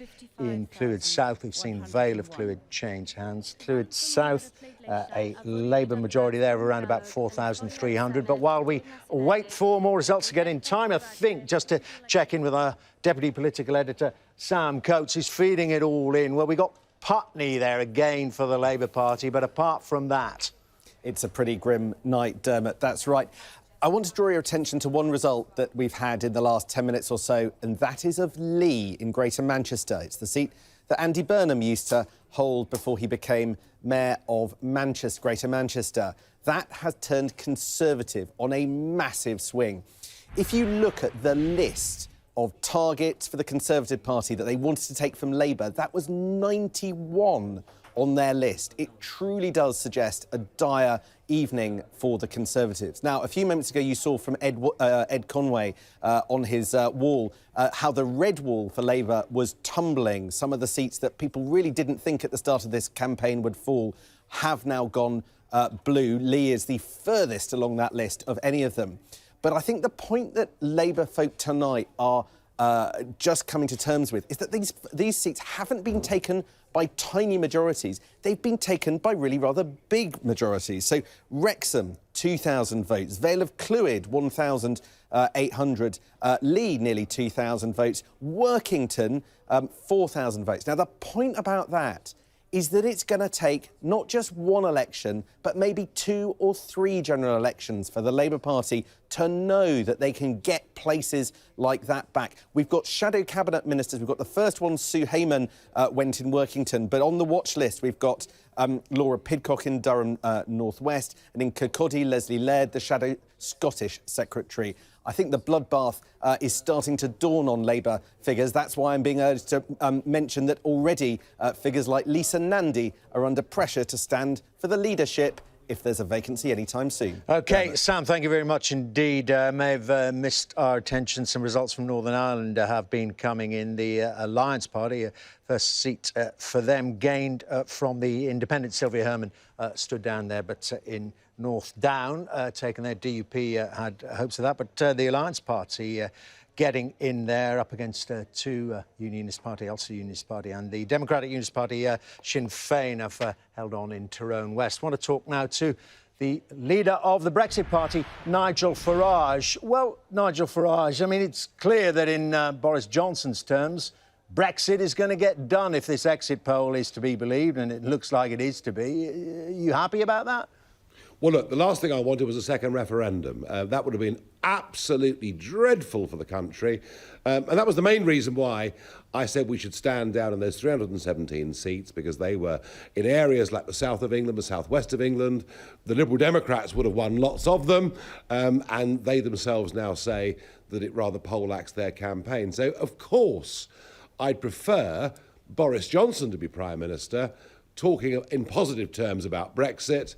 The slight problem, of course, is that getting Brexit done isn't really true, because if we pass the withdrawal agreement as it is, unamended, then I fear we're in for perhaps up to 3 years of agonising negotiations. Don't you believe him then, Boris Johnson, when he says, you know, this 11 months of transition and whatever happens by the end of 2020, it's out? You don't believe him? You think he'll go for an extension? Well, even if he goes into this with the best of intentions, the problem with the withdrawal agreement is that it puts so much power into Mr Barnier's hands. And I would have thought they would enjoy seeing our discomfort. Look, I hope I'm wrong. I hope we finish up with a free trade deal. I hope we don't finish up with regulatory alignment on everything from financial services to fisheries. But as it is, the way the withdrawal agreement is worded is, from a Brexiteer's point of view, not satisfactory. You know what? You agree on one thing anyway with my guest. I'm sure you've been watching during the evening, former Speaker John Bercow, and that is John Bercow on the fact, Mr Farage there, saying that passing the withdrawal agreement is not getting Brexit done. Well, we agree on that point, but for pretty different reasons, as I note the expression on Nigel's face shows he's relieved to discover. My position is to say that they can get the withdrawal agreement through, but there's a huge amount more to be done if Brexit is to become a reality, and that will take several years. I think, to be fair, Nigel's point is that he just very strongly disapproves of the withdrawal agreement because, and he can articulate it for himself, he doesn't think it constitutes a proper withdrawal. That, I think, is and that's where that's obviously where you begin to differ. I mean, I'm always happy to be obliging, Nigel, and to try to advance your own argument for you. Even if I think it is absolute copper-bottomed rubbish. Nevertheless, I'm happy to help to articulate your point of view if I'm invited to do so. Well, what is not copper-bottomed rubbish is that people like me have campaigned for a quarter of a century for us to become an independent country. And my concern is we're leaving one set of EU treaties for a new set of EU treaties which bind us too closely in. I want us to be absolutely free. But look, that argument is one that will begin next week. For now, for tonight, I did all that I could, leading a very new party that was set up to get Brexit back on track.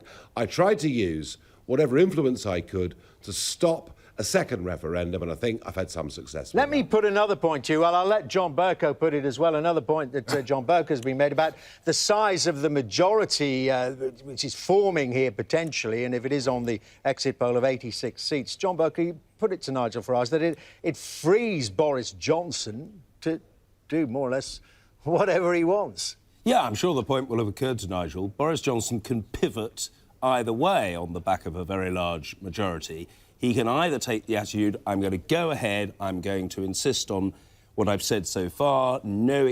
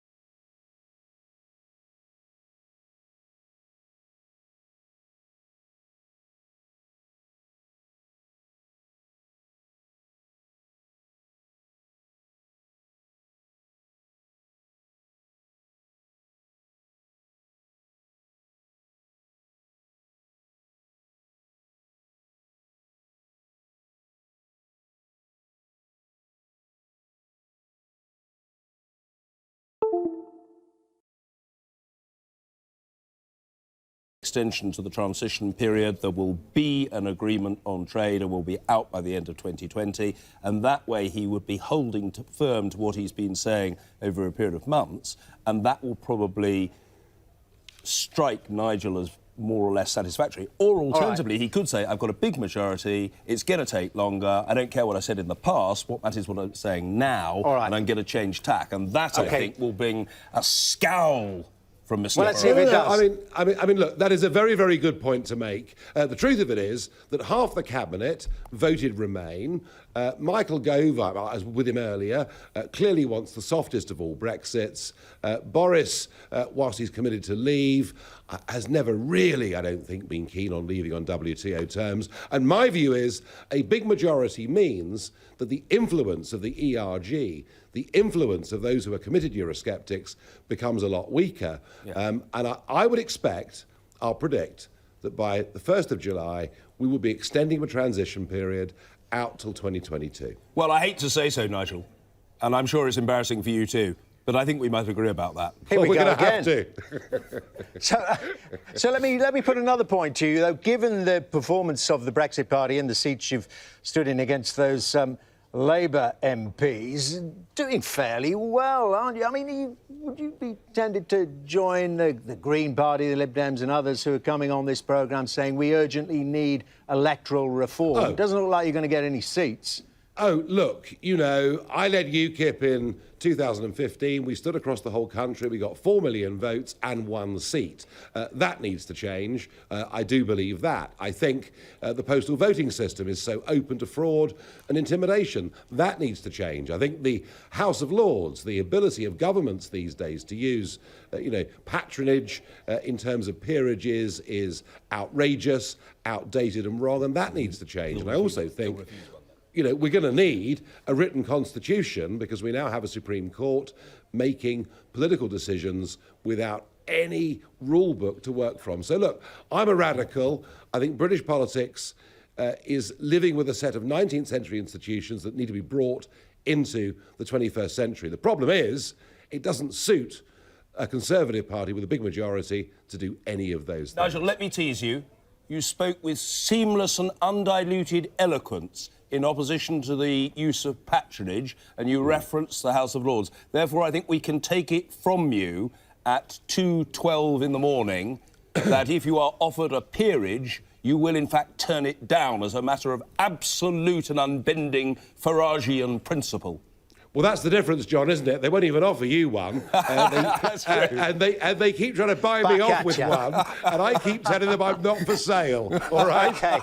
OK, well, what amount of agreement there between Nigel Farage and John Bercow. Listen, results and coming in unexpected. Nigel Farage, you'd be interested here that Hartlepool is expected to declare soon. Richard Tice, your chairman, standing there. See if you actually might manage to get a seat. The exit poll doesn't seem to suggest that. And thank you very much indeed. We're going to say goodbye to you, Mr Farage. Stockton South, this was Labour gain in 2017, a declaration expected there. Clwyd South, you may remember me mentioning a few minutes earlier in Wales, up in the northeast of Wales there. We didn't show you the numbers, though, again there from the Labour Party. Simon Baines there with 16,222. Labour pushed back to nearly 15,000. Hartlepool, I just mentioned. Well, let's see how this one goes. Brexit Party there. Maybe the Conservatives will do well as well. Let's see how it goes. We're going to bring you that shot in a moment or two. In between time. There we are. Declaration imminent. As I said, once the seat of Peter Mandelson way back when, in those distant Blairite years. Mike Hill defending now for Labour. Declaration. The results in this constituency, the results for a general election are declared by the first citizen of the area, which is the ceremonial mayor of Hartlepool Borough Council, Councillor, the Mayor Brenda Loynes, and I would like to invite Brenda Loynes now to declare the results of this election. Thank you, Jill. I, Brenda Loynes, being the returning officer for the election of a Member of Parliament for the Hartlepool constituency, held on the 12th of December 2019, do hereby give notice that the number of votes recorded for each candidate at the said election is as follows.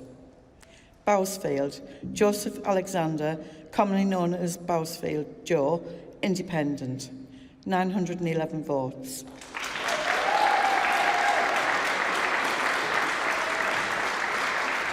Cranny, Kevin, Socialist Labour Party, 494 votes.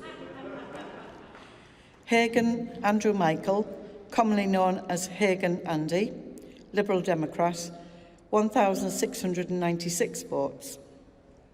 Hill Michael Robert, commonly known as Hill Mike, Labour Party, 15,464 votes.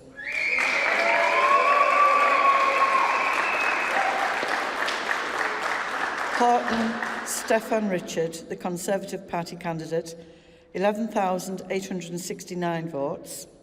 Tice Richard, Brexit Party, 10,603 votes. The number of ballot papers rejected was as follows. Want of an official mark, nil. Voting for more candidates than voter was entitled to, 27. Writing or mark by which Well, voter... there we are, a dramatic result in Hartlepool, in spite of the fact that it's going down on the scoreboard as a Labour hold. Mike Hill, they're elected with a reduced majority, 3,595. But the tale of that seat, if we can go back to the numbers, is the split in the vote between the Conservative candidates on around about 12,000 and the Brexit Party around about 10,000. And the argument, remember, UKIP were second there not so very long ago. If you put those two numbers together, you actually get a Leave majority there. Perhaps Mike Hill has dodged a bullet there, so to speak. John Bercow nodding along. Right now, I'm told we are hearing Beth Rigby. Well, I was just saying that Hartlepool was where Nigel Farage made the announcement that he was going to stand down in 380 Conservative seats, and that was their main target, really, Hartlepool. But as you can see, there's been here we go. Here's the change in chair here. 25% increase. Blackpool South declaring right now. Marsden. Yeah, that will be long. Conservative Party candidate, 16,247. Brown, David, Brexit Party, 2009. Coleman, Gary Ian, Independent, 368. Daniels, Rebecca Irene, commonly known as Becky, Green Party, 563. Green, William Lewis, commonly known as Bill, Liberal Democrats, 1,008. Marsden, Gordon, Labour Party, 12,557. And another win for the Conservatives in a heavily Leave voting seat back in 2016. Scott Benton there getting in, and a very decent majority, taking it from the Labour Party majority, 3,690. Labour Gordon Marsden had a majority in 2017 of 2,523. So another big turnover there in the north and northwest, this time in a Leave-leaning seat. Stella Creasy, we are hearing, the Labour MP down to London in Walthamstow, is waiting for her result. And there she is there with a big rosette. Oh, I'm working out there, Stella Creasy. You got the little one out tonight. Sleep or awake there? Well, she started heckling me when I gave my acceptance speech, so she's starting to wake up a little bit. But she's 2 weeks old, so I couldn't really leave her at home. OK. Well, indeed. And tell us, though, about the night's personal results aside. Well, tell us about that, first of all, because there is a tale of two elections, at the very least, isn't there, developing for the Labour Party? Yeah, look, I'm extremely honoured that the people of Walthamstow have yet again voted for me to be their MP, and acutely conscious they don't just need a Labour MP, they need a Labour government. And I can't pretend that what is happening across the rest of the country isn't absolutely devastating. I'm gutted to see very, very good colleagues who I know, just like me, are passionate about their local communities, passionate about this country, not being returned to Parliament.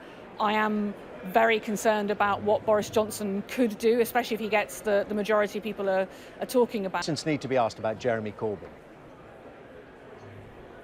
Look, I'm sure there will be questions asked about all sorts of things. Yes, including leadership, also including policies, including campaigning. That's what happens after an election. Right now, it's about 1:30, 1:45 in the morning. We're still seeing what is happening. Obviously, some of my colleagues are managing to hold on, which is fantastic. Some of them aren't winning, and I'm really hoping we're going to get a positive result here tonight in Chingford. That's the one result we're waiting for now here. Look, we have to see how the pieces lie first, but I don't think any of us can pretend this is what we were hoping for and what we've been fighting for. And obviously, we owe it to the British public to ask ourselves why we didn't win. You mentioned Chingford there, waiting to see if Ian Duncan-Smith might be removed by a Remain vote, and that's what I referred to, I suppose, in my first question to you. This tale of two elections, at least. Sure. Is Labour now becoming a metropolitan party? You can only win in Remainy seats like yours.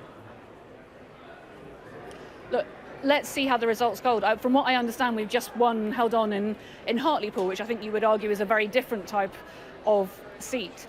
We have to see what the results are. I've only seen a handful come in so far. Obviously, I've been here at the count and also looking after this one. But I do accept the challenge that we need to be a party that can win support across this country in order to win a government. I don't think that's an unfair question. I just don't know at this point in time what the test is that we've met. OK, thank you very much indeed. We are hearing from the leader, Jeremy Corbyn. Thank you very much for coming. Lovely to see you. Mr. Corbyn. Come and join the monster raving loonies. Hanukkah's come early. Hanukkah's come early.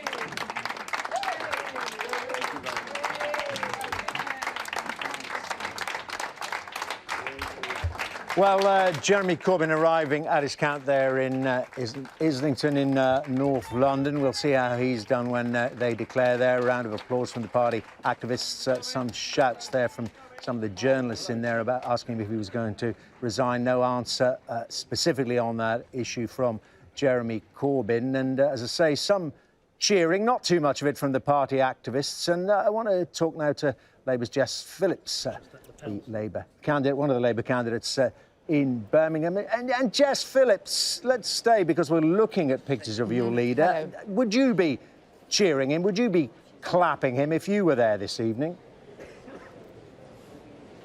I might act with courtesy, so yes, maybe. I don't think that there's nothing to gloat about, is there? But I don't think that there's much for the Labour Party to feel particularly good about and to be clapping and cheering. But you know what these things are like. It's for the cameras, isn't it? Well, out of courtesy, I mean, do you think that, OK, after a period of reflection and examination, you need a new leader? I mean, it would be impossible to say anything other than that, but as I've said on everybody who's put a camera in front of my face, I'm not going to stand here and scalp Jeremy Corbyn.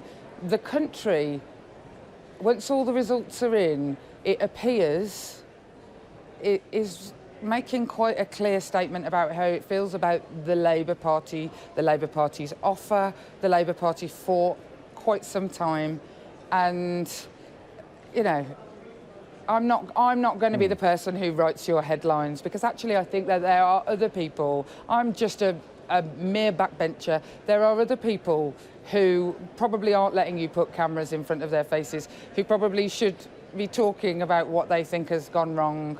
And I'm not going to write your headlines for you tonight. OK. No, indeed. Well, we don't. Something has got to change. You're right. We don't know what the headlines are fully going to be yet, but the results are coming in line with what the exit poll is telling us, and many people like you, prominent figures in the Labour Party, are saying, yeah, well, it's not going to be a good evening, to say the least. So just let me ask you. Well, it's terrible. Well, there we are. A bit of a headline in itself, one might say, Jess Phillips, but. This issue of where Labour can win, it's the cities now. You're looking like you could become almost an extinct species in the towns and major parts of the kind of post-industrial northeast, northwest Wales. The list goes on. It won't become extinct if we properly go out and listen. The Conservative Party will be found incredibly wanting. And so I don't think that the Labour Party is extinct, and I think it has every chance to rebuild itself. But that notwithstanding, tonight is terrible. It's horrendous, it's heartbreaking, it's painful.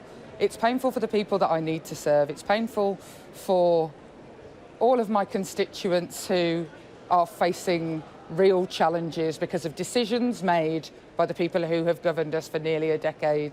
I remember when things used to get better, and now people have just got used to things getting worse. OK. And that is a tragedy that tonight the Labour Party wasn't able to rescue them from that. OK, Jess Phillips, thanks very much indeed for spending the time to talk to us. So we want to go live now to this count of the Labour leader, Jeremy Corbyn, there in North London. My colleague Sophie Ridge is there. And Sophie, we saw this ripple of applause as he arrived. Looks fairly muted. Tell us about it.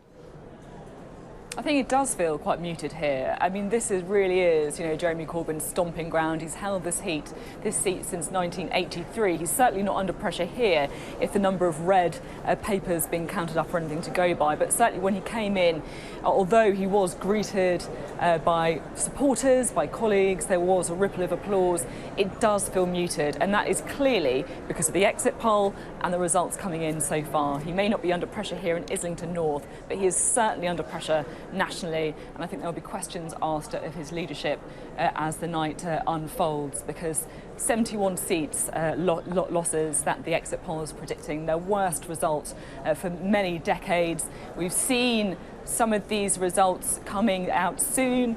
One of the results that we're expecting to hear right now is in Stockton South. Again, this is the kind of Leave voting area where Labour has been under pressure, so we can have a quick listen to try and find out what's happening there. Could it be more pressure on Jeremy Corbyn? That the number of votes recorded for each candidate is as follows. Devlin, Brendan Michael William, Liberal Democrat, 2,338.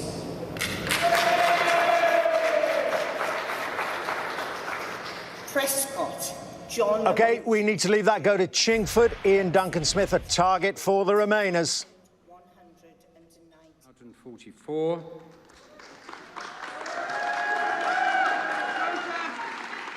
Faiza Shaheen, Labour Party, 22,219. Thank you. Therefore, I give public notice that Ian Duncan Smith is duly elected as a Member of Parliament for Chingford and Woodford Green constituency.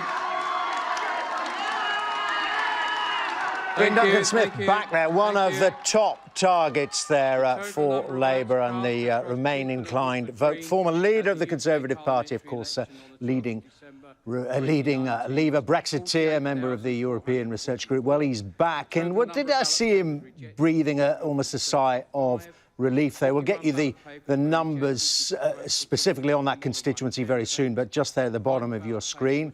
Well, Conservatives have reached 50 seats of this predicted total of 368. A bit of a swing there to Labour, and the Lib Dem vote, though, look at that, just about splitting it enough to let Ian Duncan Smith in. It was a close-run thing. Let's listen in to Mr. Duncan Smith. Can I thank, I hope on everyone's behalf, Mr. Mayor, the returning officers, all those who have worked incredibly hard here, both at the polling stations and also here doing the count tonight. Can I thank all of them, the police and all the security staff and everybody else. I wonder if we could give them a round of applause. They've done incredibly well.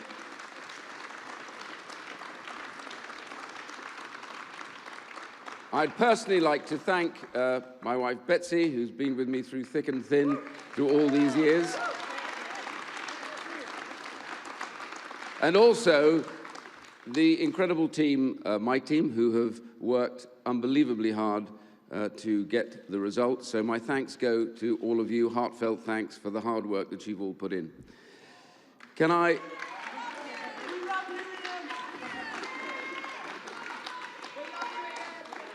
most of all thank, after 27 years, my constituency, Chingford and Woodford Green, I think they are fantastic, and I dedicate the next 5 years to serving them in my best capacity that I possibly can, no matter what they voted, no matter what their views are. I'm pleased, therefore, incredibly grateful to them that they have returned me once more to represent this constituency, and I'm also incredibly pleased that it looks like that I shall be doing so starting from Monday in a Conservative majority government. Thank you very much indeed. In Duncan Smith, back in Narrow Squeak in Chingford. Let's go to a Labour gain from last time round.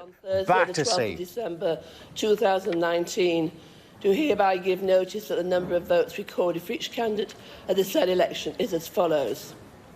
Kim Caddy, the Conservative Party candidate, 21,622.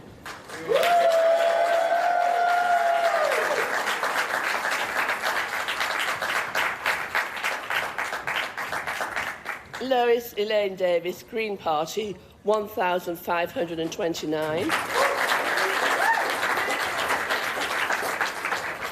Marsha Chantal de Cordova, Labour Party, 27,200.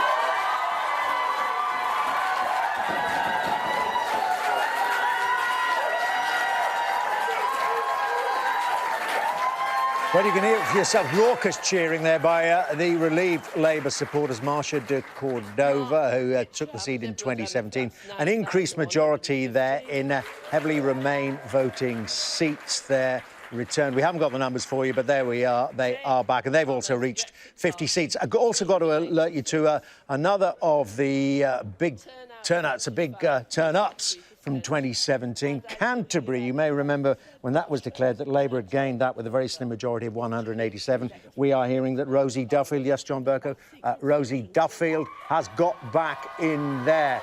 The exit poll suggesting that the Tories might regain Canterbury. Well, they haven't. Again, and look at the turnout, 75%. Again, a Remain-leaning seat, Rosie Duffield there. 29,000 over the Conservatives, 27,000. Rosie Duffield elected with an increased majority. I said it was only 187. Well, she's multiplied that by more or less exactly 10, 1,836. Let's go back to Sophie Ridge and get her assessment. And what we're seeing here, Sophie, is what I was putting in part to Jess Phillips. Labour, where they are doing well, tend to be these cities with Remain-leaning seats and in the southeast. And these vast swathes, it looks like, of their former heartlands under real threat. It really does feel, Dermot, like we're seeing a realignment, and that is certainly what people in Labour are saying as well. Labour candidates at the election saying that they think there's different stories going on in London and in the rest of the country. Talking to people in close to Jeremy Corbyn, the Labour leader, as well, they're saying to us, sorry, we're just hearing some overhead speakers from the declarations here. We're not expecting them quite yet, though.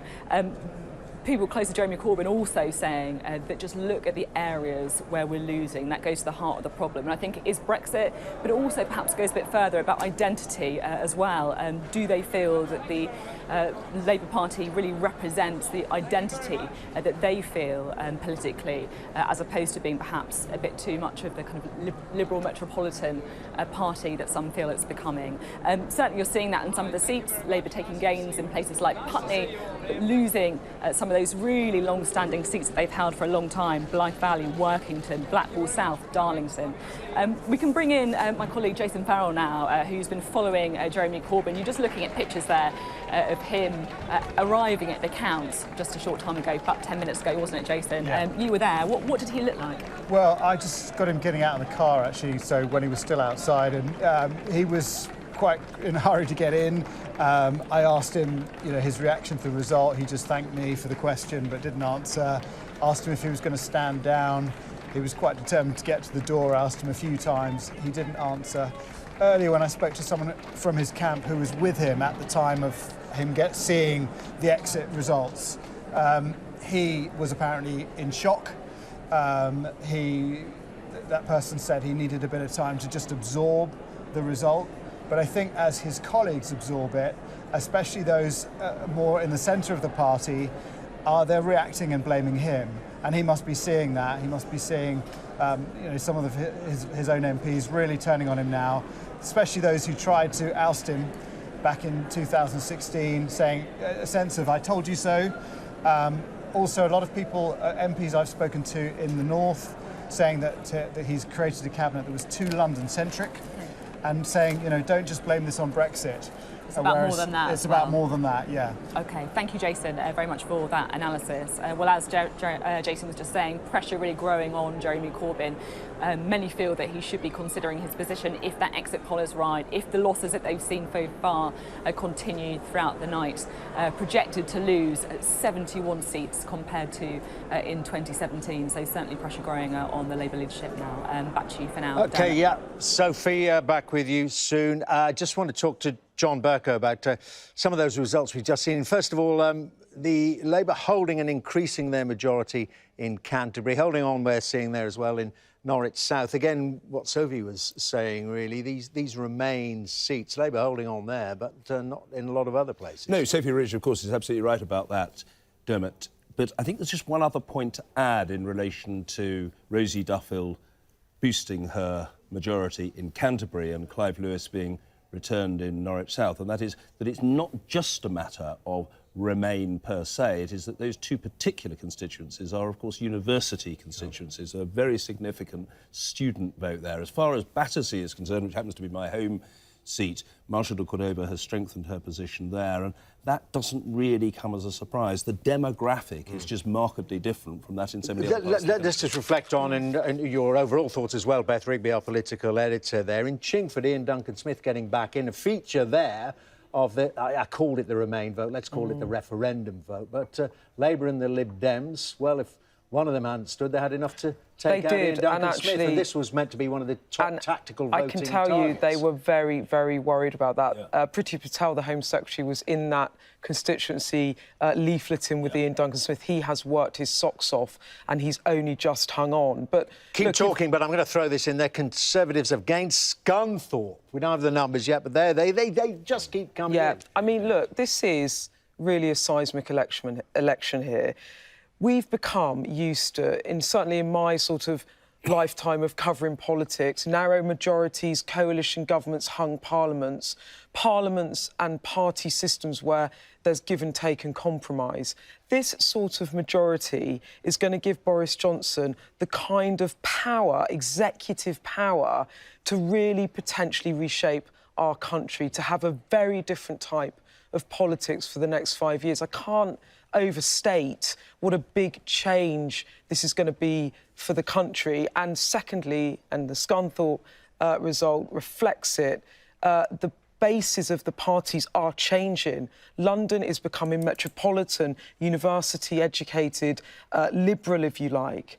The Tories are taking traditional Labour, working-class, heartland areas, and that is going to have an effect too on how Boris Johnson has to run his government, because he's going to have a different bunch of voters now supporting it's an interesting point, Beth, just very quickly, John, because please make your point. Sure. No, what we've got here is identity politics trumping old-fashioned socio-economic determination of how people vote. People used to vote on a straightforward economic basis, and maybe people are now voting on a different basis. And the question is, will that be sustained? I've been in the House of Commons 22 years, and there's not been a Conservative Member of Parliament for Scunthorpe until now. Yeah. Lots of implications for both the major parties there.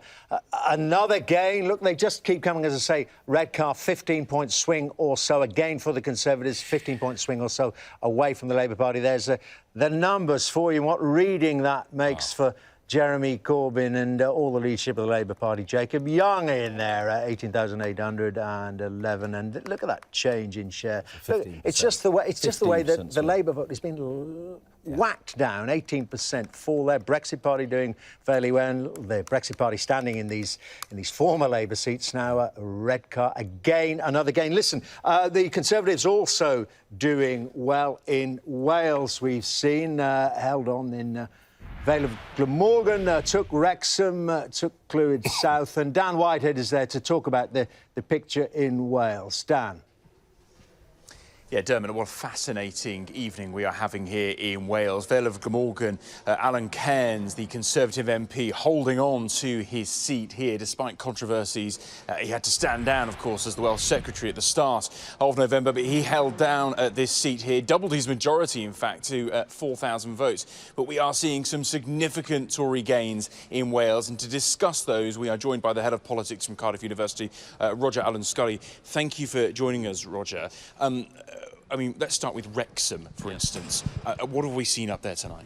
Well, the Conservatives, not had this seat for a very, very long time. They did not win it at all in the entire 20th century, yet they won the seat quite clearly tonight. And that was very significant, actually, that result, because it's the first ever time that the Welsh Conservatives have elected a female MP. Significant polling earlier this week. It looks like that the Tory gains that you had predicted are going that way. What else have we seen, especially in North Wales? Well, we're seeing, Labour potentially, Labour have been the dominant party in Wales for almost a century, yet they could come very close to, if not actually being wiped out in North Wales, losing all of their seats there.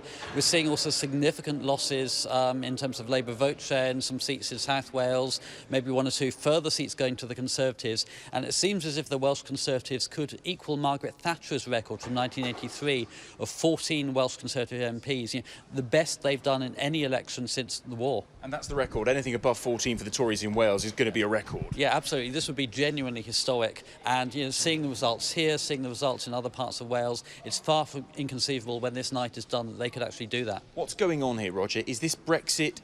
Is it Jeremy Corbyn? Is it both?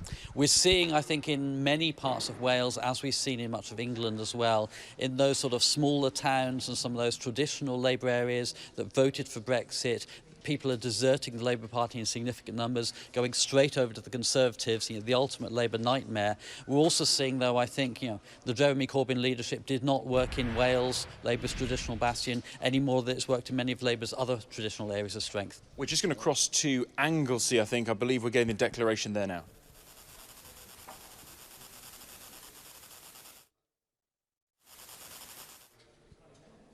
OK, well, thanks, Dan. And talking about Wales there and the threat to Labour's dominance there over so many decades and indeed centuries. But we were looking at the picture in Inishmore. This, of course, is a Labour seat that on current performance is under threat. So we're not able to bring you that declaration, bring you the numbers yet. But what I do want to tell you about is that the SNP have made again. It's not all great news for the Conservatives, and certainly not in Scotland. The SNP have taken Ochil and South Perthshire. John Nicholl is back there. John Nicholson, yes, excuse me. John Nicholson is back there after a short period out after losing the seat in 2017. John Burke? No. Previously, the Member of Parliament of that constituency was the indefatigable Tasmina Ahmed Sheikh. He lost his seat. We mustn't airbrush Tasmina. Nobody could airbrush Tasmina Ahmed Sheikh out of history. She had a very distinguished record, but she lost her seat. No, John Nicholson was a member elsewhere, and now he's got back in this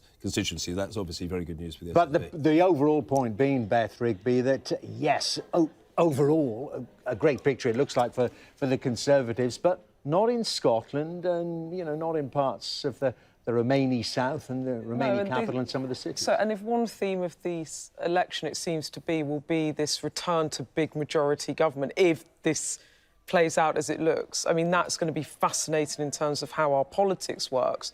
But in terms of the Conservative Party, if they have losses in Scotland, if the SNP really build their base, that will just strengthen Nicola Sturgeon's hand in calling for a second independence referendum. You put into the mix Brexit, which Scotland voted against, and what you can see is a strong Boris Johnson in Westminster and in Parliament. Beth, West Bromwich West. Can Labour hold on here? Majority of 4,400 from the last election.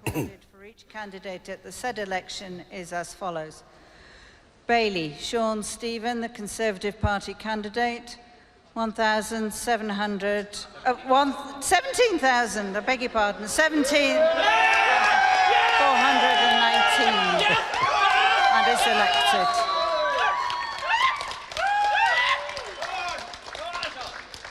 Clucas Helen Flora, commonly known as Clucas Flo, Liberal Democrats to stop Brexit, 915. Cunningham James Thomas, Labour Party, 13,620.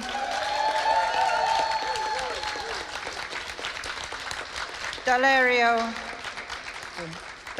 Francesco, commonly known as Dalerio two Franco, gains in quick succession for the Conservatives. Once again, West Bromwich West there that we're looking at, Inishmore that we briefly focused on their Anglesey in Wales. A gain there from the Labour Party. Looking at West Bromwich West, as I say, there was a majority there for the Labour Party of 4,400. It was a seat that voted 68.7% to leave the European Union. The Brexit Party standing there, not doing too well. And this Conservative gain from Labour, they've turned that 4,000-odd majority for Labour into a majority for the Conservatives of 3,700 or so, taking just over 50% of the votes. And the Labour Party hooked below 40%. And change in share, up 10%, nearly 11%, the Conservatives. The Labour vote down 12.5%. Brexit Party 5.3%. Bishop Auckland, very slim majority from the past election for Labour. Declaration of results of poll, Durham County, election of a Member of Parliament for Bishop Auckland, held on Thursday the 12th of December 2019. I, Terry Collins, being the acting returning officer at the election, do hereby give notice that the number of votes recorded for each candidate at the said election is as follows. Brown, Nicholas Allen, Brexit Party, 2,500. Fairham, De Henna, Sheridan, the Conservative and Unionist Party, 24,067. Georgeson, Raymond Lawrence, Liberal Democrat, 2,133. Goodman, Helen Catherine, Labour Party, 16,105.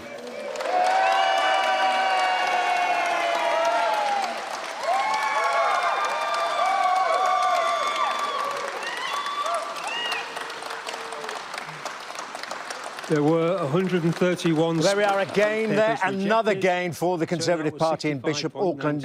Not too high a mountain for them to climb, given that they were only facing a 502-vote majority there for Helen Goodman, who took it at the last election. But look at the size of that majority. Look what they've turned it into, nearly 8,000 majority in Bishop Auckland. Another heavily leave voting seats, and they've taken over 50% of the vote in Bishop Auckland. Labour pushed down to 36% again.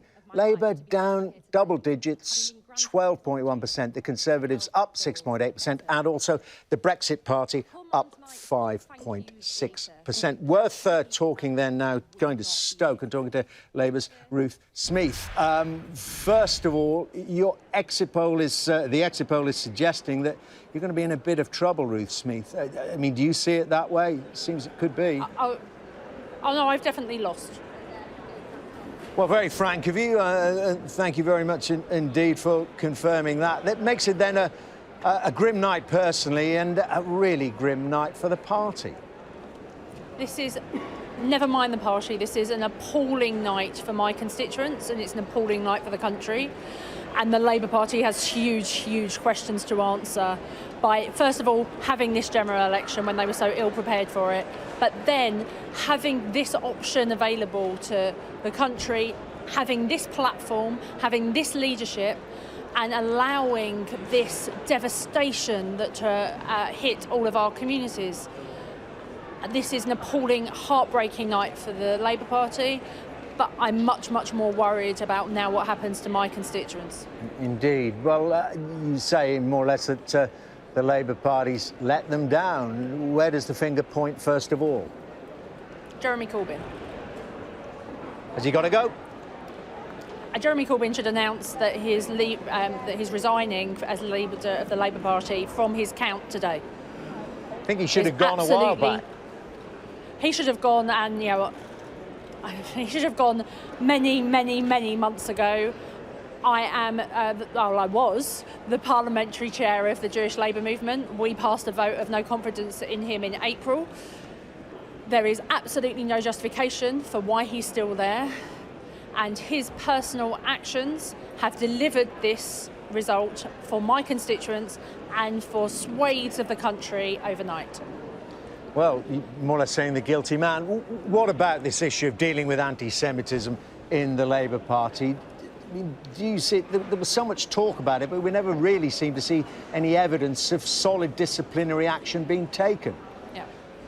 Well, I think it's very clear that when someone says I haven't got human blood and they're not even suspended from the Labour Party, when someone says vile misogynistic things about people like me and others, words that I wouldn't use on Sky TV, and they are not expelled from the Labour Party, suggests that we have a problem.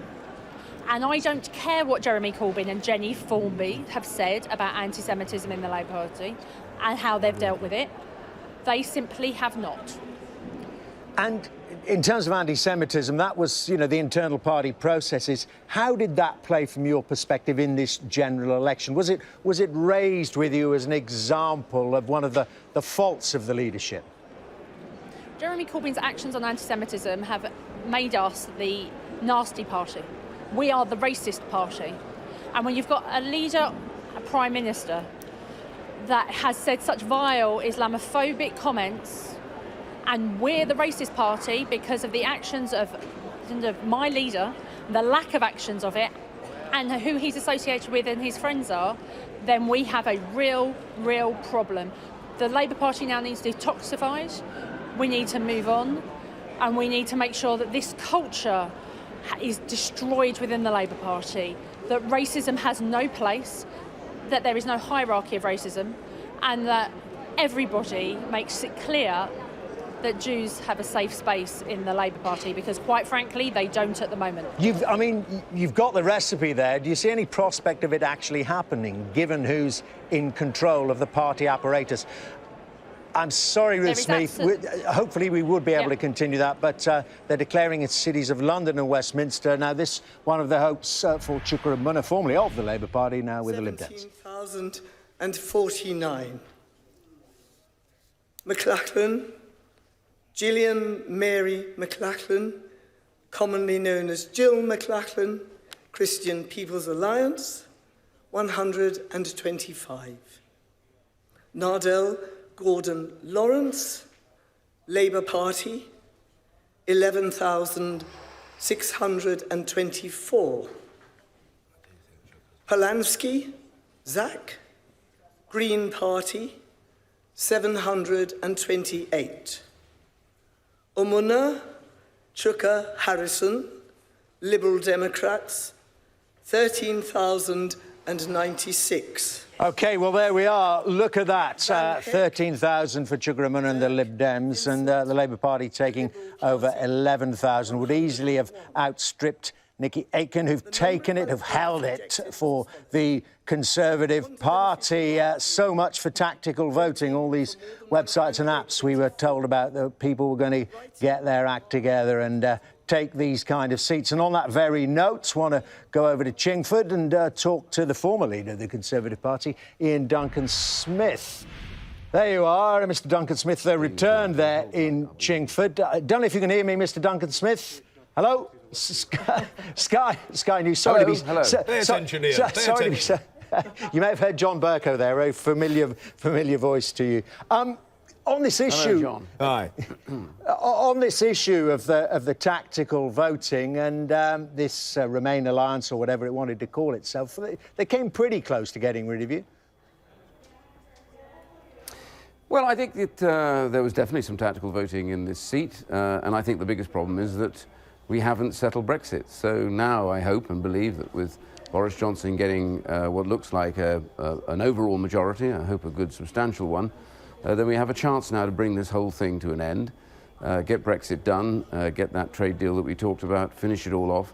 The only way I think we'll bring society together again over this issue and stop this being an issue at every election and even in people's private life is to do that, to get Brexit done. And that's where Boris Johnson is the only one that made that promise. Otherwise, if it had been anybody else, we'd be meandering along for another 6 months to a year with no decisive results. So getting that majority was critical, and I do believe Boris Johnson is a one-nation Prime Minister, and I don't think he's going to spend his time doing anything else He's going to do Brexit, he's going to do Well, health, let's just concentrate. He's going to get more police on the streets.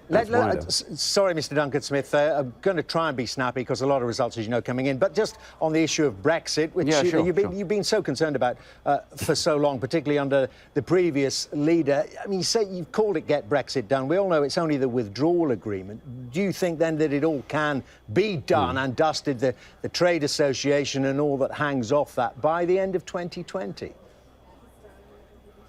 I think it is wholly feasible because a lot of this work has already been scoped by the Civil Service and the Foreign Office behind the scenes. The Brexit Department have already been scoping out what the arrangements are. They've been discussing those with the EU. It's not as though it's going to start from scratch in January. The reality is it is feasible to do that. They want a deal. I think this majority that we're going to get now, it looks like, with the Conservative Party, does also do something for that negotiation. It tells the European Union you're now dealing with a government that can get things through, which means now settlement is almost instantaneous. It'll come back to Parliament and we'll be able to get these things through because we have a majority. So that relationship changes between the two of them. But I mean, Mr Duncan-Smith, he can get things through. I'm sorry, got to cut it off. We're going to Belfast North because Nigel Dodds, the Westminster leader of the Democratic Unionist Party, standing there. Will he hold on? 135, 21135.